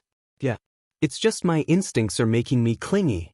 But obviously you can still go. We'll have to call recovery girl when I get home. If it gets any worse, just call her yourself, okay? He nods his head, not trusting himself to speak. She moves to leave again and continues going even when he whines. He shakes with his desire to grab her and beg her to stay. He tries to offer her a reassuring smile, but he doesn't think its shakiness helps her concern. Still, the door shuts and he stands there for a moment before he breaks down. That horrible feeling is back and he's rushing blindly to his room and jumping into his bed and clutching his bear close. He feels like he's suffocating. Are my glands finally closing my throat? No, I feel them and they haven't swelled more than they were. He can't see through his tears and all he can do is exist in the anxiety. He does manage to calm down some, but his body won't allow him to move from his bed. He needs to put away the veggies.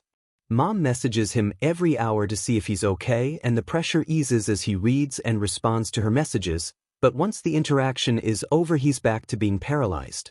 Soon enough it's time for him to eat again, but again his body stays paralyzed on his bed. His glands are starting to hurt again as the medicine he took wears off. His body only allows him to move from his bed once he hears the elevator open. Yes. Finally. He rushes to meet her, barreling into her. Izuku, honey, are you alright? She says with concern, but she wraps her arms around him in return.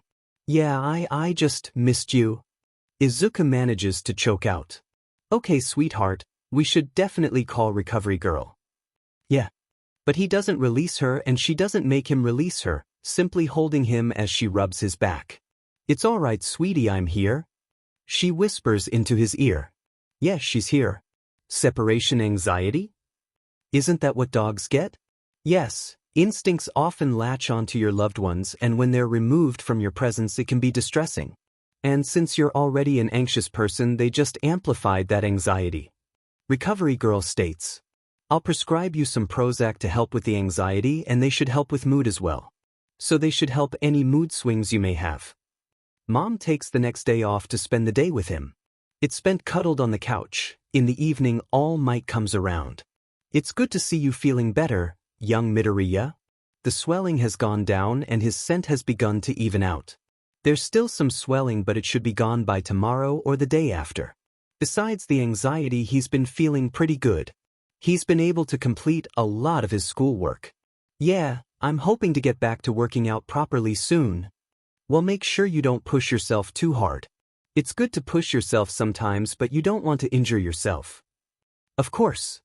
Izuku turns back to continue stirring. He's making dinner today. He just had the sudden urge to make Mom dinner. It was a bit of a struggle to convince Mom to let him cook. She insisted he rest and not overexert himself. Dinner goes the same as what's becoming usual for them. After the meal, Mom says with a firm look that she'll be the one to do the dishes. Izuku decides to abide by her wishes even though he really wants to do the dishes for some reason. Since they've moved, they've fallen out of the habit of doing their own dishes. Since he's been sick, Mom's insisted on doing all the dishes. But he knows Mom gets anxious if she can't help out in some way. He decides to wait until she's gone the next day to begin doing chores. Since the house is so new, there isn't much dust, but he still sets about cleaning the bathroom. He starts by working top to bottom just like they were taught in school. The light fixture is a dome attached to the ceiling, so there's nothing to clean there. But he wipes down the top and sides of the mirror before he wipes down the mirror with a microfiber cloth and glass cleaner. While he's working, it's easier to ignore the tightness in his chest. The meds have certainly helped, but it isn't a cure-all. Considering he's not bedbound, he'll count it as a win. Even if watching her leave made Izuku cry. Mom prefers gentle cleaners opposed to chemical cleaners, so he doesn't have to worry about opening the window above the shower. He takes the glass cleaner and cloth and wipes down the opaque glass encasing their shower. He can barely feel the swelling from his glands. And he feels fulfilled. He guessed after spending over a week of being sick, doing anything productive feels fulfilling. He quickly finishes and he wants to work out. He worked out this morning, doing less reps than usual. And he's supposed to work out again this evening, but he feels invigorated. Working out now should be fine as long as he does less reps, right? He'll have to take it easy this evening as well. Even after he's worked out, he still feels energized. What do I do? It's midday, so maybe I can make lunch. After having to eat such bland food for over a week, microwave ramen tastes deluxe. He supposed it doesn't have all the sustenance he needs, at least if they're following All Might's meal plan. But it's only lunch. For dinner he'll have something more substantial. Maybe chicken omuris? Yagi-san is able to have eggs, so if he stops by, Izuku will be able to make him something. Izuku can whip up some plain rice he can have with an omelet. After lunch he's even more energized, so he decides to do more cleaning. Time passes fast and soon enough Mom's home. He rushes to greet her. The meds certainly helped, but having her back makes him feel better. But it doesn't help his energy. Somehow he's even more energized now. To the point that he's shaking from it. Hi sweetie, how was your day? She has a tiredness to her that he only ever sees after she's worked. It twists his insides as he thinks about how he can fix this. It was great, I got a ton done. Really?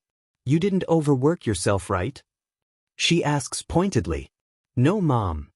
He decides against telling her that he did some extra working out. Did you clean? She sniffs the air, trying to catch the scent of the cleaner he used. Oh, Yeah, I didn't really have anything to do and I had a lot of energy, so I figured I'd clean some. What about your school work? He forgot about that. Mom's face shifts to disapproval. It's okay, I only have maths left.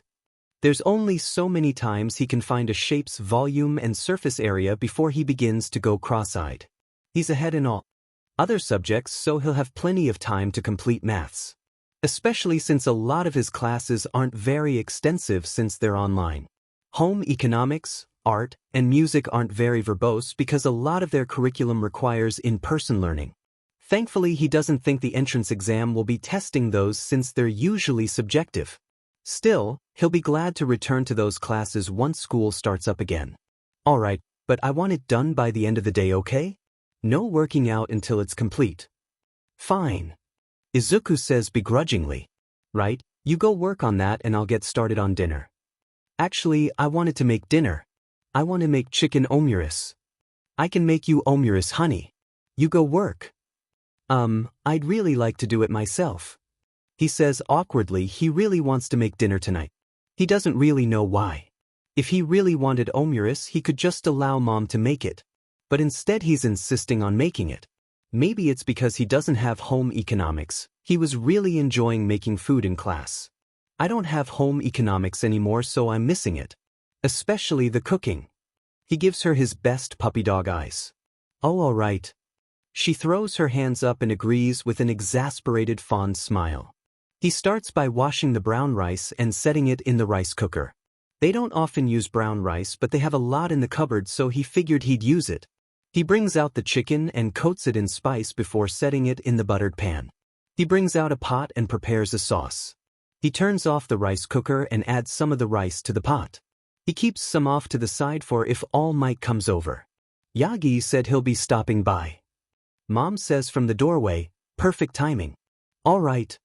He flips the chicken and lets it cook for a while before he checks to see if it's cooked all the way through. He shreds the chicken and adds it to the pot. He sets about making the omelets. He plates up the rice and chicken mixture and sets the omelet on top before beginning another omelet. Soon enough he's finished another omelet. He washes the pan before making Yagi-san's omelet. Izuku doesn't want to accidentally give him something that would upset his non-existent stomach. He hears the elevator open and Mom going to greet All Might. Hello, young Midoriya. He sets the finished omelet on All Might's small portion of rice. Hey, All Might. He picks up Mom and his own portions and begins to bring them to the table. He turns back to see that All Might has grabbed his plate and is carrying it toward the table. After he's set down their plates, he heads back to the kitchen and grabs their utensils. As he heads to the table, he passes Mom as she comes into the kitchen. What do you both want to drink? Mom asks from the kitchen. Water, please. All Might says it's what he usually has. He can have some forms of tea, but he decides to stick to the safest option. Barley tea, please. Izuku says. That sounds good. I think I'll have the same. Mom says. He heads to help her carry the cups. As she pours their tea, he grabs All Might's water and heads out with it. Soon enough they're all sat at the table. They say their thanks and dig in. So how was both of your days? All Might asks in between bites. Actually pretty eventful. Mom answers. Really? What happened? Izuku asks. There was a villain attack near Kuniyashita Park. So we got a large influx of injured civilians. It was honestly exhausting. Mom doesn't really work at a major hospital, so they don't receive a lot of villain attack victims like the large hospitals do.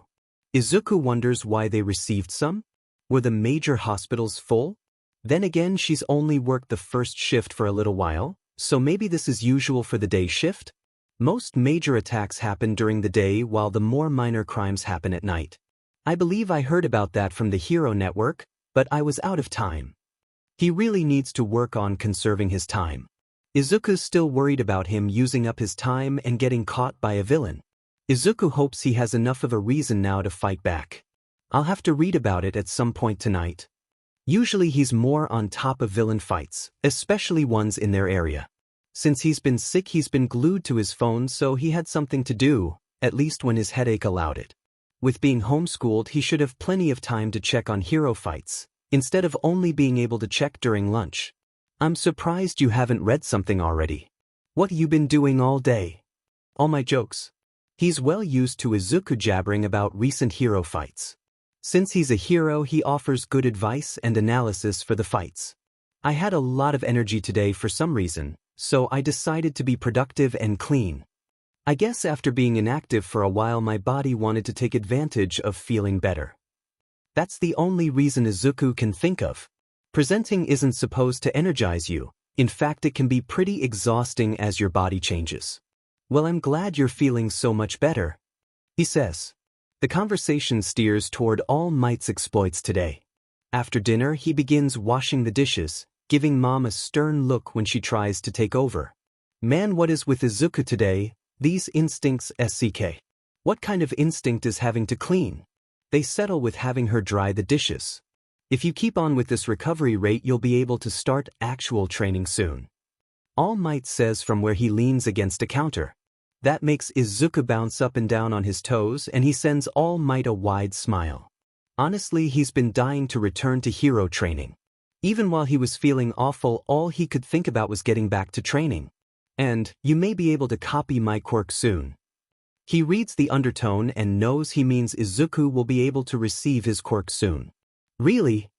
But I've been slacking on training. Well, for one, you weren't slacking, you were sick, and for another, Nedzu made a very good point by saying it'll be better for you to copy it sooner rather than later so that you can get used to using it. That's good, it is CK to have to learn how to use it on the fly. And you'll be copying the other teacher's quirks soon so you can get used to them as well. Isn't that kinda unfair? Having a teacher's quirk, I mean. He's all for copying new quirks, as long as he has permission, but copying a bunch of pro heroes' quirks seems unfair to his future classmates. Is it unfair for you to use your quirk? No, my boy, it's not unfair for you to use your quirk. Well, when he puts it like that, Izuku's question seems stupid. I guess, but copying so many so close together seems counterproductive. How will I learn to use all of them so soon? I've always avoided copying too many quirks so I don't overwhelm myself with having to learn so many. Yes, but you'll have the teachers there to help you. That's definitely unfair to his future classmates. I can see your thoughts on your face. It won't be unfair. They'll simply be teaching you how to use their quirks, nothing else. He guesses he would get a better grasp of the quirks if they teach him. So far, only Kacchan has helped him train his quirk. The other people he's copied from didn't want to be a hero, so they never trained with their quirk. They were able to give me a bit of advice but never trained with Izuku. Except maybe Mom, but she was learning alongside him since she only ever used her quirk for small things around the house. She didn't even know that her weight limit was dictated by her physical limit, so since he's gained more muscle than her, he's been able to use pull on larger objects. So what kind of quirks would I be getting? I know Present Mix's voice and Midnight's is somnambulist. Ectoplasm has clones and Snipe has homing. And Eraserhead has erasure, which will be so useful. But what else? There's gotta be a lot of teachers at UA. Will I be getting every one of their quirks? From what I know, you'll be limited to the teachers who are involved with the first-year heroics classes. I got to meet a lot of the staff since I'm going to be working here. Vlad King will be teaching Class B while Eraser will teach Class A. Besides homeroom, he'll be teaching heroics for his class, alongside myself, and I believe he also teaches P. So blood control? That'll be amazing. He's never encountered any blood quirks. Will Izuku's appearance change to his? 'Cause he's kinda like an opposite vampire, and he makes the look work, but Izuku doesn't think he could rock it. Vlad kind quirk, blood control. He has the ability to manipulate his blood once it has left his body.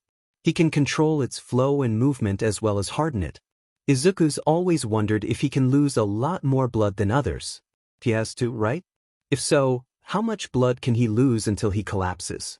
How fast does his blood regenerate? Or can his body just live with less blood? Hound Dog is the school's head counselor, so you may get his quirk, but since it's such an altering mutant type quirk, you may not. The only mutant quirk that he's copied is photosynthesis, and it just turns him green from the chlorophyll. So he doesn't know how he'd react to other more extensive mutant quirks. Hakama Riko quirk, photosynthesis. Their skin is made up of chloroplasts, allowing them to absorb sunlight and transform it into energy and sustenance. Hound dog Quirk. Dog. His quirk not only gives him the appearance of a dog but also gives him the senses of a dog, giving him enhanced hearing and enhanced smell. You'll receive heal as well. A healing quirk. Izuku's always planned to copy a healing quirk since it'll be extremely useful. But for it to be Recovery Girl's quirk? That's almost too much for his heart. He's researched medicine and the human body in preparation for the day he'd copy a healing quirk, but if he wants to do things like Recovery Girl, like surgery, he'd need to take special classes to become certified. Recovery Girl, quirk. Heal. Her quirk allows her to quicken the healing process by kissing a target at the expense of the person's energy. And you'll probably receive Lunch Rush's quirk, but I'm not quite sure what his quirk is. Something food-based at least, so nothing great for combat. Lunch Rush is a rescue hero who specializes in providing food for civilians who were displaced by a villain or natural disaster. From what Izuku's heard, his quirk enhances the taste of any food he makes. Lunch Rush quirk allows him to enhance the taste of any dish he cooks. 13 teaches rescue heroics. Her quirk could do a lot of damage, so you'll definitely need her guidance. 13 is one of the top most rescue heroes, all because of their quirk. Black Hole, an extremely dangerous quirk in the wrong hands. Also 13's a girl. 13 quirk, Black Hole. She can create small black holes at the tips of her fingers, allowing her to SCK in and disintegrate any matter at the atomic level. And you know Nedzu, though I'm not sure if he's going to allow you to copy his quirk, but I don't see any reason why he wouldn't. Izuku wonders if his mind could handle that kind of power. Nedzu quirk, high specs, grants him intelligence, perception, and comprehension that surpasses any human. Power Loader works with the first-year heroics classes in making any support item they may need, so you'll probably get his quirk. Any information about Power Loader is scarce. Several heroes have come out and said he made their equipment, but Izuku couldn't find any information on his quirk. Power Loader quirk? You of course know Ectoplasm and Snipe, who teach maths and social studies respectively. Present Mike teaches English and Midnight, who teaches art. I'm not quite sure what Eraserhead teaches. He might teach hero history and law. Ectoplasm quirk? Clones. His quirk allows him to release a viscous substance from his mouth and shape it into clones of himself. And now Izuku knows that he can create up to 36 clones at one time. He controls them each individually and can see and hear from them. Snipe quirk, homing, allows him to lock onto any target he sees and make any projectile he uses chase after said target. Izuku wonders what his range is and what counts as a projectile. Surely anything thrown, but then how hard does he have to throw something? Can he target specific parts? Or does he not control where his projectile hits? From what Izuku's seen, his shots hit a target in random places. Present Mic quirk, voice, allows him to increase the volume of his voice and increase the pitch, allowing him to produce loud, high-pitched sounds. Izuku will have to see if he tried to produce infrasound and LTRSND. Midnight quirk, somnambulist, she can exude a sleep-inducing aroma from her skin. She said in interviews before that it's more effective against men, but it eventually works against anyone.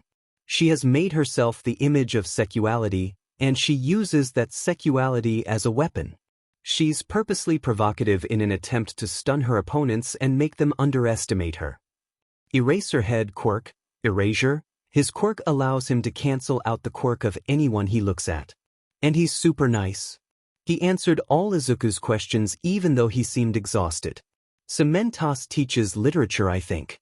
But with his appearance you may not copy his. Such a useful quirk. But such a drastic appearance change.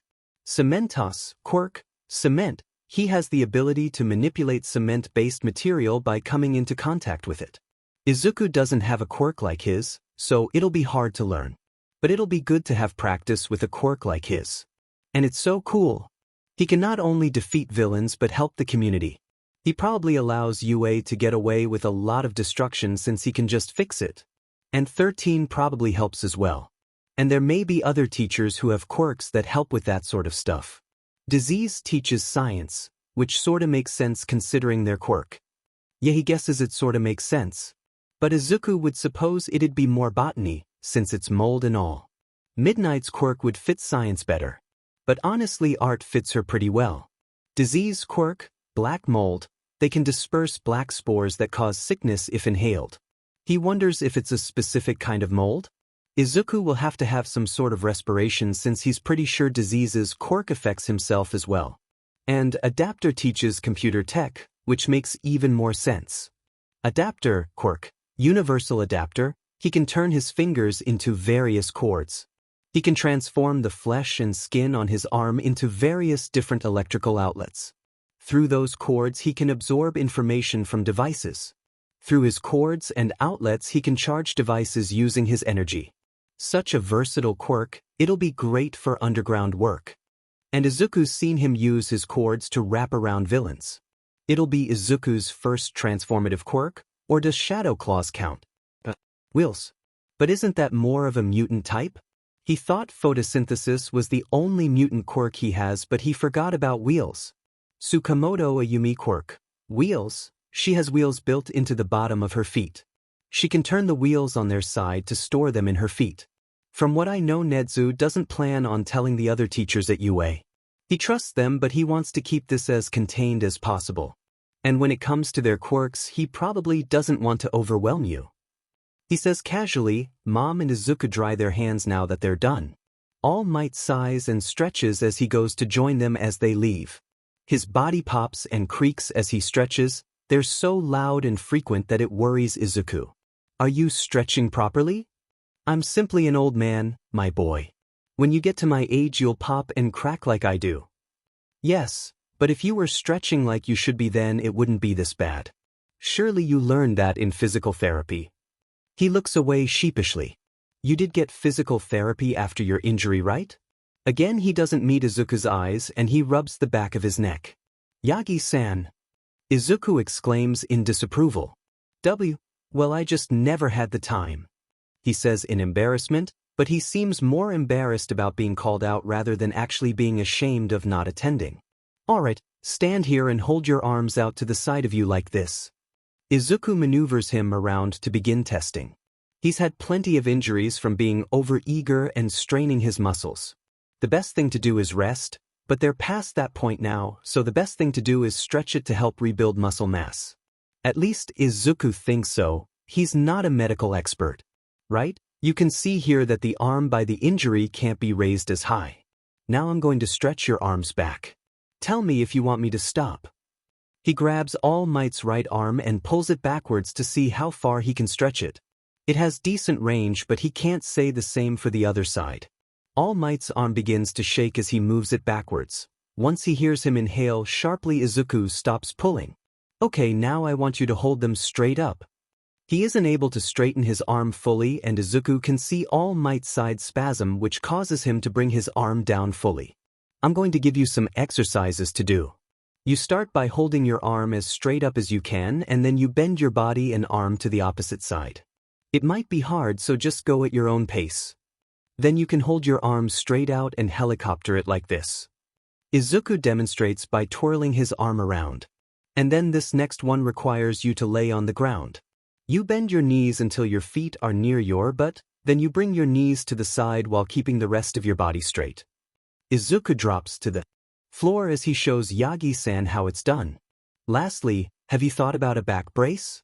It might not work for your large form, but when you're skinny it might. Izuku stands up and directs him to sit on the couch, but instead of sitting with him, Izuku begins massaging his shoulders and upper back. I tried one once, but it irritated my scar. And you don't have to do that, my boy. Massaging someone so skinny is odd. He's given massages to Auntie and Mom before and it didn't feel close to this. Despite being so skinny, he still has a good amount of muscle, so it's easier to try to focus on his muscle rather than the feeling of his bones. I know I don't have to, but I want to. Feeling him relax and hearing him let out sighs when Izuku hits a good spot makes him feel better after hearing him crack and pop. Something preens in Izuku at the thought of taking care of him. He has a startling lack of self-care, but Izuku thinks Mom would say they're two peas in a pod in that aspect. He guesses it's kinda hypocritical of him to get on All Might's case about taking care of himself when Izuku often pushes himself beyond his limits. The evening settles down with them putting on a documentary about pre-Quirk robotics. Soon it's time for All Might to go. Well, as always, thank you for having me, he says as he gets up with a groan. His body pops as he stretches. Oh, actually I was going to ask if you wanted to stay. We recently got a bed in the office for guests, and I asked Recovery Girl what kind of bed would be best for you and got it. You didn't have to do that for me, he says with a furrowed brow. I know, but we were getting a guest bed anyway, and it just made sense to have it be a bed our most frequent guest can use. Mom placates. She doesn't tell him that the actual reason they got a guest bed is for him since he's been over so often.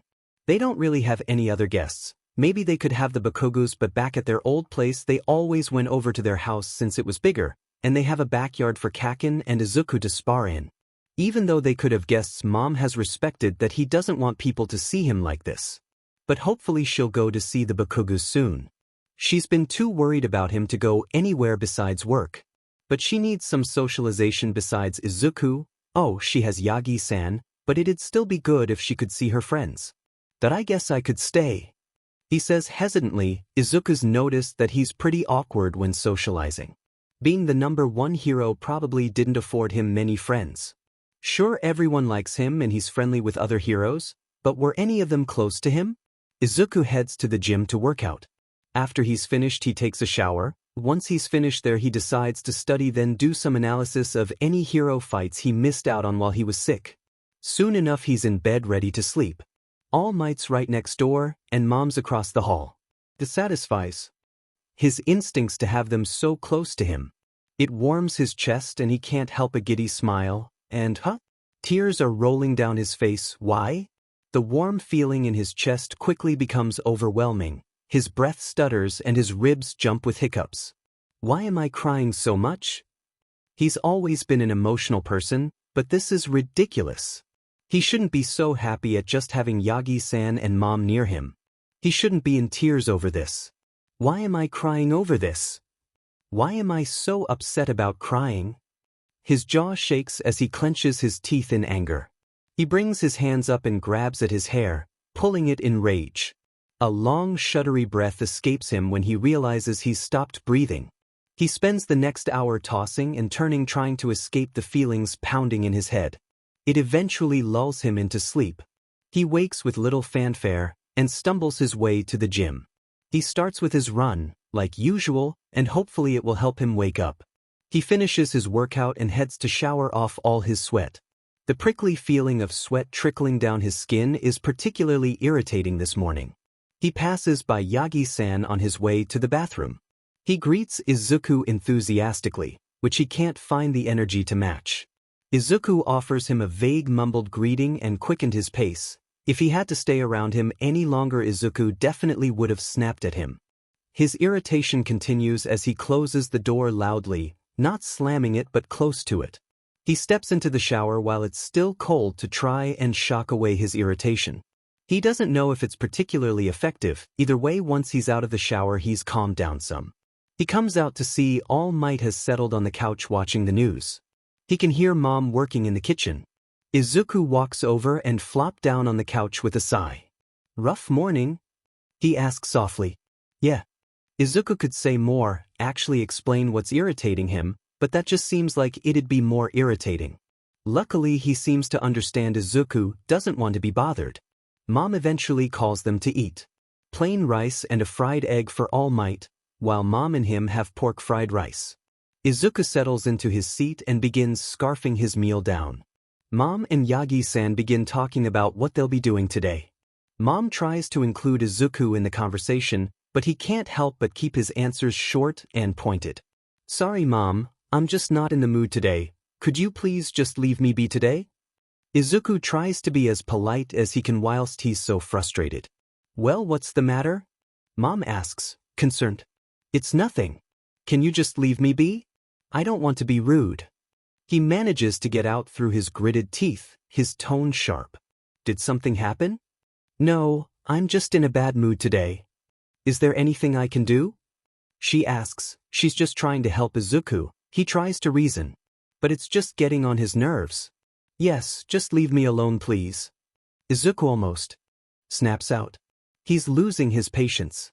He doesn't want to be rude, but he's at the end of his tether. All right, but I'm here for you, you know? That's enough to get Izuku. He shoots up and slams his hands on the table. I'm sorry, just leave me alone. He chokes out, tearing up. He storms off to his room, the sound of Mom's chair moving follows him, but he vaguely hears Yagi-san talking to her. He jumps into bed, slamming his face into his pillow, sobs stuttering out of his chest.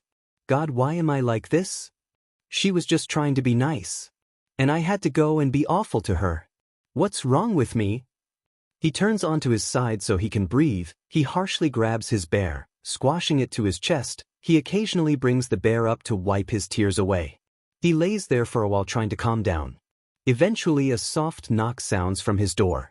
Izuku, I'm heading to work. Call or text me if you need anything. I love you, sweetie. Mom says from beyond his door. I'm going to head off as well, my boy. You can call or message me as well if you need something. All Might's voice follows her goodbye. He simply stays pouting at his wall, clutching his bear. He doesn't know how long he lays there calming down. Eventually his body begs him to move from his position. That restless energy from yesterday is back, but he's already cleaned most of the house. I guess I could wipe down my figures? Better to do than nothing. That doesn't take very long since he just cleaned them when they were packing. His stomach grumbling tells him it's time for lunch. Despite all his energy, he can't be bothered to make anything fancy since he's just feeding himself. Ramen it is. Now what? He leans back and stares up at the ceiling, trying to think of what he could do. Laundry. He's got clothes to wash and he bets Mom does as well. She probably won't mind if he enters her room to get her clothes right. He dumps his basket first, followed by hers. As he puts the laundry soap in, something catches his eye. He's not sure why. A blue cardigan sweater, his mom's. He tries to make himself close the washer, but he needs that sweater. He grabs it with a shaky hand, his other hand closes the washer and begins the load. He needs to get to his room. But as he exits, his eyes travel to the office door. He finds himself moving toward the office. What is he searching for? He gets his answer as he approaches the bed. He picks up the blanket and smells it. Maybe? No, not enough. He grabs the pillow and smells it. It's faint since he's only slept here once, but it'll have to do. God, this is another instinct thing, right? Why does he need something that smells like All Might? He rushes out of the office, not even bothering to see if he closed the door. He opens his door, and he makes sure to close it. He hurries to his bed and gets in it. He begins to shuffle everything around, trying to find a place for the sweater and pillow. He feels frantic as he does. This needs to be right. What exactly is right, he's not sure. Whatever it is, it's not this. Still he tries. He feels himself tearing up as he arranges everything. It's not right. It's all not right. He darts off his bed and turns to get a good look at it. It's not right. God, I'm such up. Why can't I get this right?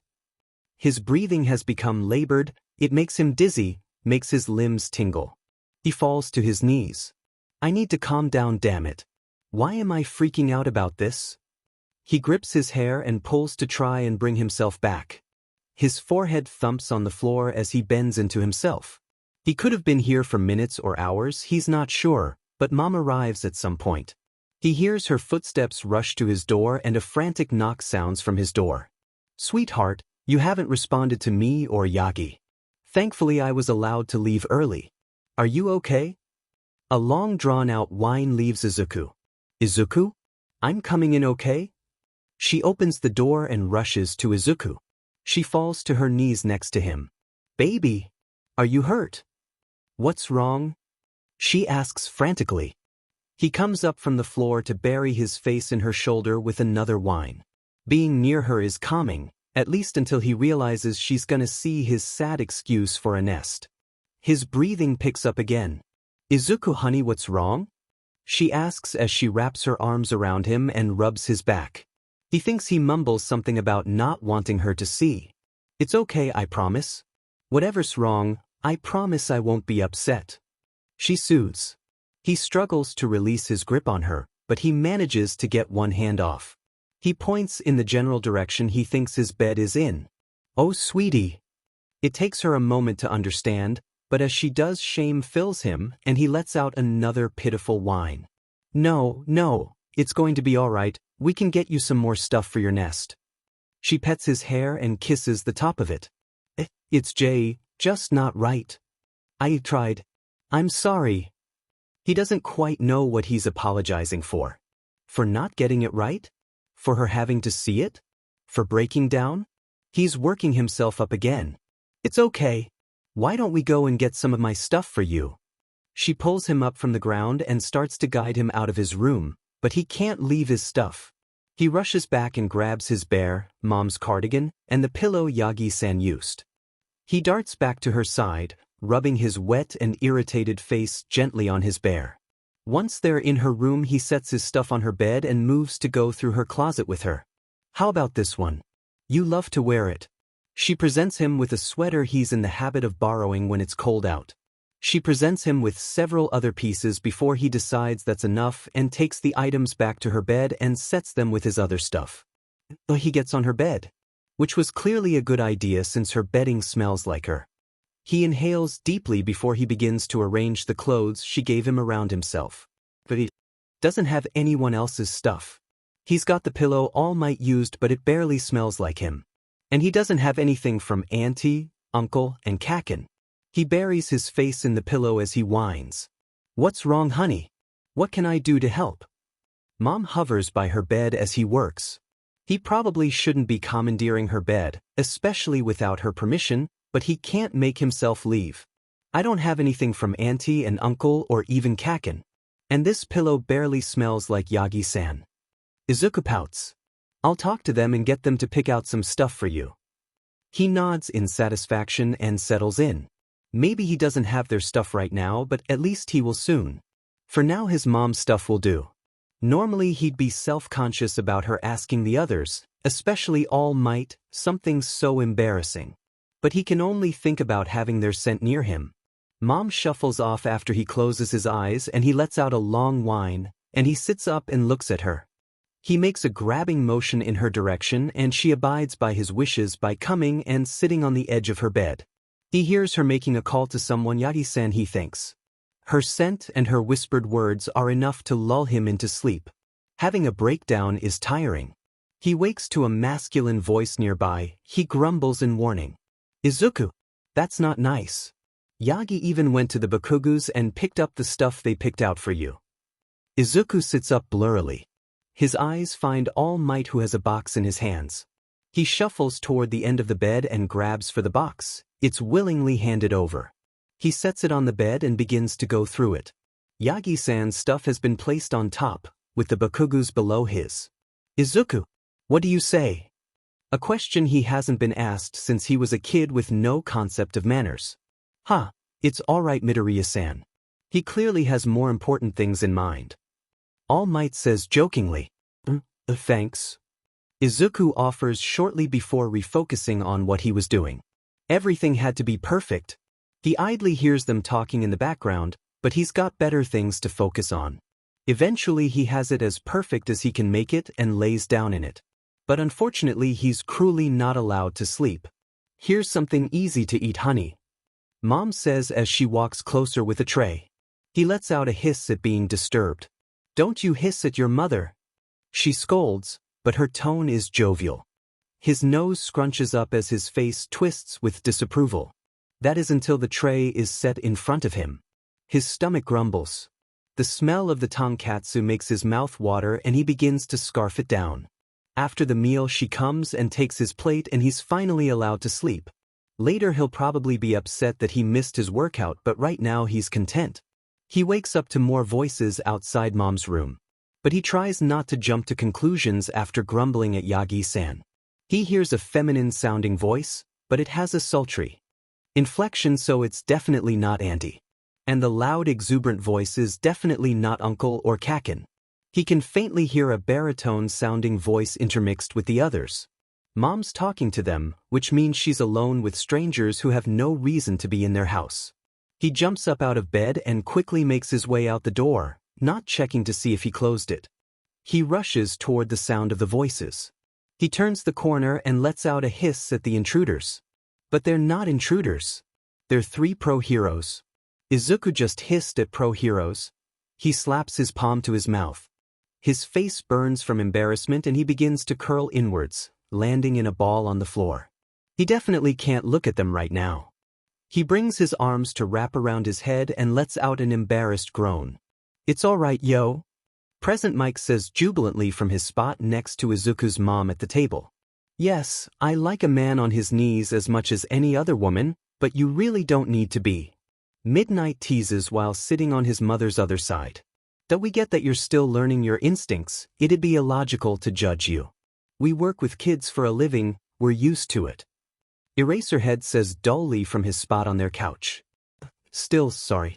And, what are you doing here? And, not to complain or anything," he says uncurling from his spot on the floor. "We decided to check in. You guys gotta be lonely all the way out here." Present Mike says loudly, but Izuku thinks he's always this loud. He guesses with a quirk like Present Mix it makes sense. Izuku thinks he remembers him saying in an interview that he's had his quirk since birth. "I know you didn't want anyone over, dear, but you can't survive off Yagi and Ike, plus now that you're getting better you'll be working with them soon." Izuku's technically still talking to Kacchan. He wanted to call every day but Izuku's gotten him down to messaging each day instead, though he sometimes missed days. "Yeah, we gotta get to know our new student," Midnight says. Her tone has SXL implications to it. But Izuku thinks that's always how she talks. He doesn't think she'd actually do anything with a minor. "Okay. Come sit." Mom motions him forward and points to a seat next to Midnight. But as he draws closer her scent becomes apparent, right? She's an alpha. It causes him to stiffen and he decides it's better to be away from her. He takes a seat next to Present Mike instead. His dull beta scent doesn't agitate as much.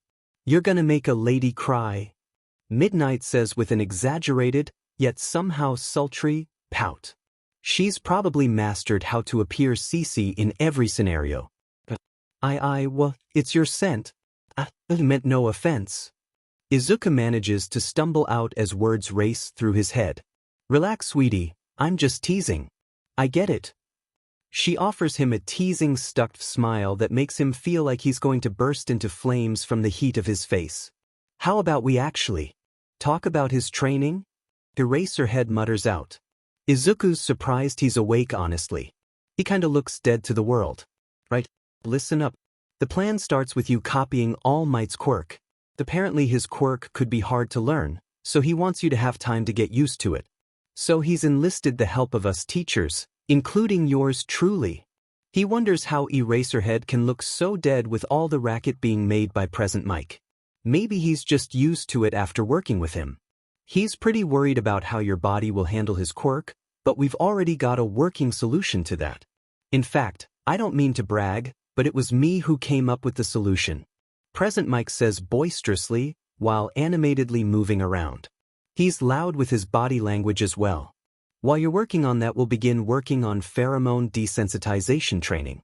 And if that's going well, we'll start to introduce some of the teacher's quirks," he says excitedly. "Somewhere along the line we'll work on your combat training, and probably some other skills like parkour." "Oh, I appreciate the offer, but I think that'd be unfair to my future classmates, so I'll just continue with my normal training and the quirk training," Izuku says sheepishly. "That's illogical. As a hero you'll have to use every resource at hand. What will you do if an enemy has a quirk that would help the situation? Not copy their quirk." He sits up from his lying position and faces Izuku head-on. I don't like copying quirks without permission," Izuku says lowly, unable to meet his eyes. "If you think you can get by not copying a quirk without permission, then you're sorely mistaken. If you're not willing to give 100%, then you don't deserve to be a hero." His words cause Izuku to tear up, but he refuses to cry. Izuku knows he has a point, but he doesn't have to be so mean about it. Izuku turns to face away from him and buries his face in his arms on the table as his emotions get the better of him. "Now look what you did show," he hears Present Mike say. If he can't handle the truth, then he shouldn't expect to last long at UA. "Come now, you know hormones are high right now," Midnight says from the other side of the table. He doesn't know how long it takes for him to calm down, but he does know that the teachers leave soon after he's better. He didn't even get to ask Midnight any questions. Apparently they have classes to teach. The rest of their day begins and Mom heads to work. She frets over Izuku for a while and he tries to reassure her. Eventually she leaves, but he can't get Eraserhead's words out of his head. If he wants to be a hero, he'll have to be prepared to steal quirks.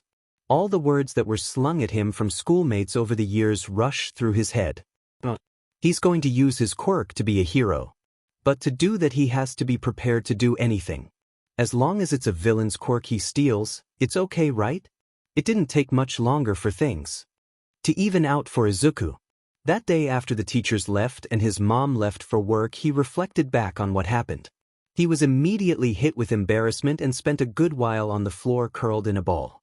Once he gathered himself, he immediately went to deconstruct his nest and remove it from his mom's bed. I wonder where she slept last night? The office probably, he supposed. He stood there for a while staring at his nest, trying to make himself move to take it apart. Eventually he convinced himself to take it apart. He'll be able to make a new one in his room, he reasoned. Still, as he pulled it apart he couldn't stop himself from crying and whining. He had to stop several times as it became too hard to breathe. He managed to fit everything in a box and rushed it to his room. As he arranged his new nest, all his previous anguish vanished from his mind. He settled with a contented sigh into his nest. He stayed a while just basking in his satisfaction. He eventually pulls out his phone to see that he received a text from his mom. And several texts from Kacchan. Shouldn't he be in class? Knowing him, he's probably on his phone, not even caring about the consequences. In fairness, he probably won't have harsh consequences. He'll most likely just be told to put it away. Izuku responds to his mom and Kacchan and stays there until his mom gets home. As the week went on, Izuku began to get a hold on his instincts. Near the end of the week, Yagi-san had stopped by, which wasn't unusual. He often stopped by whenever he had the time. But this time, while Mom was working on dinner, he asked Izuku if they could talk privately. Tomorrow you'll copy my quirk. So it's time. They had gone to Izuku's room to talk. Really? Izuku asks with excitement, practically jumping up and down. That's right. So, he puffs into his large form and takes a hair from his head. Eat this. He held the hair out in front of Izuku. He stares blankly at the hair as he tries to process the request. Really, any piece of DNA will work, but this is easiest. And the most pleasant. Izuku gives him an incredulous look. That it's this or blood. I suppose a fingernail might work, right? Okay, this may seem awful, but it's really the best option. Izuku takes the hair and decides to just get it over with. He GGs as it goes down, coughing a bit. His face sours and he shivers at the sensation of it in his throat. I need something to drink, Izuku says with a disgusted voice. He needs to get the sensation of the hair out of his head or he's gonna be sick. Right. And remember, don't use it without supervision. He claps his hand on Izuku's shoulder as he leads him back out to the dining area. Of course. For a while Izuku doesn't feel any different. He's antsy through dinner, but by the time they're sitting down to watch a movie he's almost forgotten about it, until a shock runs up his spine. It makes him sit up straight. Usually when Izuku has copied another quirk, it doesn't feel like this. Each quirk has a different feel to it. It actually makes him feel uncomfortable at first, since it feels foreign, unnatural. It's different for every quirk. Sometimes it's like trying on clothes that are too small, like he's constricted and can't easily move. Or the clothes are too big, like he's swamped in it and it's weighing him down. Sometimes it's like he's trying to fit a square block in a round hole. No matter how hard he tries, he can't make it fit. At times it feels like he can't get a grasp on it, like it's slipping away from him every time he tries to grab it.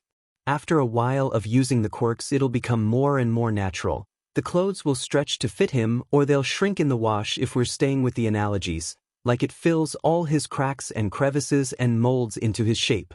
But this feels different. It fills every crack and crevice, but it presses against the mold trying to find an exit.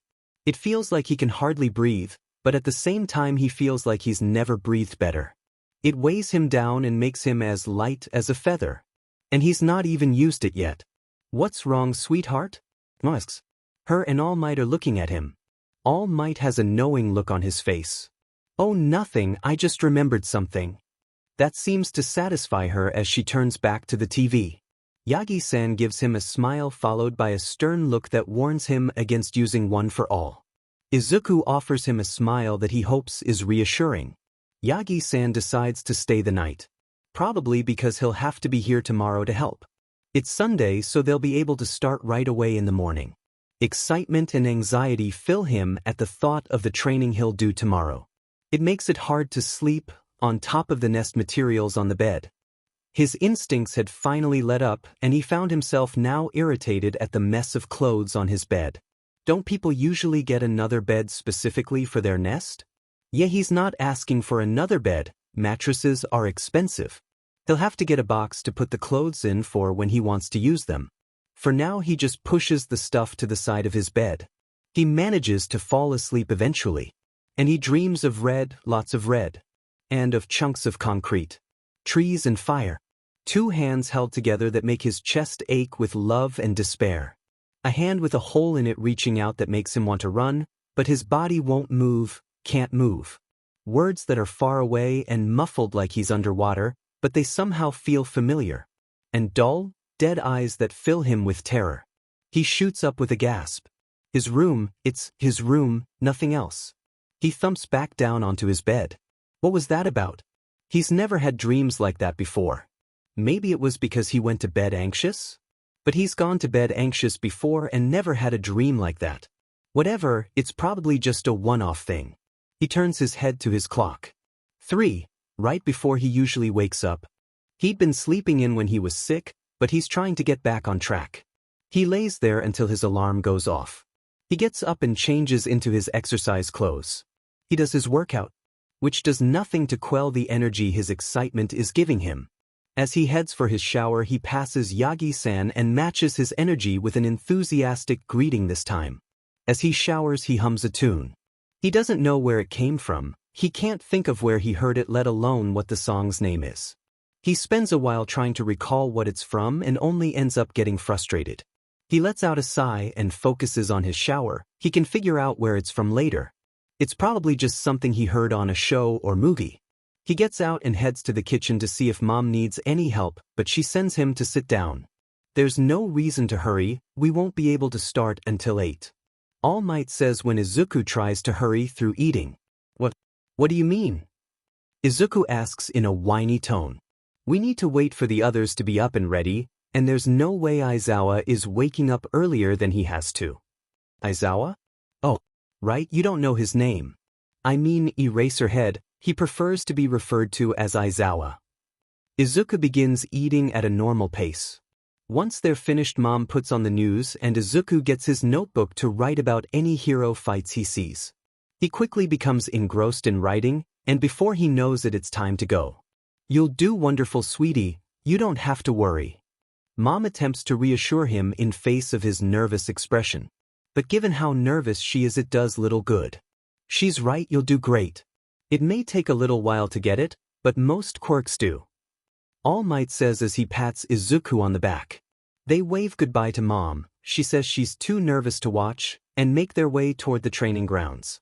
Once they arrive, Izuku's greeted by the sight of Recovery Girl, Nedzu, Aizawa, Present Mike, and Midnight. Ah, good morning. I didn't know there would be so many people.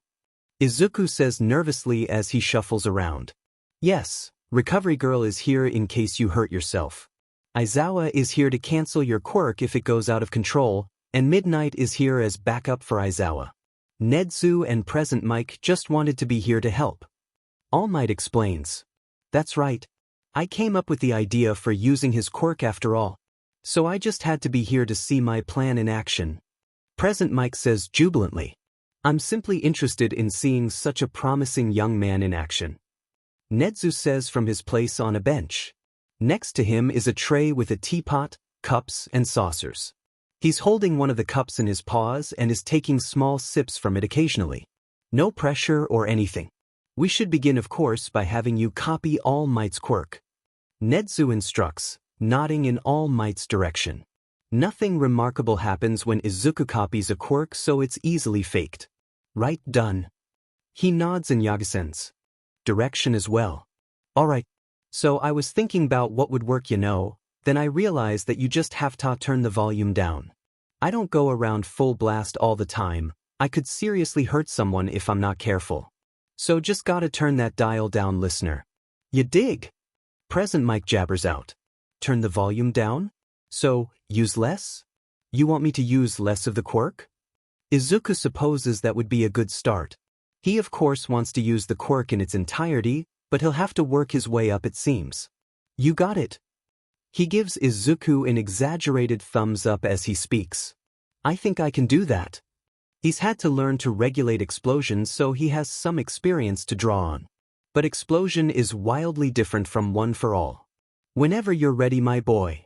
Izuku is directed toward where they want him to stand. Right? Just imagine a dial. He tries but quickly realizes he needs a method of measurement to better help him regulate how much he uses. Percentages is the easiest method his mind lands on. Okay, he'll try 15%. He calls on the quirk, lighting up his hand and forearm with green lightning. He shakes with the effort of maintaining his hold on the quirk. It's like he's in the middle of a storm trying to hold on to something so he doesn't get swept away. Still, a jubilant smile overtakes his face. He turns his head to smile at the group of heroes, but when he goes to move his arms, several cracks are heard and his hold on the quirk falls away, putting a stop to the energy. The pain doesn't hit him right away, but once it does, he falls to his knees while his eyes slam shut and he bites his lip. He barely registers the hurried footsteps making their way to him. It'll be all right, young man, recovery girl will help. Yagi-san says with a comforting hand on Izuku's shoulder. Izuku hisses through his teeth as frustrated tears well up in his eyes. Let me take a look. Recovery girl has made her way toward him and motions for him to show her his rapidly bruising arm. It isn't really hurting enough to make me cry, I'm mainly just frustrated.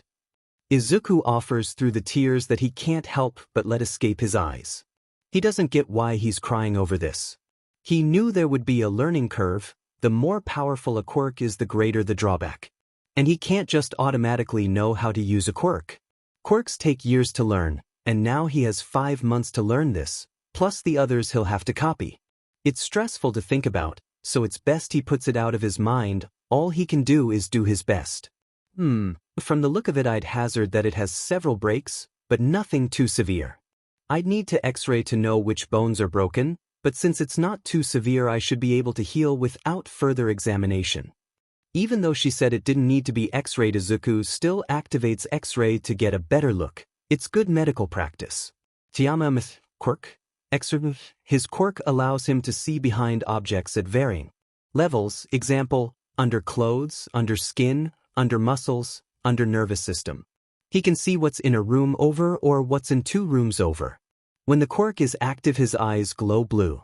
Displaced segmental breaks on his ulna and radius, and an avulsion break on his styloid process on his radius.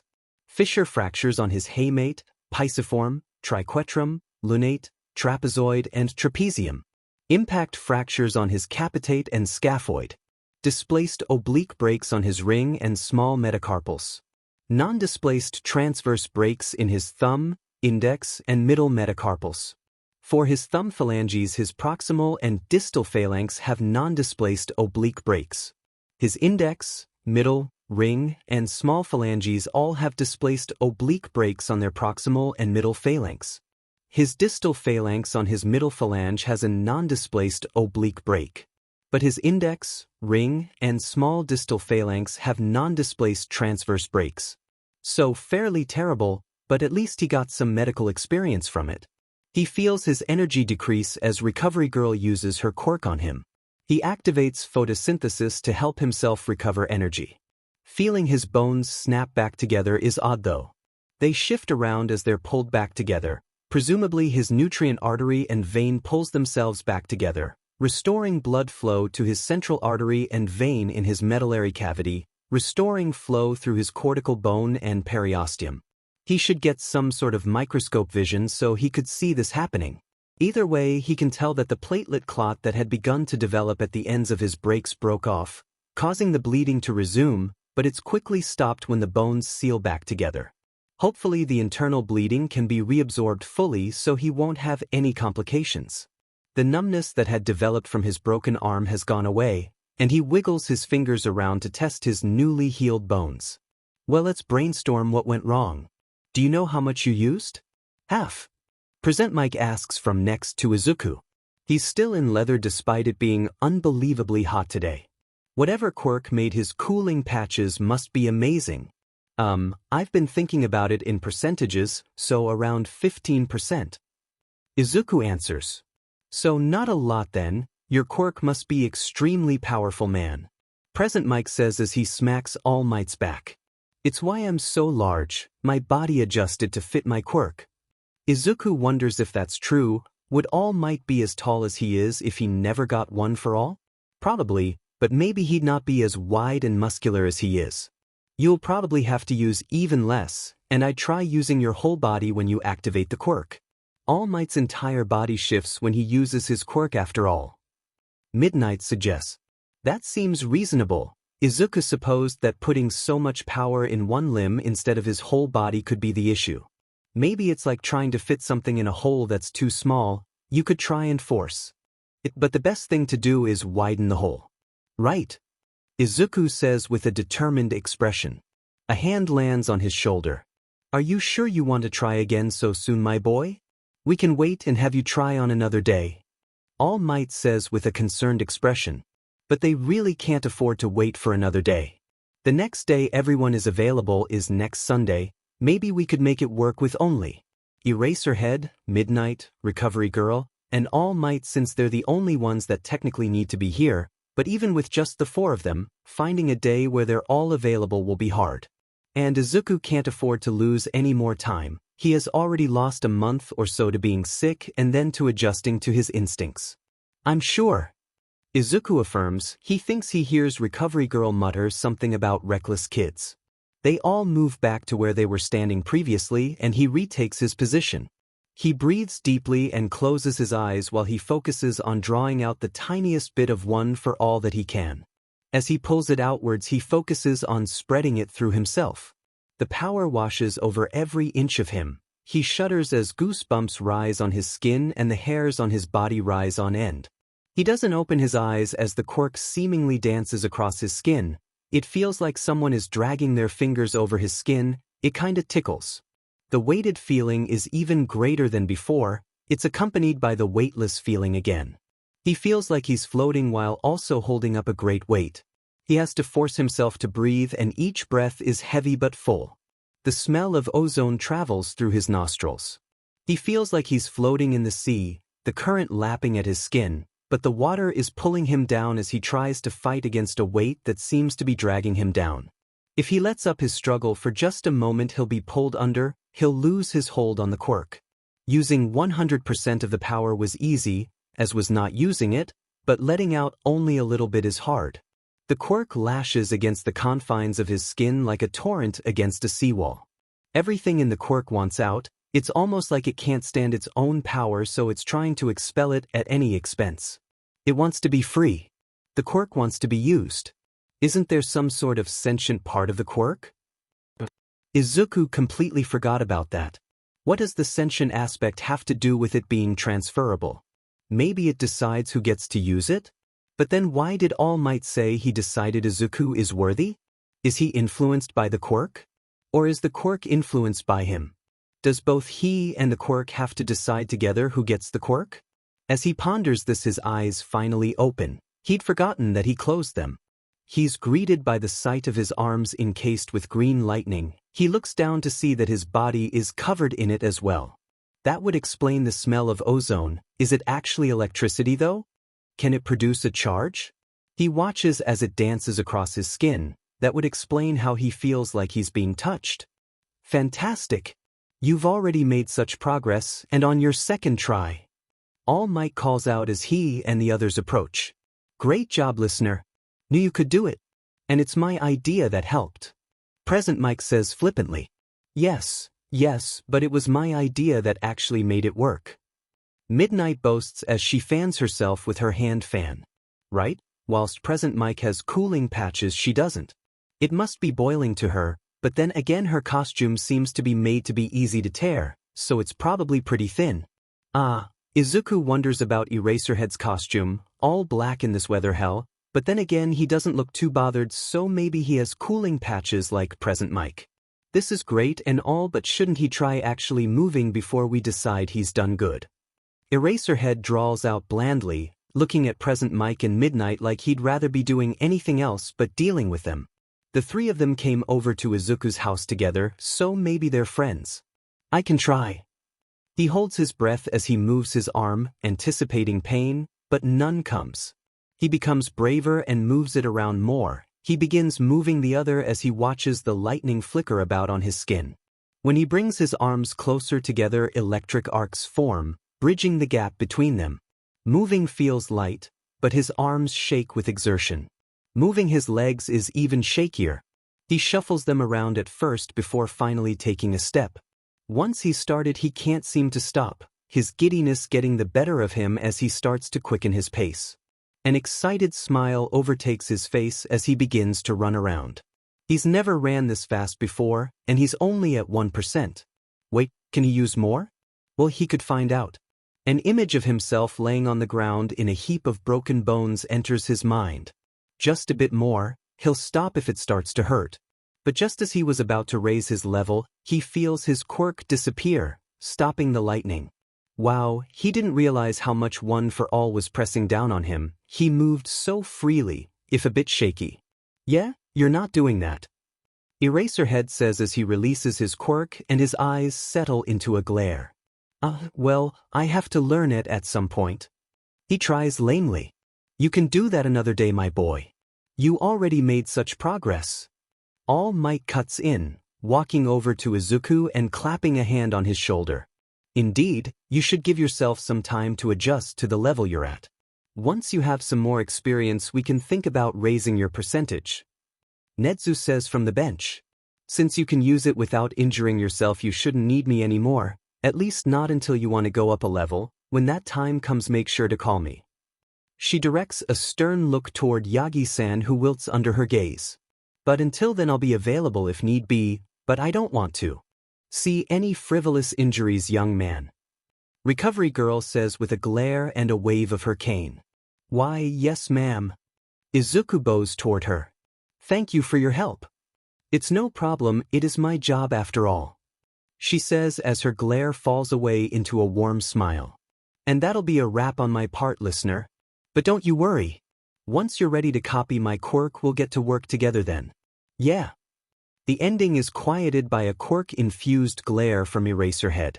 I'll look forward to it. Thank you for your help. No problemo, little listener. He says in English as he wanders away. Izuku's surprised for a moment that he understood what Present Mike said. Izuku had learned a bit of English when he was young after he learned about All Might's time in America. But he didn't think that he retained more than the basics, but he guesses more of it stuck than he thought. It has truly been a pleasure seeing you in action. The vigor of the youth. Still, seeing you tremble got the SDST in me riled up. Sadly, you won't be needing me for a while, but we'll get to work together again when you copy my quirk. I'll be looking forward to teaching you how to be CC. She finished with a wink as she struts away. What does sexiness have to do with her quirk? Sure, her quirk requires skin access, but short sleeves should be enough, right? Yeah, thanks. Izuku stutters out with a red face. You'll probably need my help again. Just don't waste my time. I'll already be having to teach you how to use my quirk during my free time, so don't call me unless it's necessary. Eraserhead says as he walks away. He says it like he had no choice, but Izuku knows he could have refused, but chose not to. He seems pretty grumpy, but Izuku thinks all of his grumbling is probably for show. Thanks. Izuku calls after him, but he's already made it quite a ways, so Izuku's not sure he heard his thanks. Splendid work, Midoriya-san. We'll have to work out times when you can train with One for All with someone to watch. Netsu says as he claps his hands and jumps off the bench, making his way toward Izuku and All Might. I should be able to help in the afternoons. Yagi-san chimes in. Izuku offers a nod of agreement to the idea. It's not like he has anything to do in the afternoon. He's been doing several days' worth of work in a day and then taking the rest of the days off, so he'll probably just have to move to only doing the work on the day it's assigned. Excellent. That solves that. You'll work on one for all in the afternoons for now. Once you receive the teacher's quirks, you'll need to be available after school lets out, since that will be the only time besides Sunday that they'll be available. But until then this should work. Just remember that Wednesday after school midnight, Recovery Girl and Aizawa have agreed to help with pheromone training. Izuku looks to All Might, who looks away sheepishly. Great, he forgot to tell Izuku about this. Oh dear, it seems some wires have become crossed. You are all right to train on Wednesday, Midoriya-san? Yeah, I'm fine with it. Better to get started on it sooner rather than later. Fantastic. But we do need to talk about conserving your time now that you've transferred one for all. Nezu looks at Yagi-san as he talks. What does he mean? Another thing you didn't tell him? I just forgot, honest. Tell me what? Well, since I've transferred one for all, the power I hold will begin to fade. And once I've used it I won't regain it, so my time as All Might is almost over. What? Why didn't you tell me? We could have transferred it later. A large hand landing on his head silences him. What nonsense, my time was always going to end soon. And at least now I know the next generation is in good hands. He ruffles Izuku's hair before his hand falls away. Besides, you need time to get used to one for all. He shrugs nonchalantly like he doesn't have the entire weight of Japan on his thin shoulders. I'll just have to be more conservative of my remaining power. Indeed, it'll do you good to step back from taking so many burdens on. Nezu says with clasped hands. You can start by only taking on major crimes. Izuku offers as a solution. I don't really know how to not help. He says awkwardly. Well I guess, think about it this way. You are going to have to retire no matter what, right? And would you rather ease people into this change or just throw them in at the deep end? Izuku puts forward. Plus there are heroes everywhere, and if there's not a hero, a sidekick is bound to be around. There are so many heroes now that there's bound to be one around. Of course low-income neighborhoods are largely overlooked, but bringing that up wouldn't exactly assuage him, so Izuku decides not to mention it. Plus, All Might doesn't frequent those types of neighborhoods anyways. Not because he doesn't care about them or anything. It's just that he seems to just stumble upon crime rather than actually patrol, and he doesn't really have a reason to enter those sorts of neighborhoods, so he can't stumble upon any crimes taking place there. But I guess you're right. Well, now that we have that worked out, I'll be on my way. Nezu says politely. Thank you, sir. Izuku bows in his direction. Yes, thank you. All Might says from next to Izuku. It's no problem really. Fostering the next generation of heroes is my job after all. And with that he walks away. You've had quite a big day, my boy. So we should head back to your house. He pats Izuku's back before putting an arm around his shoulder and pulls Izuku into his side. It doesn't feel like I did all that much. It has only been what? Half an hour. Izuku says drearily. Yes, but you're forgetting that you had to be healed. Training with low energy is dangerous. Yeah, but I've got photosynthesis, so I'm fine. Izuku still has it active as well, so he's recovered most of what he lost. I suppose you're right? But we've already made the decision. Izuku's face sours. None of that now, you can still do some normal training if you'd like. Well, it's better than nothing. Come on then, I'm sure your mother has pasted a dent into the floor from fretting. In the following days Izuku does some simple training with one for all. It's mostly just doing his usual routine but with one for all. Yagi-san has pretty much stayed every day since Sunday at their house. It's probably because Izuku told mom that his time limit was decreasing faster, not mentioning one for all of course. So she's taken it upon herself into cajoling All Might into staying the night. He went home on Sunday night but stayed Monday night. So they've been able to train in the morning. It'll be good to get in the routine of doing it in the morning since Izuku will have to train with the teachers after school soon. Plus he'll be able to get in more training. All Might went home Tuesday night since he didn't have any clothes at their house. Mom and him managed to convince All Might to bring some clothes over so he can spend the night more often. On Wednesday Izuku woke up and did everything like usual since All Might wasn't there.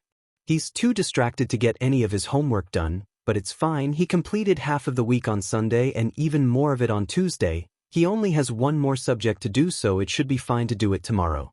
Yagi-san arrives around 3 and they begin training one for all. Alright, stop. He calls to Izuku. You're too distracted to continue like this, he says with a shake of his head. Ugh, I can keep going, Izuku says petulantly. Damn it, he just wants to train. Nope, like I said, you're too distracted, Yagi-san says as he walks over to Izuku with a bottle and towel. Huh, can you blame me? Izuku says humorlessly, taking the bottle and towel, wiping his face and taking a swig from the bottle. No, I suppose not. But losing focus and hurting yourself is the last thing you need today. I hate when he's right. Izuku thinks bitterly. Fine. But I don't want to sit around doing nothing, all that's done is make me more anxious. Well, we'll do a bit of normal training then. Guess that'll have to do. Normal training is kind of misleading when it comes to All Might and his training. An outsider would say it's excessive. Still, it kept Izuku occupied since he'd end up with a face full of grass and dirt if he was distracted. I wonder if I should skip my evening workout? He'd so far been keeping up with his usual training while also training with One for All, but that's because training with One for All hasn't been anything too rigorous. He should try and get used to not doing his evening workouts since he'll be training after school soon. Does this mean he should alter his morning to hold some of his evening workouts? And he isn't even taking the UA gyms into consideration. Soon he's walking beside All Might toward the grounds where they'll be training. He fidgets with his hands as they walk, staring down at them as he does. God, this Essex. He has already done desensitization training with Kacchan and Auntie, so it shouldn't be an issue. But that was when you were on suppressants, basically unpresented. His mind betrays him by thinking, what if he folds at just the slightest hint of pheromones? How will he be a hero then? Sure, he could do training to lessen the effect on him, but his peers would already be years ahead of him. Could he catch up to them in a decent amount of time? How would he do his internship? Or even his work-study? Heroes already won't want to take on an Omega hero, let alone one who can't handle a bit of pheromones. He shakes his head to try and chase away the thought. He can't think like that, he doesn't even know if he'll even have an issue. He could be completely fine. He shouldn't catastrophize. He did training with Kacchan and Auntie, and sure it was on suppressants, but that doesn't mean it won't help now. For all he knows, all his training could still work. We are here, All Might says as he puffs up and poses. Izuku can't help the small huff of amusement that escapes him.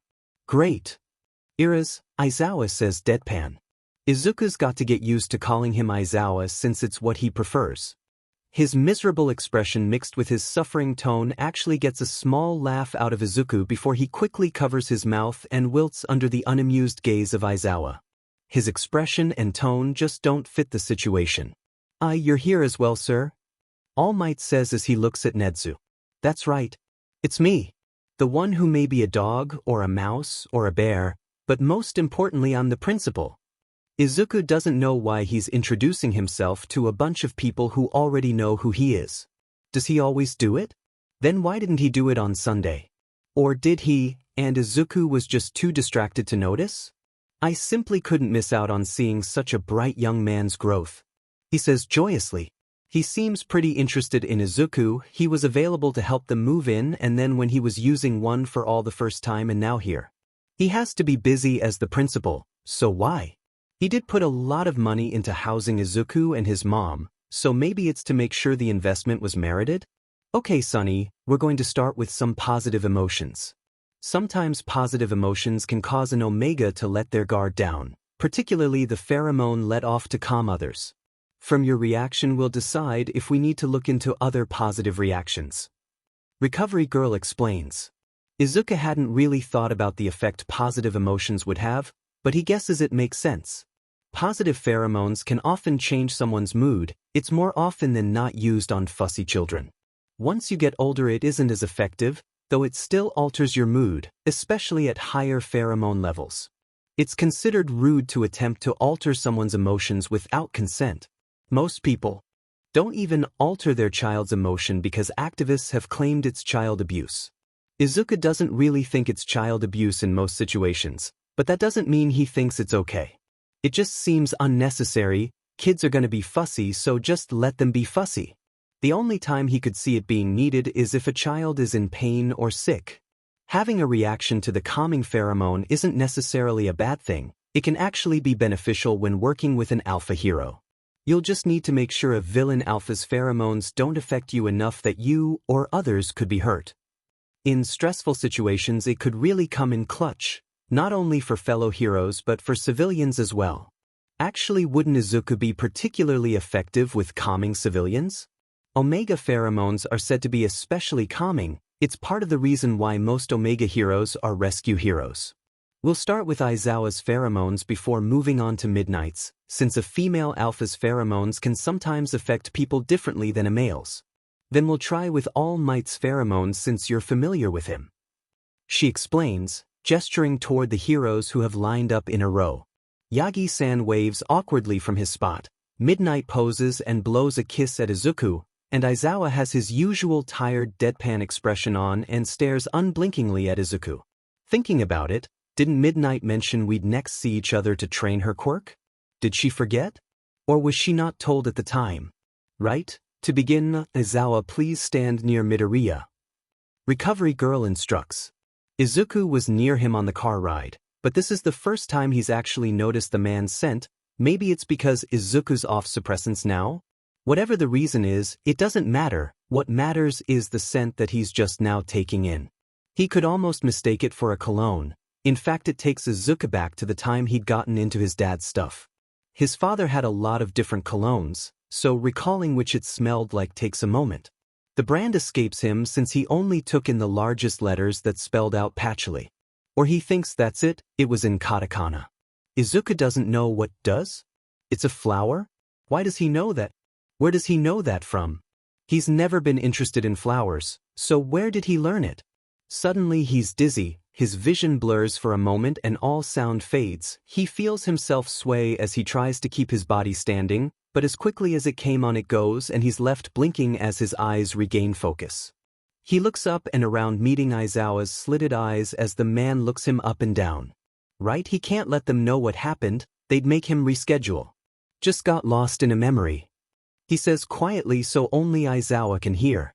Izuku throws him his best reassuring smile. The man clicks his tongue and looks away, and for a moment Izuku thinks he's going to tell the others, but he doesn't. Let's begin with a small amount of calming pheromone, then we'll up it in intervals. He nods in response, and for a moment Izuku doesn't smell any change. But then the smell hits him. It's cooling. Like a spice Izuku's seen his mom use, but not quite. There's still the undercurrent of patchouli, which was already cooling.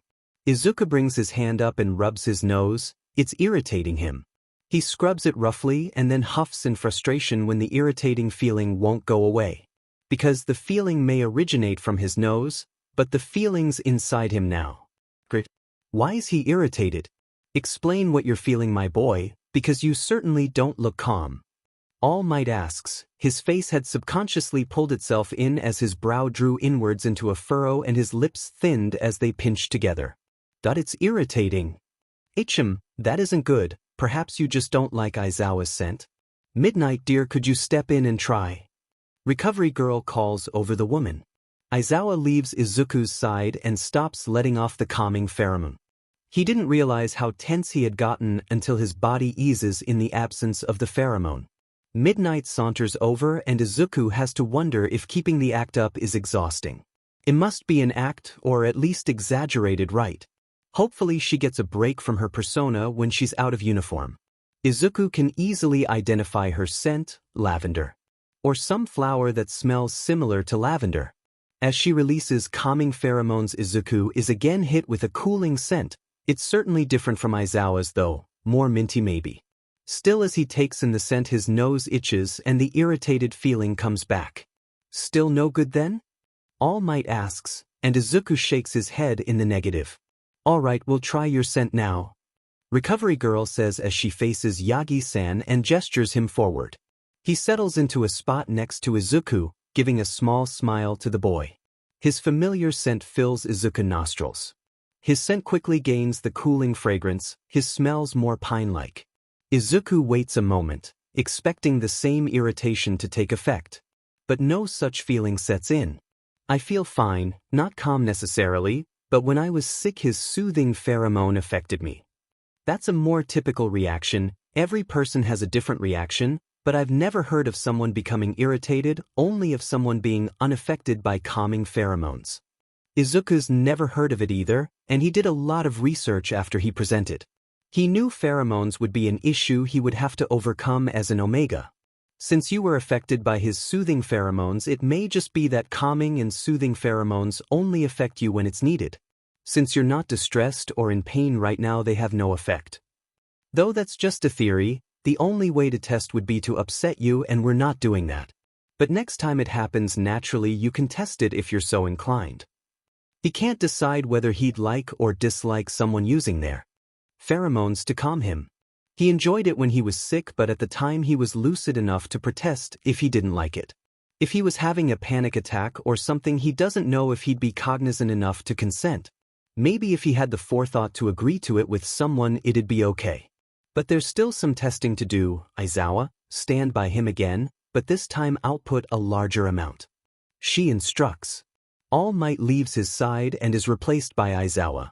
His scent returns and it quickly shifts to the herbal smell from before. This time it doesn't rest at just being irritating, its smell assaults his senses. He squints his eyes and his nose scrunches up.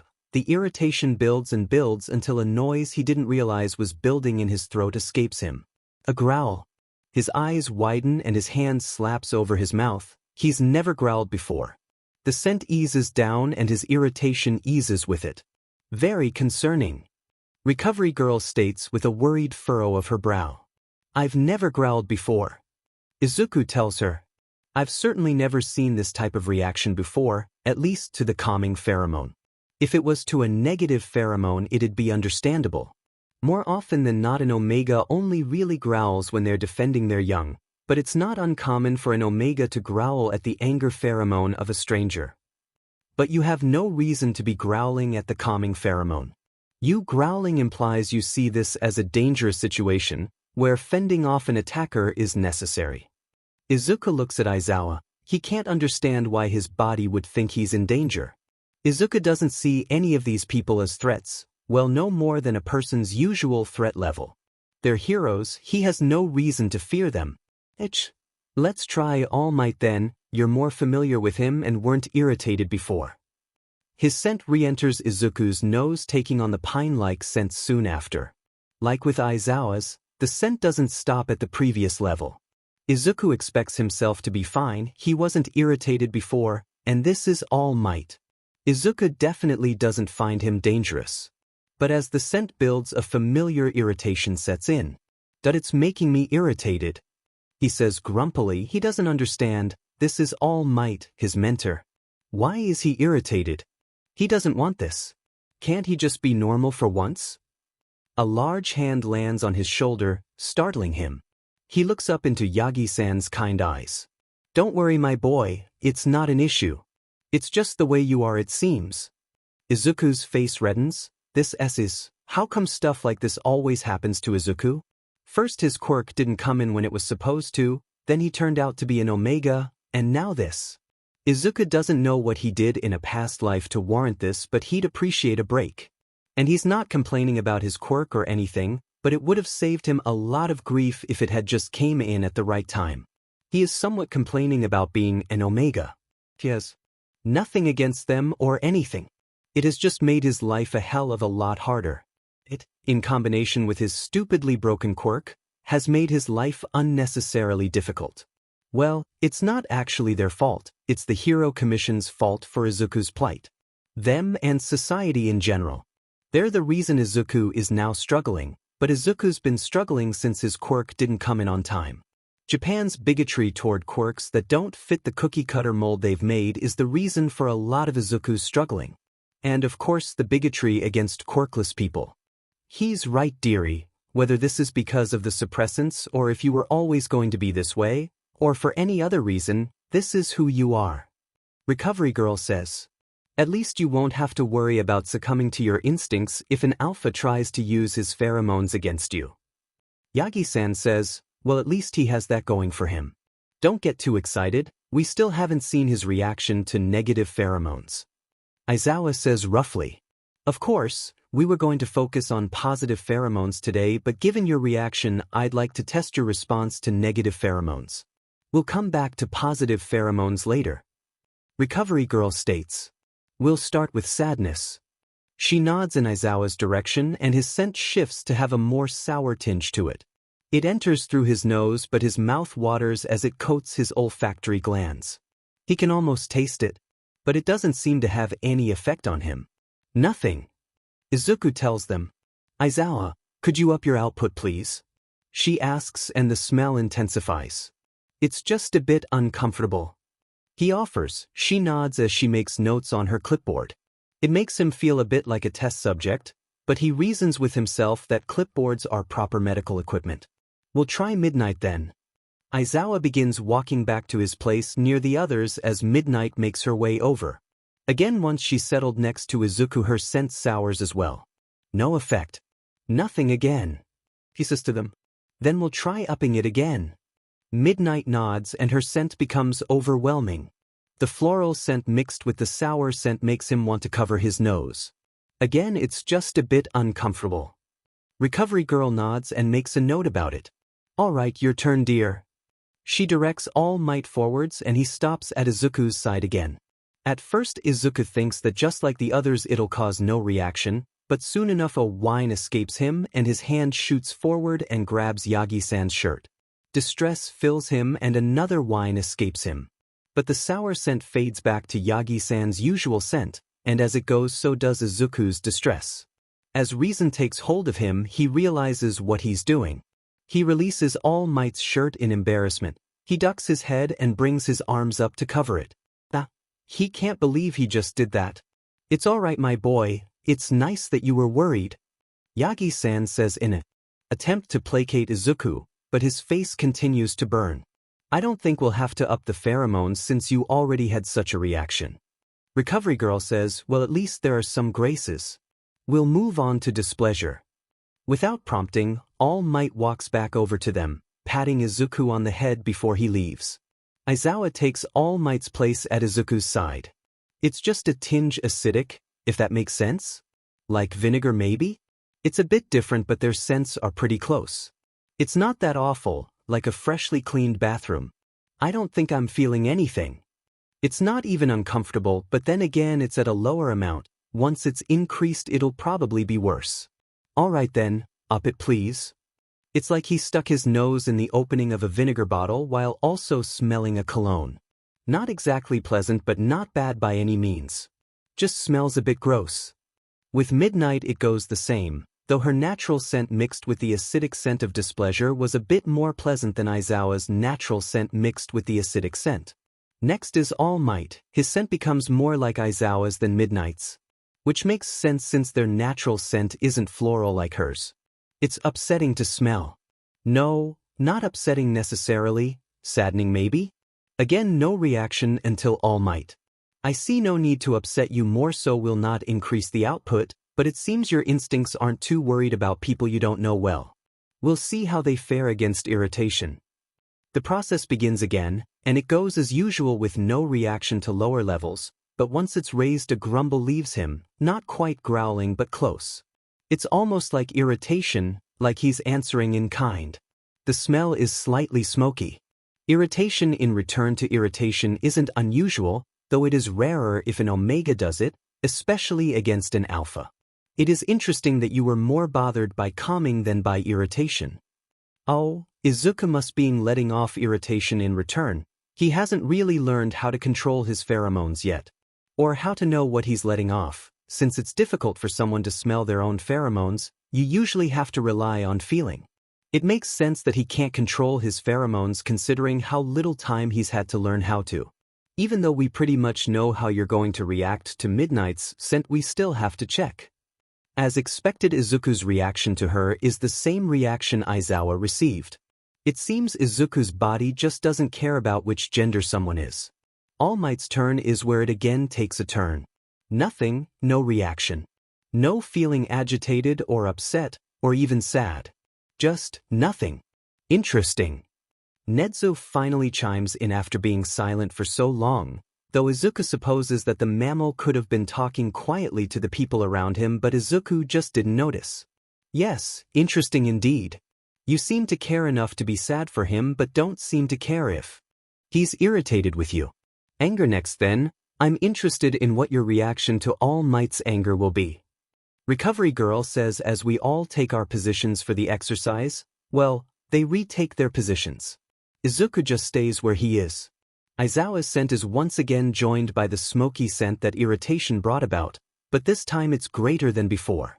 And there's a hint of spiciness? Yes, spiciness, heat basically. But this time he doesn't need to raise the output to get a reaction from Izuku. A growl escapes Izuku's throat at the angry pheromones leaving Aizawa. This time you don't even need a large amount to get a reaction, it seems. I suppose anger is sort of a large amount of irritation to some degree. We will have to see what a larger amount achieves though. We don't want you going feral in the field. The increased output also increases Izuku's growling. As well as the pounding in his head, the agitation bangs around in his skull as his body tries to convey that anger. Very well then. Midnight, your turn, dear. Given his responses so far, no change in reaction is expected. So far his responses to Aizawa and Midnight have been the same. But as her scent takes on the smoky and spicy attribute that seems to be commonplace for anger, Izuku once again growls, but to a lesser extent than before. So it seems that you aren't as angered by her anger as his. You can up the output, dear. We know what's probably going to happen, but better to check. Sure enough, her upping the output just results in him growling more. As she walks away, All Might approaches. Izuku growls in response to his anger. After a moment he realizes that he isn't just angry in the face of All Might's anger, but sad as well. Unfortunately, we'll have to upset you even more, Sunny. Right? They can probably smell Izuku's sadness. At Recovery Girl's word, Yagi-san increases his anger. All it results in is more growling and more sadness. Alright, dear, I hate to do this, given your reaction so far, but we'll have to try the submit pheromone. Right? All Izuku has to do is not submit. That sounds easy, but Izuku doubts it's simple. But would Izuku actually submit? So far he hasn't really responded kindly to an alpha's pheromones, so how will he react to this? He doesn't have to wait long to find out. Rage, that's all he can describe this feeling as, but even that doesn't feel like it encompasses what this feels like to Izuku. Up until this moment, Izuku never understood what people meant when they saw red. His red-tinged gaze rests on the normally nonchalant alpha next to Izuku. Aizawa's lax posture has fallen away as he's taken up a prepared stance as he faces Izuku. All other outside stimulation fades as Izuku's vision narrows and he's only able to take in the alpha as Aizawa lets off the nauseating scent that's maddening to Izuku. It doesn't actually smell bad, it smells floral, like hibiscus maybe? Why is it upsetting Izuku so much that he's growling? Snarling. He bares his teeth as he snarls at the man, and swears he can taste blood. His hands are out in front of him, prepared to claw if need be. His eyes feel hot. Maybe Izuku isn't blinking? But would that make his eyes feel hot? And then it's over. The tension and weight that Izuku hadn't even realized were there lift from him. His ready pose eases as he trembles. From what? Fear? Anger? Exhaustion? He doesn't know. His mouth closes and now he's certain that he's tasting blood. His eyes fall closed as he smacks his lips and wiggles his tongue around his mouth as he tries to find the origin of the bloody taste. A hand landing on his shoulder startles him from his task. Are you all right, my boy? Ah, dumb question, of course you're not. He pulls Izuku in for a hug which the boy returns, wrapping his arms around the man enthusiastically, remembering to be gentle enough to not break the skeleton-like man. What happened? Izuku asks. You don't remember? Aizawa asks from behind Izuku, causing the boy to release All Might and turn to face him. That's not unusual. When someone goes feral or nearly feral, their vision can be spotty. Why don't you start by telling us what you remember? Feral? Rage, lots of rage. It's like my vision went red and narrowed in on Aizawa. It was like I couldn't see anything else, like I couldn't feel anything else besides rage. I could taste blood though, still can. Yes, your fangs descended. Let me have a look. Izuku squats down and opens his mouth. She puts on gloves and lifts his top lip up and shines a small flashlight on his gums. Looks normal. We'll have to put some stoppers in so they heal open. Izuku remembers those. Kacchan used them. They're meant to plug the hole the fangs descended from so that they heal open so that next time your fangs descend you don't have to re-tear your gums. Course they didn't work well for Kacchan since his fangs would descend every other day, it seemed like, knocking out the plugs. There were several times he choked on them. Auntie and uncle finally took him to a specialist to get them healed while they were open. So I went feral? Did my eyes glow? It may explain why his eyes felt so hot. I'd say semi-feral, but your eyes did glow some, yes. Nedzu chitters cheerily. I hate to say this, but we do need to see your reaction to All Might. We can skip midnight though. Recovery Girl says. Alright, I'm fine with it. Izuku accepts. Yagi-san hesitantly walks over and gives Izuku a strained smile. Once All Might's pheromones reach Izuku, his fangs descend again and his body stiffens as he makes sure to keep his eyes on All Might. But he's definitely more coherent. Still, his focus stays on All Might, but he does hear as All Might is instructed to up his output. And as it's upped, Izuku loses more coherence. Luckily the smell fades quickly afterwards. Ugh. He rests his forehead on his palm as he gathers himself. Thin hands hold him in place, stopping his swaying. Let me see. Izuku's manhandled until he's sitting on the ground. I'm fine, I'm just a bit disoriented. A light is shined in his eyes. Follow my finger please. Her finger is brought into his view and he tries to follow it to the best he can. You didn't experience being fully feral, but you could still experience some after effects. A fever, hot spots, muscle exhaustion, blurry vision, sensitivity to bright lights. If anything becomes too much, make sure and call me. She finishes her examination and turns to the others. We're definitely done here. She says with finality. Indeed, we didn't have any more tests that were pressing, so they can wait until a later date. Nedzu nods in agreement as he speaks. K. He gets up slowly, Yagi-san's hand rests on his back in support. We'll also have sessions with some betas and omegas to determine your reaction to their pheromones. Next Monday 13 and Recovery Girl have agreed to meet after school. And on Thursday a couple of the beta teachers will come to help you test. Nedzu explains. We want to do it when your mother is home, since she's a beta. We'd like to see if your reaction to her pheromones differs from your reaction to other betas' pheromones. Izuku nods his agreement. Right then, dear, I think it's time you headed home to rest. Today's been stressful for you. Recovery Girl instructs. Alright, thank you so much for your guys' help. Izuku bows to them. Oh, it's no trouble at all. Midnight says teasingly, causing Izuku's face to heat up. Aizawa simply stares at Izuku, causing him to sweat, and his smile strains. It was our pleasure. Nedzu says joyfully, interrupting their stare off. Let's get you home, young man. All Might rests his arm on Izuku's shoulder as he leads him away. Along their walk they talk idly and Izuku begins to realize how tired he actually is.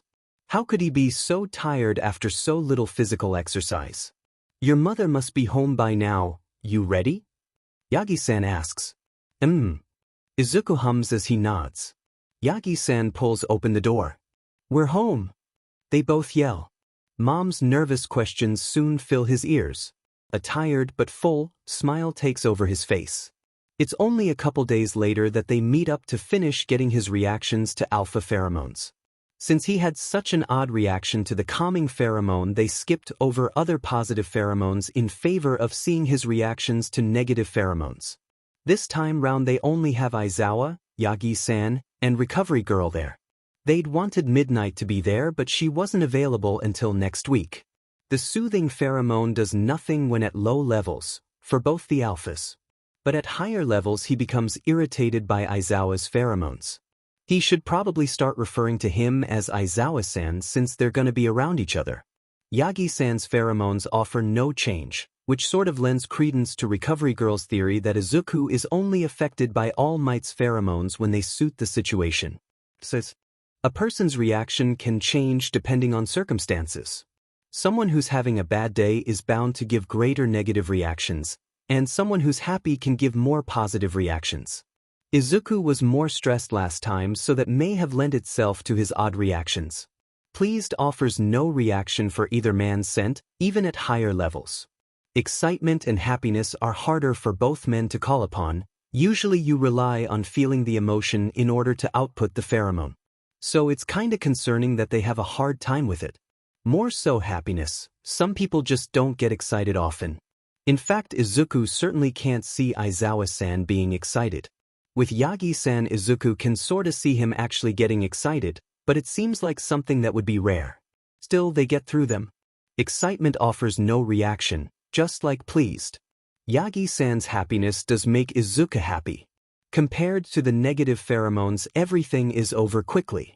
After Wednesday's fiasco, it's kinda underwhelming. As Recovery Girl leaves, she tells Izuku that Sunday 13 and her are going to come over so they can test his reaction to an Omega's pheromones. They have to get it all done on Sunday since 13 is a hot commodity apparently. 13 is one of the top most rescue heroes, so it makes sense that she'd be busy. Especially since on top of hero work she also has to teach several different grades rescue heroics. They'd already done training with one for all that day, so afterwards Yagi-san and him head home and have a typical evening. Ever since Wednesday night he's been staying at their house. It probably won't last much longer. The media is already asking where he is. Usually not a day goes by without some sort of sighting of him, so for no one to have seen him it's alarming to a public who is so dependent on him. Sunday arrives and he goes about his usual routine. He works out and takes a shower, then he joins Yagi-san on the couch to watch the news while mom finishes breakfast. Nowadays they usually have some form of rice on the table so that Yagi-san can eat as well. After breakfast, Izuku spends a good while on the couch staring sightlessly at whatever's on the TV. Mom eventually grows sick of it and directs him to his room to, at least, get some homework done. He wades his way through some homework, barely getting anywhere, but better some than none, he guesses. He should have done some analysis, he'd at least be able to focus on that. It's soon that the elevator opens and Izuku rushes out of his room. He's greeted by the sight of his mother and All Might greeting the two. Recovery Girl's still in costume, but even without it on she'd still be recognizable. So, when he was reading up on her in preparation for today, he couldn't find any pictures of her out of costume. Most people thought she was a boy. Izuku guesses with such an all-encompassing costume there's bound to be some misgendering. But it kinda SCKS that just because her costume is bulky and obscures her figure that means she's a boy. Izuku can't really speak on that though, since he also thought she was a boy. I wonder if she has such a bulky costume to hide her gender? Or even her secondary gender. With a costume that's so padded you probably can't smell her pheromones. That's probably why she isn't wearing it today. Oh, it's also probably her day off. Izuku will have to remember to thank her for spending her day off helping him. I wonder if her costume has cooling patches like Present Mix. Does it have better protection like Ingenium's does? Is it so extensive because she's affected by her own quirk? Her appearance is odd, multicolored hair and a line through her eyes. What does that have to do with her quirk? Or is it some sort of mutation from her parents? She seems to have little dots at the end of her fingers, holes? Does that mean those holes actually SCK up debris? If so, does that mean that the debris has to be withdrawn? Or do they just produce the black holes? Are they actually black holes? 'Cause that seems kind of extreme. And like it'd be even more damaging than it is. And even though debris would be pulled apart, that debris would have to experience spaghettification and pancake detonation for it to be true to an actual black hole. And then there's time dilation, which would imply that her quirk is distorting the fabric of space-time, which seems unlikely. Izuku had taken to staring at his hands, which fidgeted with each other, but he finally thinks to look up at their visitors only to see all eyes on him. Crap. He did it again. He seriously needs to get this mumbling under control.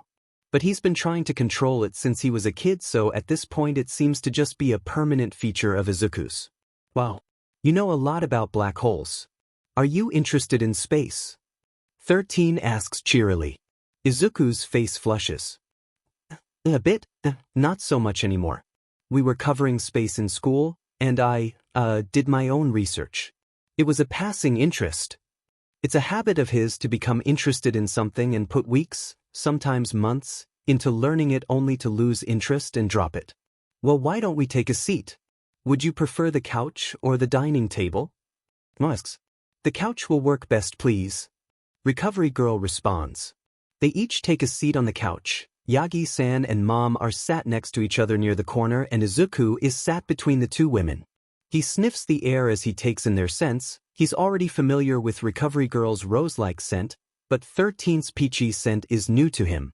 He doesn't really have anyone close to him who has a fruity scent. Some of his peers and teachers did, but they never really allowed him to get close to them. The best smell he got was when his classmates had just presented and didn't have much control of their scent, but it's been a while since then. The closest person to him that has a fruity scent is Uncle Masaru with his lime-like scent, but it's completely different from 13's scent. Izuku would more call his scent citrusy rather than fruity. His scent has always been so juxtaposed to Auntie's cinnamon-like scent and Kacchan's ginger-like scent. Right, to begin, this is 13. She's an omega like me. Since age can affect someone's reaction to pheromones, I thought it best to include someone younger to see if your reaction to her scent differs from your reaction to my scent. Thankfully, she was gracious enough to help us today. Thank you so much for helping. Izuku says, meeting her eyes. Yes, thank you both. Mom follows up with, yeah, thank you as well. He turns to Recovery Girl to thank her as well. He was so focused on the new person that he forgot to thank her. Oh, it's no trouble. I'm always happy to help a student, or well, a soon-to-be student. 13 says bashfully. That's right, it's not an issue. Though that doesn't mean that I want you to be a frequent visitor, young man. Recovery Girl finishes with a stern glare aimed at Izuku. Course. He says nervously. We'll begin with positive emotions like before, but this time we'll stay on track. We'll then work our way through the negative emotions. Unlike before, this probably won't take long since we're omegas. An omega's scent rarely causes any issues, especially if it's from one omega to another. Recovery Girl explains.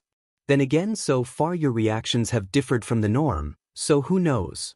Please God, just let him be normal for once. He really doesn't need to have a negative reaction to an omega's pheromones on top of his negative reactions to an alpha's pheromones. Alright, I'm ready.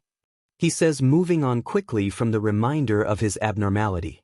I'll begin with calming, we'll start low and then go higher. Then 13 will have her turn. She explains, probably more talking to Izuku's nervous mother since he already knows how this goes. Her rosy scent takes on an undercurrent of coolness. So an omega's scent changes to the same sense that an alpha's does. It kinda smells like the fresh morning dew on a rose petal. This time there's no irritation that accompanies the smell. It's almost relaxing. No, reassuring, which makes him relax. It's reassuring, which is making me relaxed. He states simply. So a normal reaction. We'll up it. The reassuring scent increases, causing Izuku to relax even more, which causes him to tense. He thinks that's what's happening. Well, it's undeniable that he now tenser. For what? Because he was relaxed and his body didn't like that? It's caused me to relax, but I don't think my body liked that I was so relaxed, so it tensed up.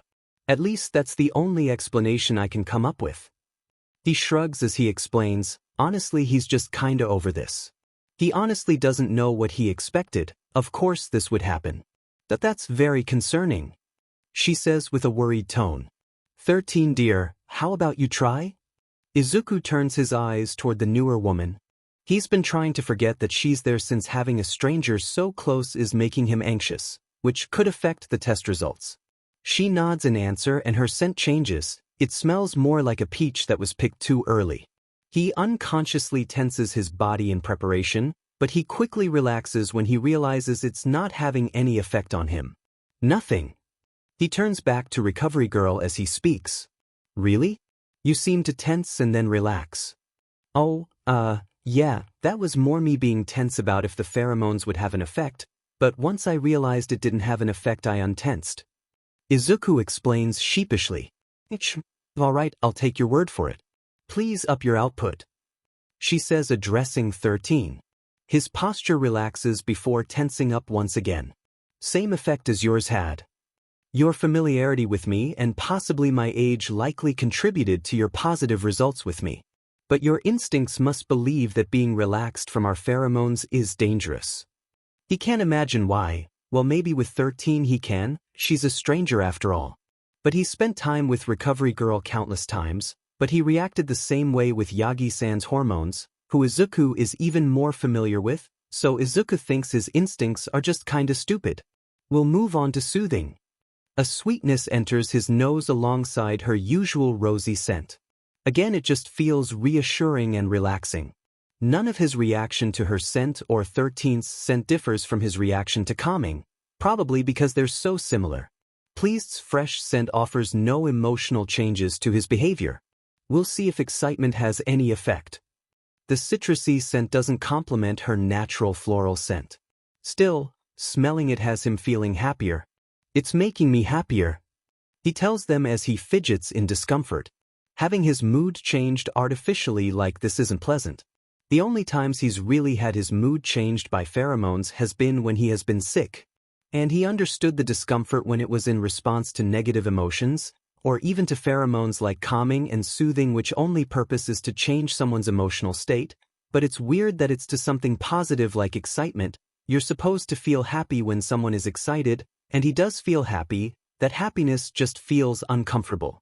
He sorta understood when it was an alpha's pheromones. His instincts seem to hate an alpha's scent, so it makes sense that he'd be uncomfortable. But this is another omega's pheromone. He shouldn't feel like this. Unlike with an alpha's pheromones, he is happier in addition to uncomfortable, but shouldn't there be no discomfort? It's uncomfortable as well though. I'm happy, but that happiness is uncomfortable, if that makes sense. It's not unusual for someone to not like having their mood changed, especially if that person is not used to it. Yeah, my mom only really altered my mood when I was sick. There were some times in school when everyone presented, but they usually wore scent blocking patches which helped. And they were usually sent out to the hall if their scent was too overwhelming. Actually, why haven't I been given scent patches? It would have saved a lot of grief if his scent would have been blocked. They wouldn't have blocked all the scent since the entire body can produce pheromones, but your scent glands produce a large amount of your output, so it'll have done some good. Scent patches are good in moderation. They should only be worn if necessary. With too much use, they can cause your scent glands to become blocked. When your scent was just coming in, it would have been dangerous to attempt the patches given how strongly your scent was coming in. That makes sense. His scent glands were already pretty backed up from trying to produce such a large amount of pheromones at once, so scent patches would have been the final nail in the coffin for his scent glands. And now there really hasn't been a time when they were needed. You can't control your scent yet, true, but you've only been surrounded by people who didn't mind your lack of control. Your mother seems to have not minded dash. She gestures toward his mother, who nods her head. And the teachers are well used to kids not being able to control their pheromones. Sure, by high school kids usually have better control, but it's not perfect yet. If it's something you're worried about, you needn't be. You'll be having control practice with Hound Dog. His keen nose is great for learning control. Plus, as the school counselor, he has the wherewithal to help with the emotional aspects. That eases Izuku's mind some. He'll need better control before school begins. He doesn't want to make his classmates uncomfortable like he is right now. We'll try upping my output. The uncomfortable feeling increases alongside his happiness. It just increased my happiness and discomfort. An expected reaction. 13, your turn. Her fruity scent better complements the citrusy scent of excitement. But the reaction is still the same, though to a greater extent. Probably because she's a stranger to Izuku. Increasing her pheromones only exacerbates his reaction, as expected. Happiness isn't too dissimilar to excitement, so his reaction doesn't differ. Its fruity scent blends well with both. Recovery Girl ends up smelling like some sort of fancy perfume while 13 smells like a fruit salad. Right then, onto negative pheromones. We'll begin with sadness. As her scent sours, his mouth waters in disgust as his face puckers. It's even worse than an alpha's sadness pheromone. It's really uncomfortable. It makes him want to get away from her if only just to escape the feeling. It's bad, I just want to get away from the smell. Not a good reaction, will increase it. Surely enough, the scent increases and he closes his eyes briefly in an attempt to disconnect from the situation as his body shakes in disgust. It's nauseating. I feel sick. Luckily his words cause her to stop the output. Izuku's always heard that the best way to output certain pheromones is to just make yourself feel those emotions. He wonders what she thought about to make herself feel sad. Or has she learned to output pheromones without having to feel the emotion? He's read about different ways to produce pheromones without emotion, so he knows it's possible, plus things like calming, soothing, and submitting all aren't emotions and more so effects, so it's definitely something you have to learn to do at some point. In middle school they had elective classes that taught better control, plus parents usually took their kids to control classes even if their school doesn't offer them. Izuku of course wasn't able to participate, but he knows some high schools also offer elective classes, some even have mandatory classes on control, so hopefully Izuku will be able to take some classes. UA seems like the kind of school who would make it a mandatory class. They'll need their pheromones as heroes after all. To calm civilians and to scare villains. No matter how uncomfortable it is, we still need to see your reaction to 13. There may come a time that you'll have to help a sad civilian and you'll need to be able to work with their pheromones affecting you. Recovery Girl explains, that makes sense. He can't be reacting like this every time he helps a sad civilian. They'll already be upset and he doesn't want to upset them further. He knows Prime Alpha heroes have to have extra training since they have a better sense of smell, so maybe Izuku can be trained with them. Kacchan will probably be happy to have Izuku to train with him. Even though 13's not outputting much yet, it's still enough to make Izuku nauseous. It's making me nauseous, he says while taking deep breaths to try and stave off the nausea. When she lets off even more, the nausea reaches a crescendo and he jees. The scent quickly fades, but it's too little too late. He hears his mom get up and rush off. He jees a few times more as he covers his mouth and tries to hold it in. A trash can appears in front of him which he grabs and holds close, leaning his head over it. He feels his mom's small hands rub his back as the GGS subside. Oh, I'm so sorry. He hears 13 rush out. He can feel the couch move as she fidgets around. It's fine. You're just doing as you're told. Well then, I'm sorry. Recovery Girl says sympathetically. We needed to know what my reaction was. And it's a good thing we checked. I can't be near vomiting every time I smell a sad omega. That wouldn't go over well. Imagining himself bent over vomiting next to an Omegan civilian makes him cringe. Just what he needed, more issues. True, it's something you'll need to work on with Hound Dog. Which means you'll likely see more of the two of us. Well, on top of seeing us when it's time to train our quirks. That won't be too bad. He jokes. If you're ready, we can move on to displeasure. If you need more time, that's fine as well.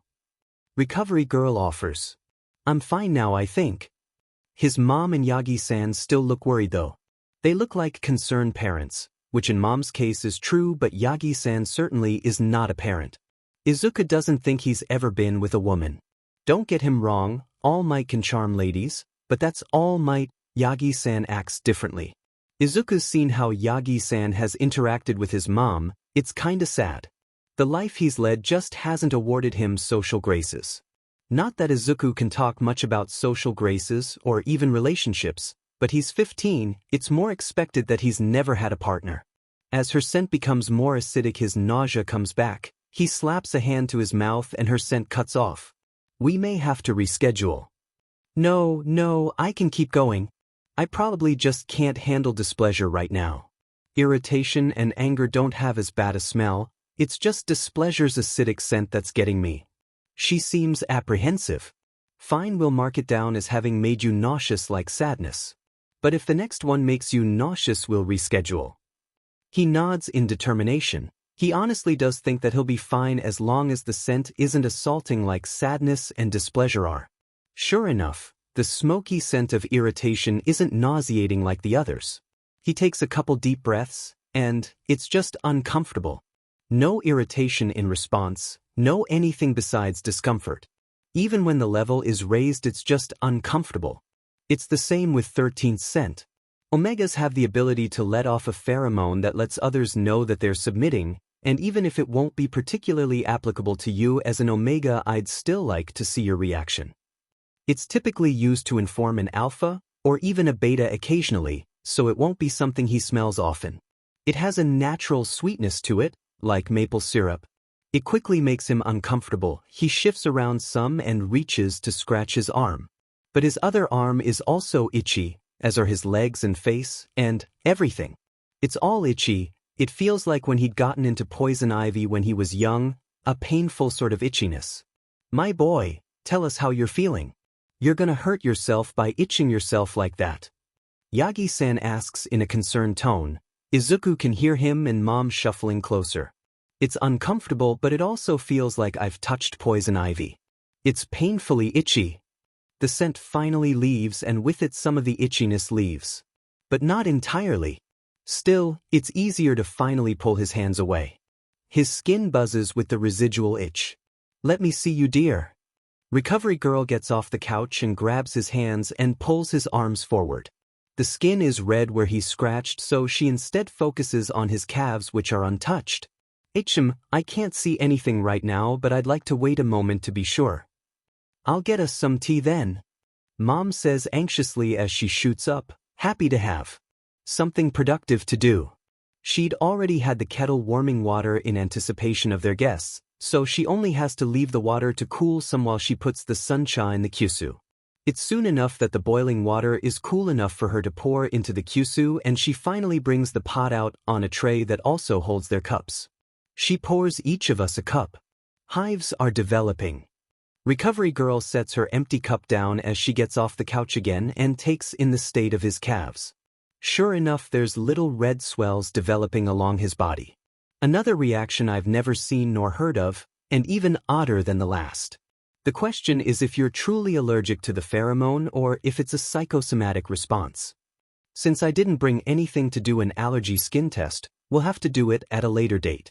For now I'll leave you with an EpiPen, and if it gets too bad you call me, you hear? She gives not only Izuku a stern look but Mom and Yagi-san a stern look. She reaches into the smaller bag she brought with her. She can't carry around her giant bag all the time, Izuku guesses. She hands them an EpiPen. For now that's it. There's of course other pheromones that we'll need to know your reaction to, but this is a good start. Plus once you're in school you'll have pheromone training classes. She starts making her way toward the elevator. 13 follows her lead and the rest of them follow. Thank you so much for stopping by and helping. Mom says as they follow after the two women. Yeah, thank you both. Izuku follows up with, it's no bother. 13 responds. Still, I know heroes don't get a lot of time off. So thank you for spending your sparing free time here helping me. You're welcome. I'll see you next Sunday to see your reaction to beta pheromones. Cementos, Ectoplasm, and Adapter have all agreed to help. And your mother will be available to test your reaction to her pheromones. He nods his acknowledgement. I'll still be available on the days you'll be testing some of the teacher's quirks. But I don't want any frivolous injuries, young man. She says sternly. Izuku looks to All Might. I was gonna tell you today. But this week you'll be copying a few of the teacher's quirks and training with them. He says sheepishly. Izuku gives him an exasperated expression. He's kinda getting tired of being left out of the loop. Haven't changed since you were young, haven't you? You and Nana both. You constantly lived in your own little world. You better not end up like them, dear. She glared at Yagi-san before looking to Izuku with a frown. But before he can ask about who that is, she moves on. Honestly, I don't know how Sorahiko handled it. Speaking of, have you told him? Izuku doesn't know who that is either, but given Yagi-san's reaction he really wants to know now. The tall man shakes and turns his head away from the woman. No. He says simply. Well, you better tell him before the sports festival. He'll definitely be watching. And you know it'll be worse for you if he finds out that way instead of from you. And I'd tell you to talk to Night Eye, but I know that'll bounce right off you. Don't end up as emotionally constipated like him either, Sonny. She finishes and enters the elevator, not waiting for his answer. 13 follows with a wave to them. Bye. Izuku says with a wave in response. Goodbye, thanks again. Mom says after him. Bye. Yagi-san says hesitantly, he looks like his head is somewhere else. The elevator door closes. Night-Eye? Like Sir Night-Eye, your former sidekick? You haven't worked with him in 6 years. Oh, that can't be a coincidence. And what about this Sorahiko person? You seem afraid of him, why? If you're supposed to tell him about me, that implies he knows you were looking for a successor. He leaves out one for all since his mother is there. Which means you're close to him. And who's Nana? You seemed sad and yet happy when she brought them up. Yagi-san's face goes through a variety of expressions as Izuku speaks, but when it lands on reminiscence when Izuku brings up the Nana person. She was my mentor, my predecessor. His smile doesn't reach his eyes and his gaze is far away. So she was the one for all holder before All Might. I'll get lunch started. I know you boys probably want to go off and train, but at least wait until I've fed you. Mom says as she walks away, throwing a concerned look to Yagi-san before meeting Izuku's eyes. He nods and she continues her tread to the kitchen. Come on, let's go sit down. They make their way to the couch and take a seat. Izuku sits facing toward the man. He tries not to look excited about learning about All Might's mentor. From his reaction, Izuku can guess that she's dead. So, Izuku leads with, trying to find the best way to go about this. What was she like? An easy enough start. Izuku's not known for having the social wherewithal when it comes to sensitive topics. He tends to blurt out whatever his brain comes up with, not really thinking the thought through before it bursts out. So far in life he's been around understanding people. His mom was always happy to answer him no matter how tactless he'd been. Uncle would always tell him delicately when he'd crossed a line. In contrast, Auntie and Kacchan were quick to shrug off his insensitive questions, stating loudly that there was no way they were gonna answer the question. But they never held it against him. At least not until he and Kacchan fell apart, then he was quick to berate Izuku. And their classmates followed suit. So Izuku learned how to keep to himself, to make himself small and seemly. But even though he learned to keep his questions to himself, he never really changed. With his mother and even with Auntie and Uncle he stayed pretty much the same. And once he presented and he and Kacchan reconnected, he tried to maintain his previous quiet disposition in fear that he would set Kacchan off, but Izuku quickly fell into old habits. With Yagi-san he's been very lucky in the fact that he seemed to have approached the situation with a mix of their reactions. He tells Izuku when he's overstepped but more kindly than Auntie or Kacchan, like Uncle. He's also been kind enough to accept Izuku's frantic apologies. But he entertains Izuku's insensitive inquiries more often than not, like his mom. Amazing, she always maintained high spirits. She's why I smile even when I'm afraid. She believed the strongest amongst us were the ones who could smile even in face of adversity. His smile is wider and more true than his previous smile. As he regales Izuku with stories from the times he's had with her, his smile becomes more and more full. When there's a lull in their conversation, Izuku decides to revisit one of his previous questions. Who's Sorahiko? He freezes up and hunches in on himself like he's trying to make himself smaller, which is hard considering his height. That would be my other mentor. His hero name is Gran Torino.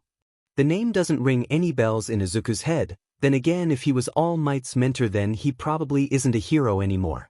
And heroes from back when Yagi-san was young weren't as documented as today's heroes. Then why do you seem scared of him? It was rough? He was really scary when he was training me. He shakes and pales as he presumably remembers training with the man. But he knew about One for All? Izuku lowers his voice as he speaks about the man's quirk. Yes, my mentor was friends with him and told him about it so that he could train me in her stead should she pass. So you're gonna tell him, right? If Recovery Girl thinks Yagi-san should tell the old hero about Izuku, then it's probably important he knows. At some point. That isn't reassuring. But it's not like Izuku can do much about persuading him into doing it. If there's anything he's learned about the man in their time spent together, it's that he's hard to budge on important matters. He's only managed to uphold his promise of reeling back his hero work by matter of fact that he's spent most of his time at Izuku's house. Him spending the night has meant that he's not had the chance to run onto crimes on his commute. But he still hasn't made any official announcement about taking a step back from hero work, which has caused some turmoil amongst Japan's populace since he's normally active every day. Izuku doesn't know if Yagi-san's just ignoring the matter or if he truly has no clue about the uproar. Izuku was surprised he managed to convince the man to spend time learning to be a teacher, but once Izuku handed the man some books on teaching and he sheepishly admitted he hadn't got around to buying any, Izuku realized the older man was never going to have bought any books on teaching. Don't get him wrong, Yagi-san probably meant to buy some books, but the truth of the matter is that he'd have never gotten around to it since he subconsciously didn't want to. But Izuku's at least assuaged by the fact he'd seen Yagi-san reading the books he got him. What about Sir Night-Eye? You haven't worked with him since your injury, right? At least if my dates are correct. His brow raises minutely before settling in a dejected furrow. Yes, we had a disagreement. He wanted me to stop being a hero after my injury. I didn't want to stop and he didn't want to see me run myself into the ground, so he left. But you've passed on One for All now. So you'll be retiring soon, shouldn't you tell him so that he knows he won't have to worry for much longer? Maybe you two could reconnect. Well, the issue is with the fact that I've passed on One for All. You see, while I'd been searching for a successor, he'd been searching for a successor for me as well. And he'd found a boy he believed should be my successor. I'd been set to meet him, but before I could I ran into you. So I delayed the meeting, and then altogether cancelled it. He had his mind set on this boy being my successor, so once I told him I'd decided on you, he got his nose put out of joint about it. He felt I didn't give the boy a fair enough chance, but the truth of the matter is that it was my quirk, not his. It was never his place to choose a successor for me. But telling him that would do nothing but agitate him more. He finishes with a defeated sigh. Lunch is ready, boys. Before Izuku can say anything more, they're interrupted by Mom. They both look to each other and Yagi-san offers him a sad smile and pushes off the couch and makes his way to the table. Izuku sits for a moment more. So Gran Torino needs to be told about Izuku, and Sir Night-Eye and Yagi-san need to talk out their issues. What Izuku doesn't know is how he'd help in this situation. He can't reach out to the men since he has no contact information for either. Izuku, you coming?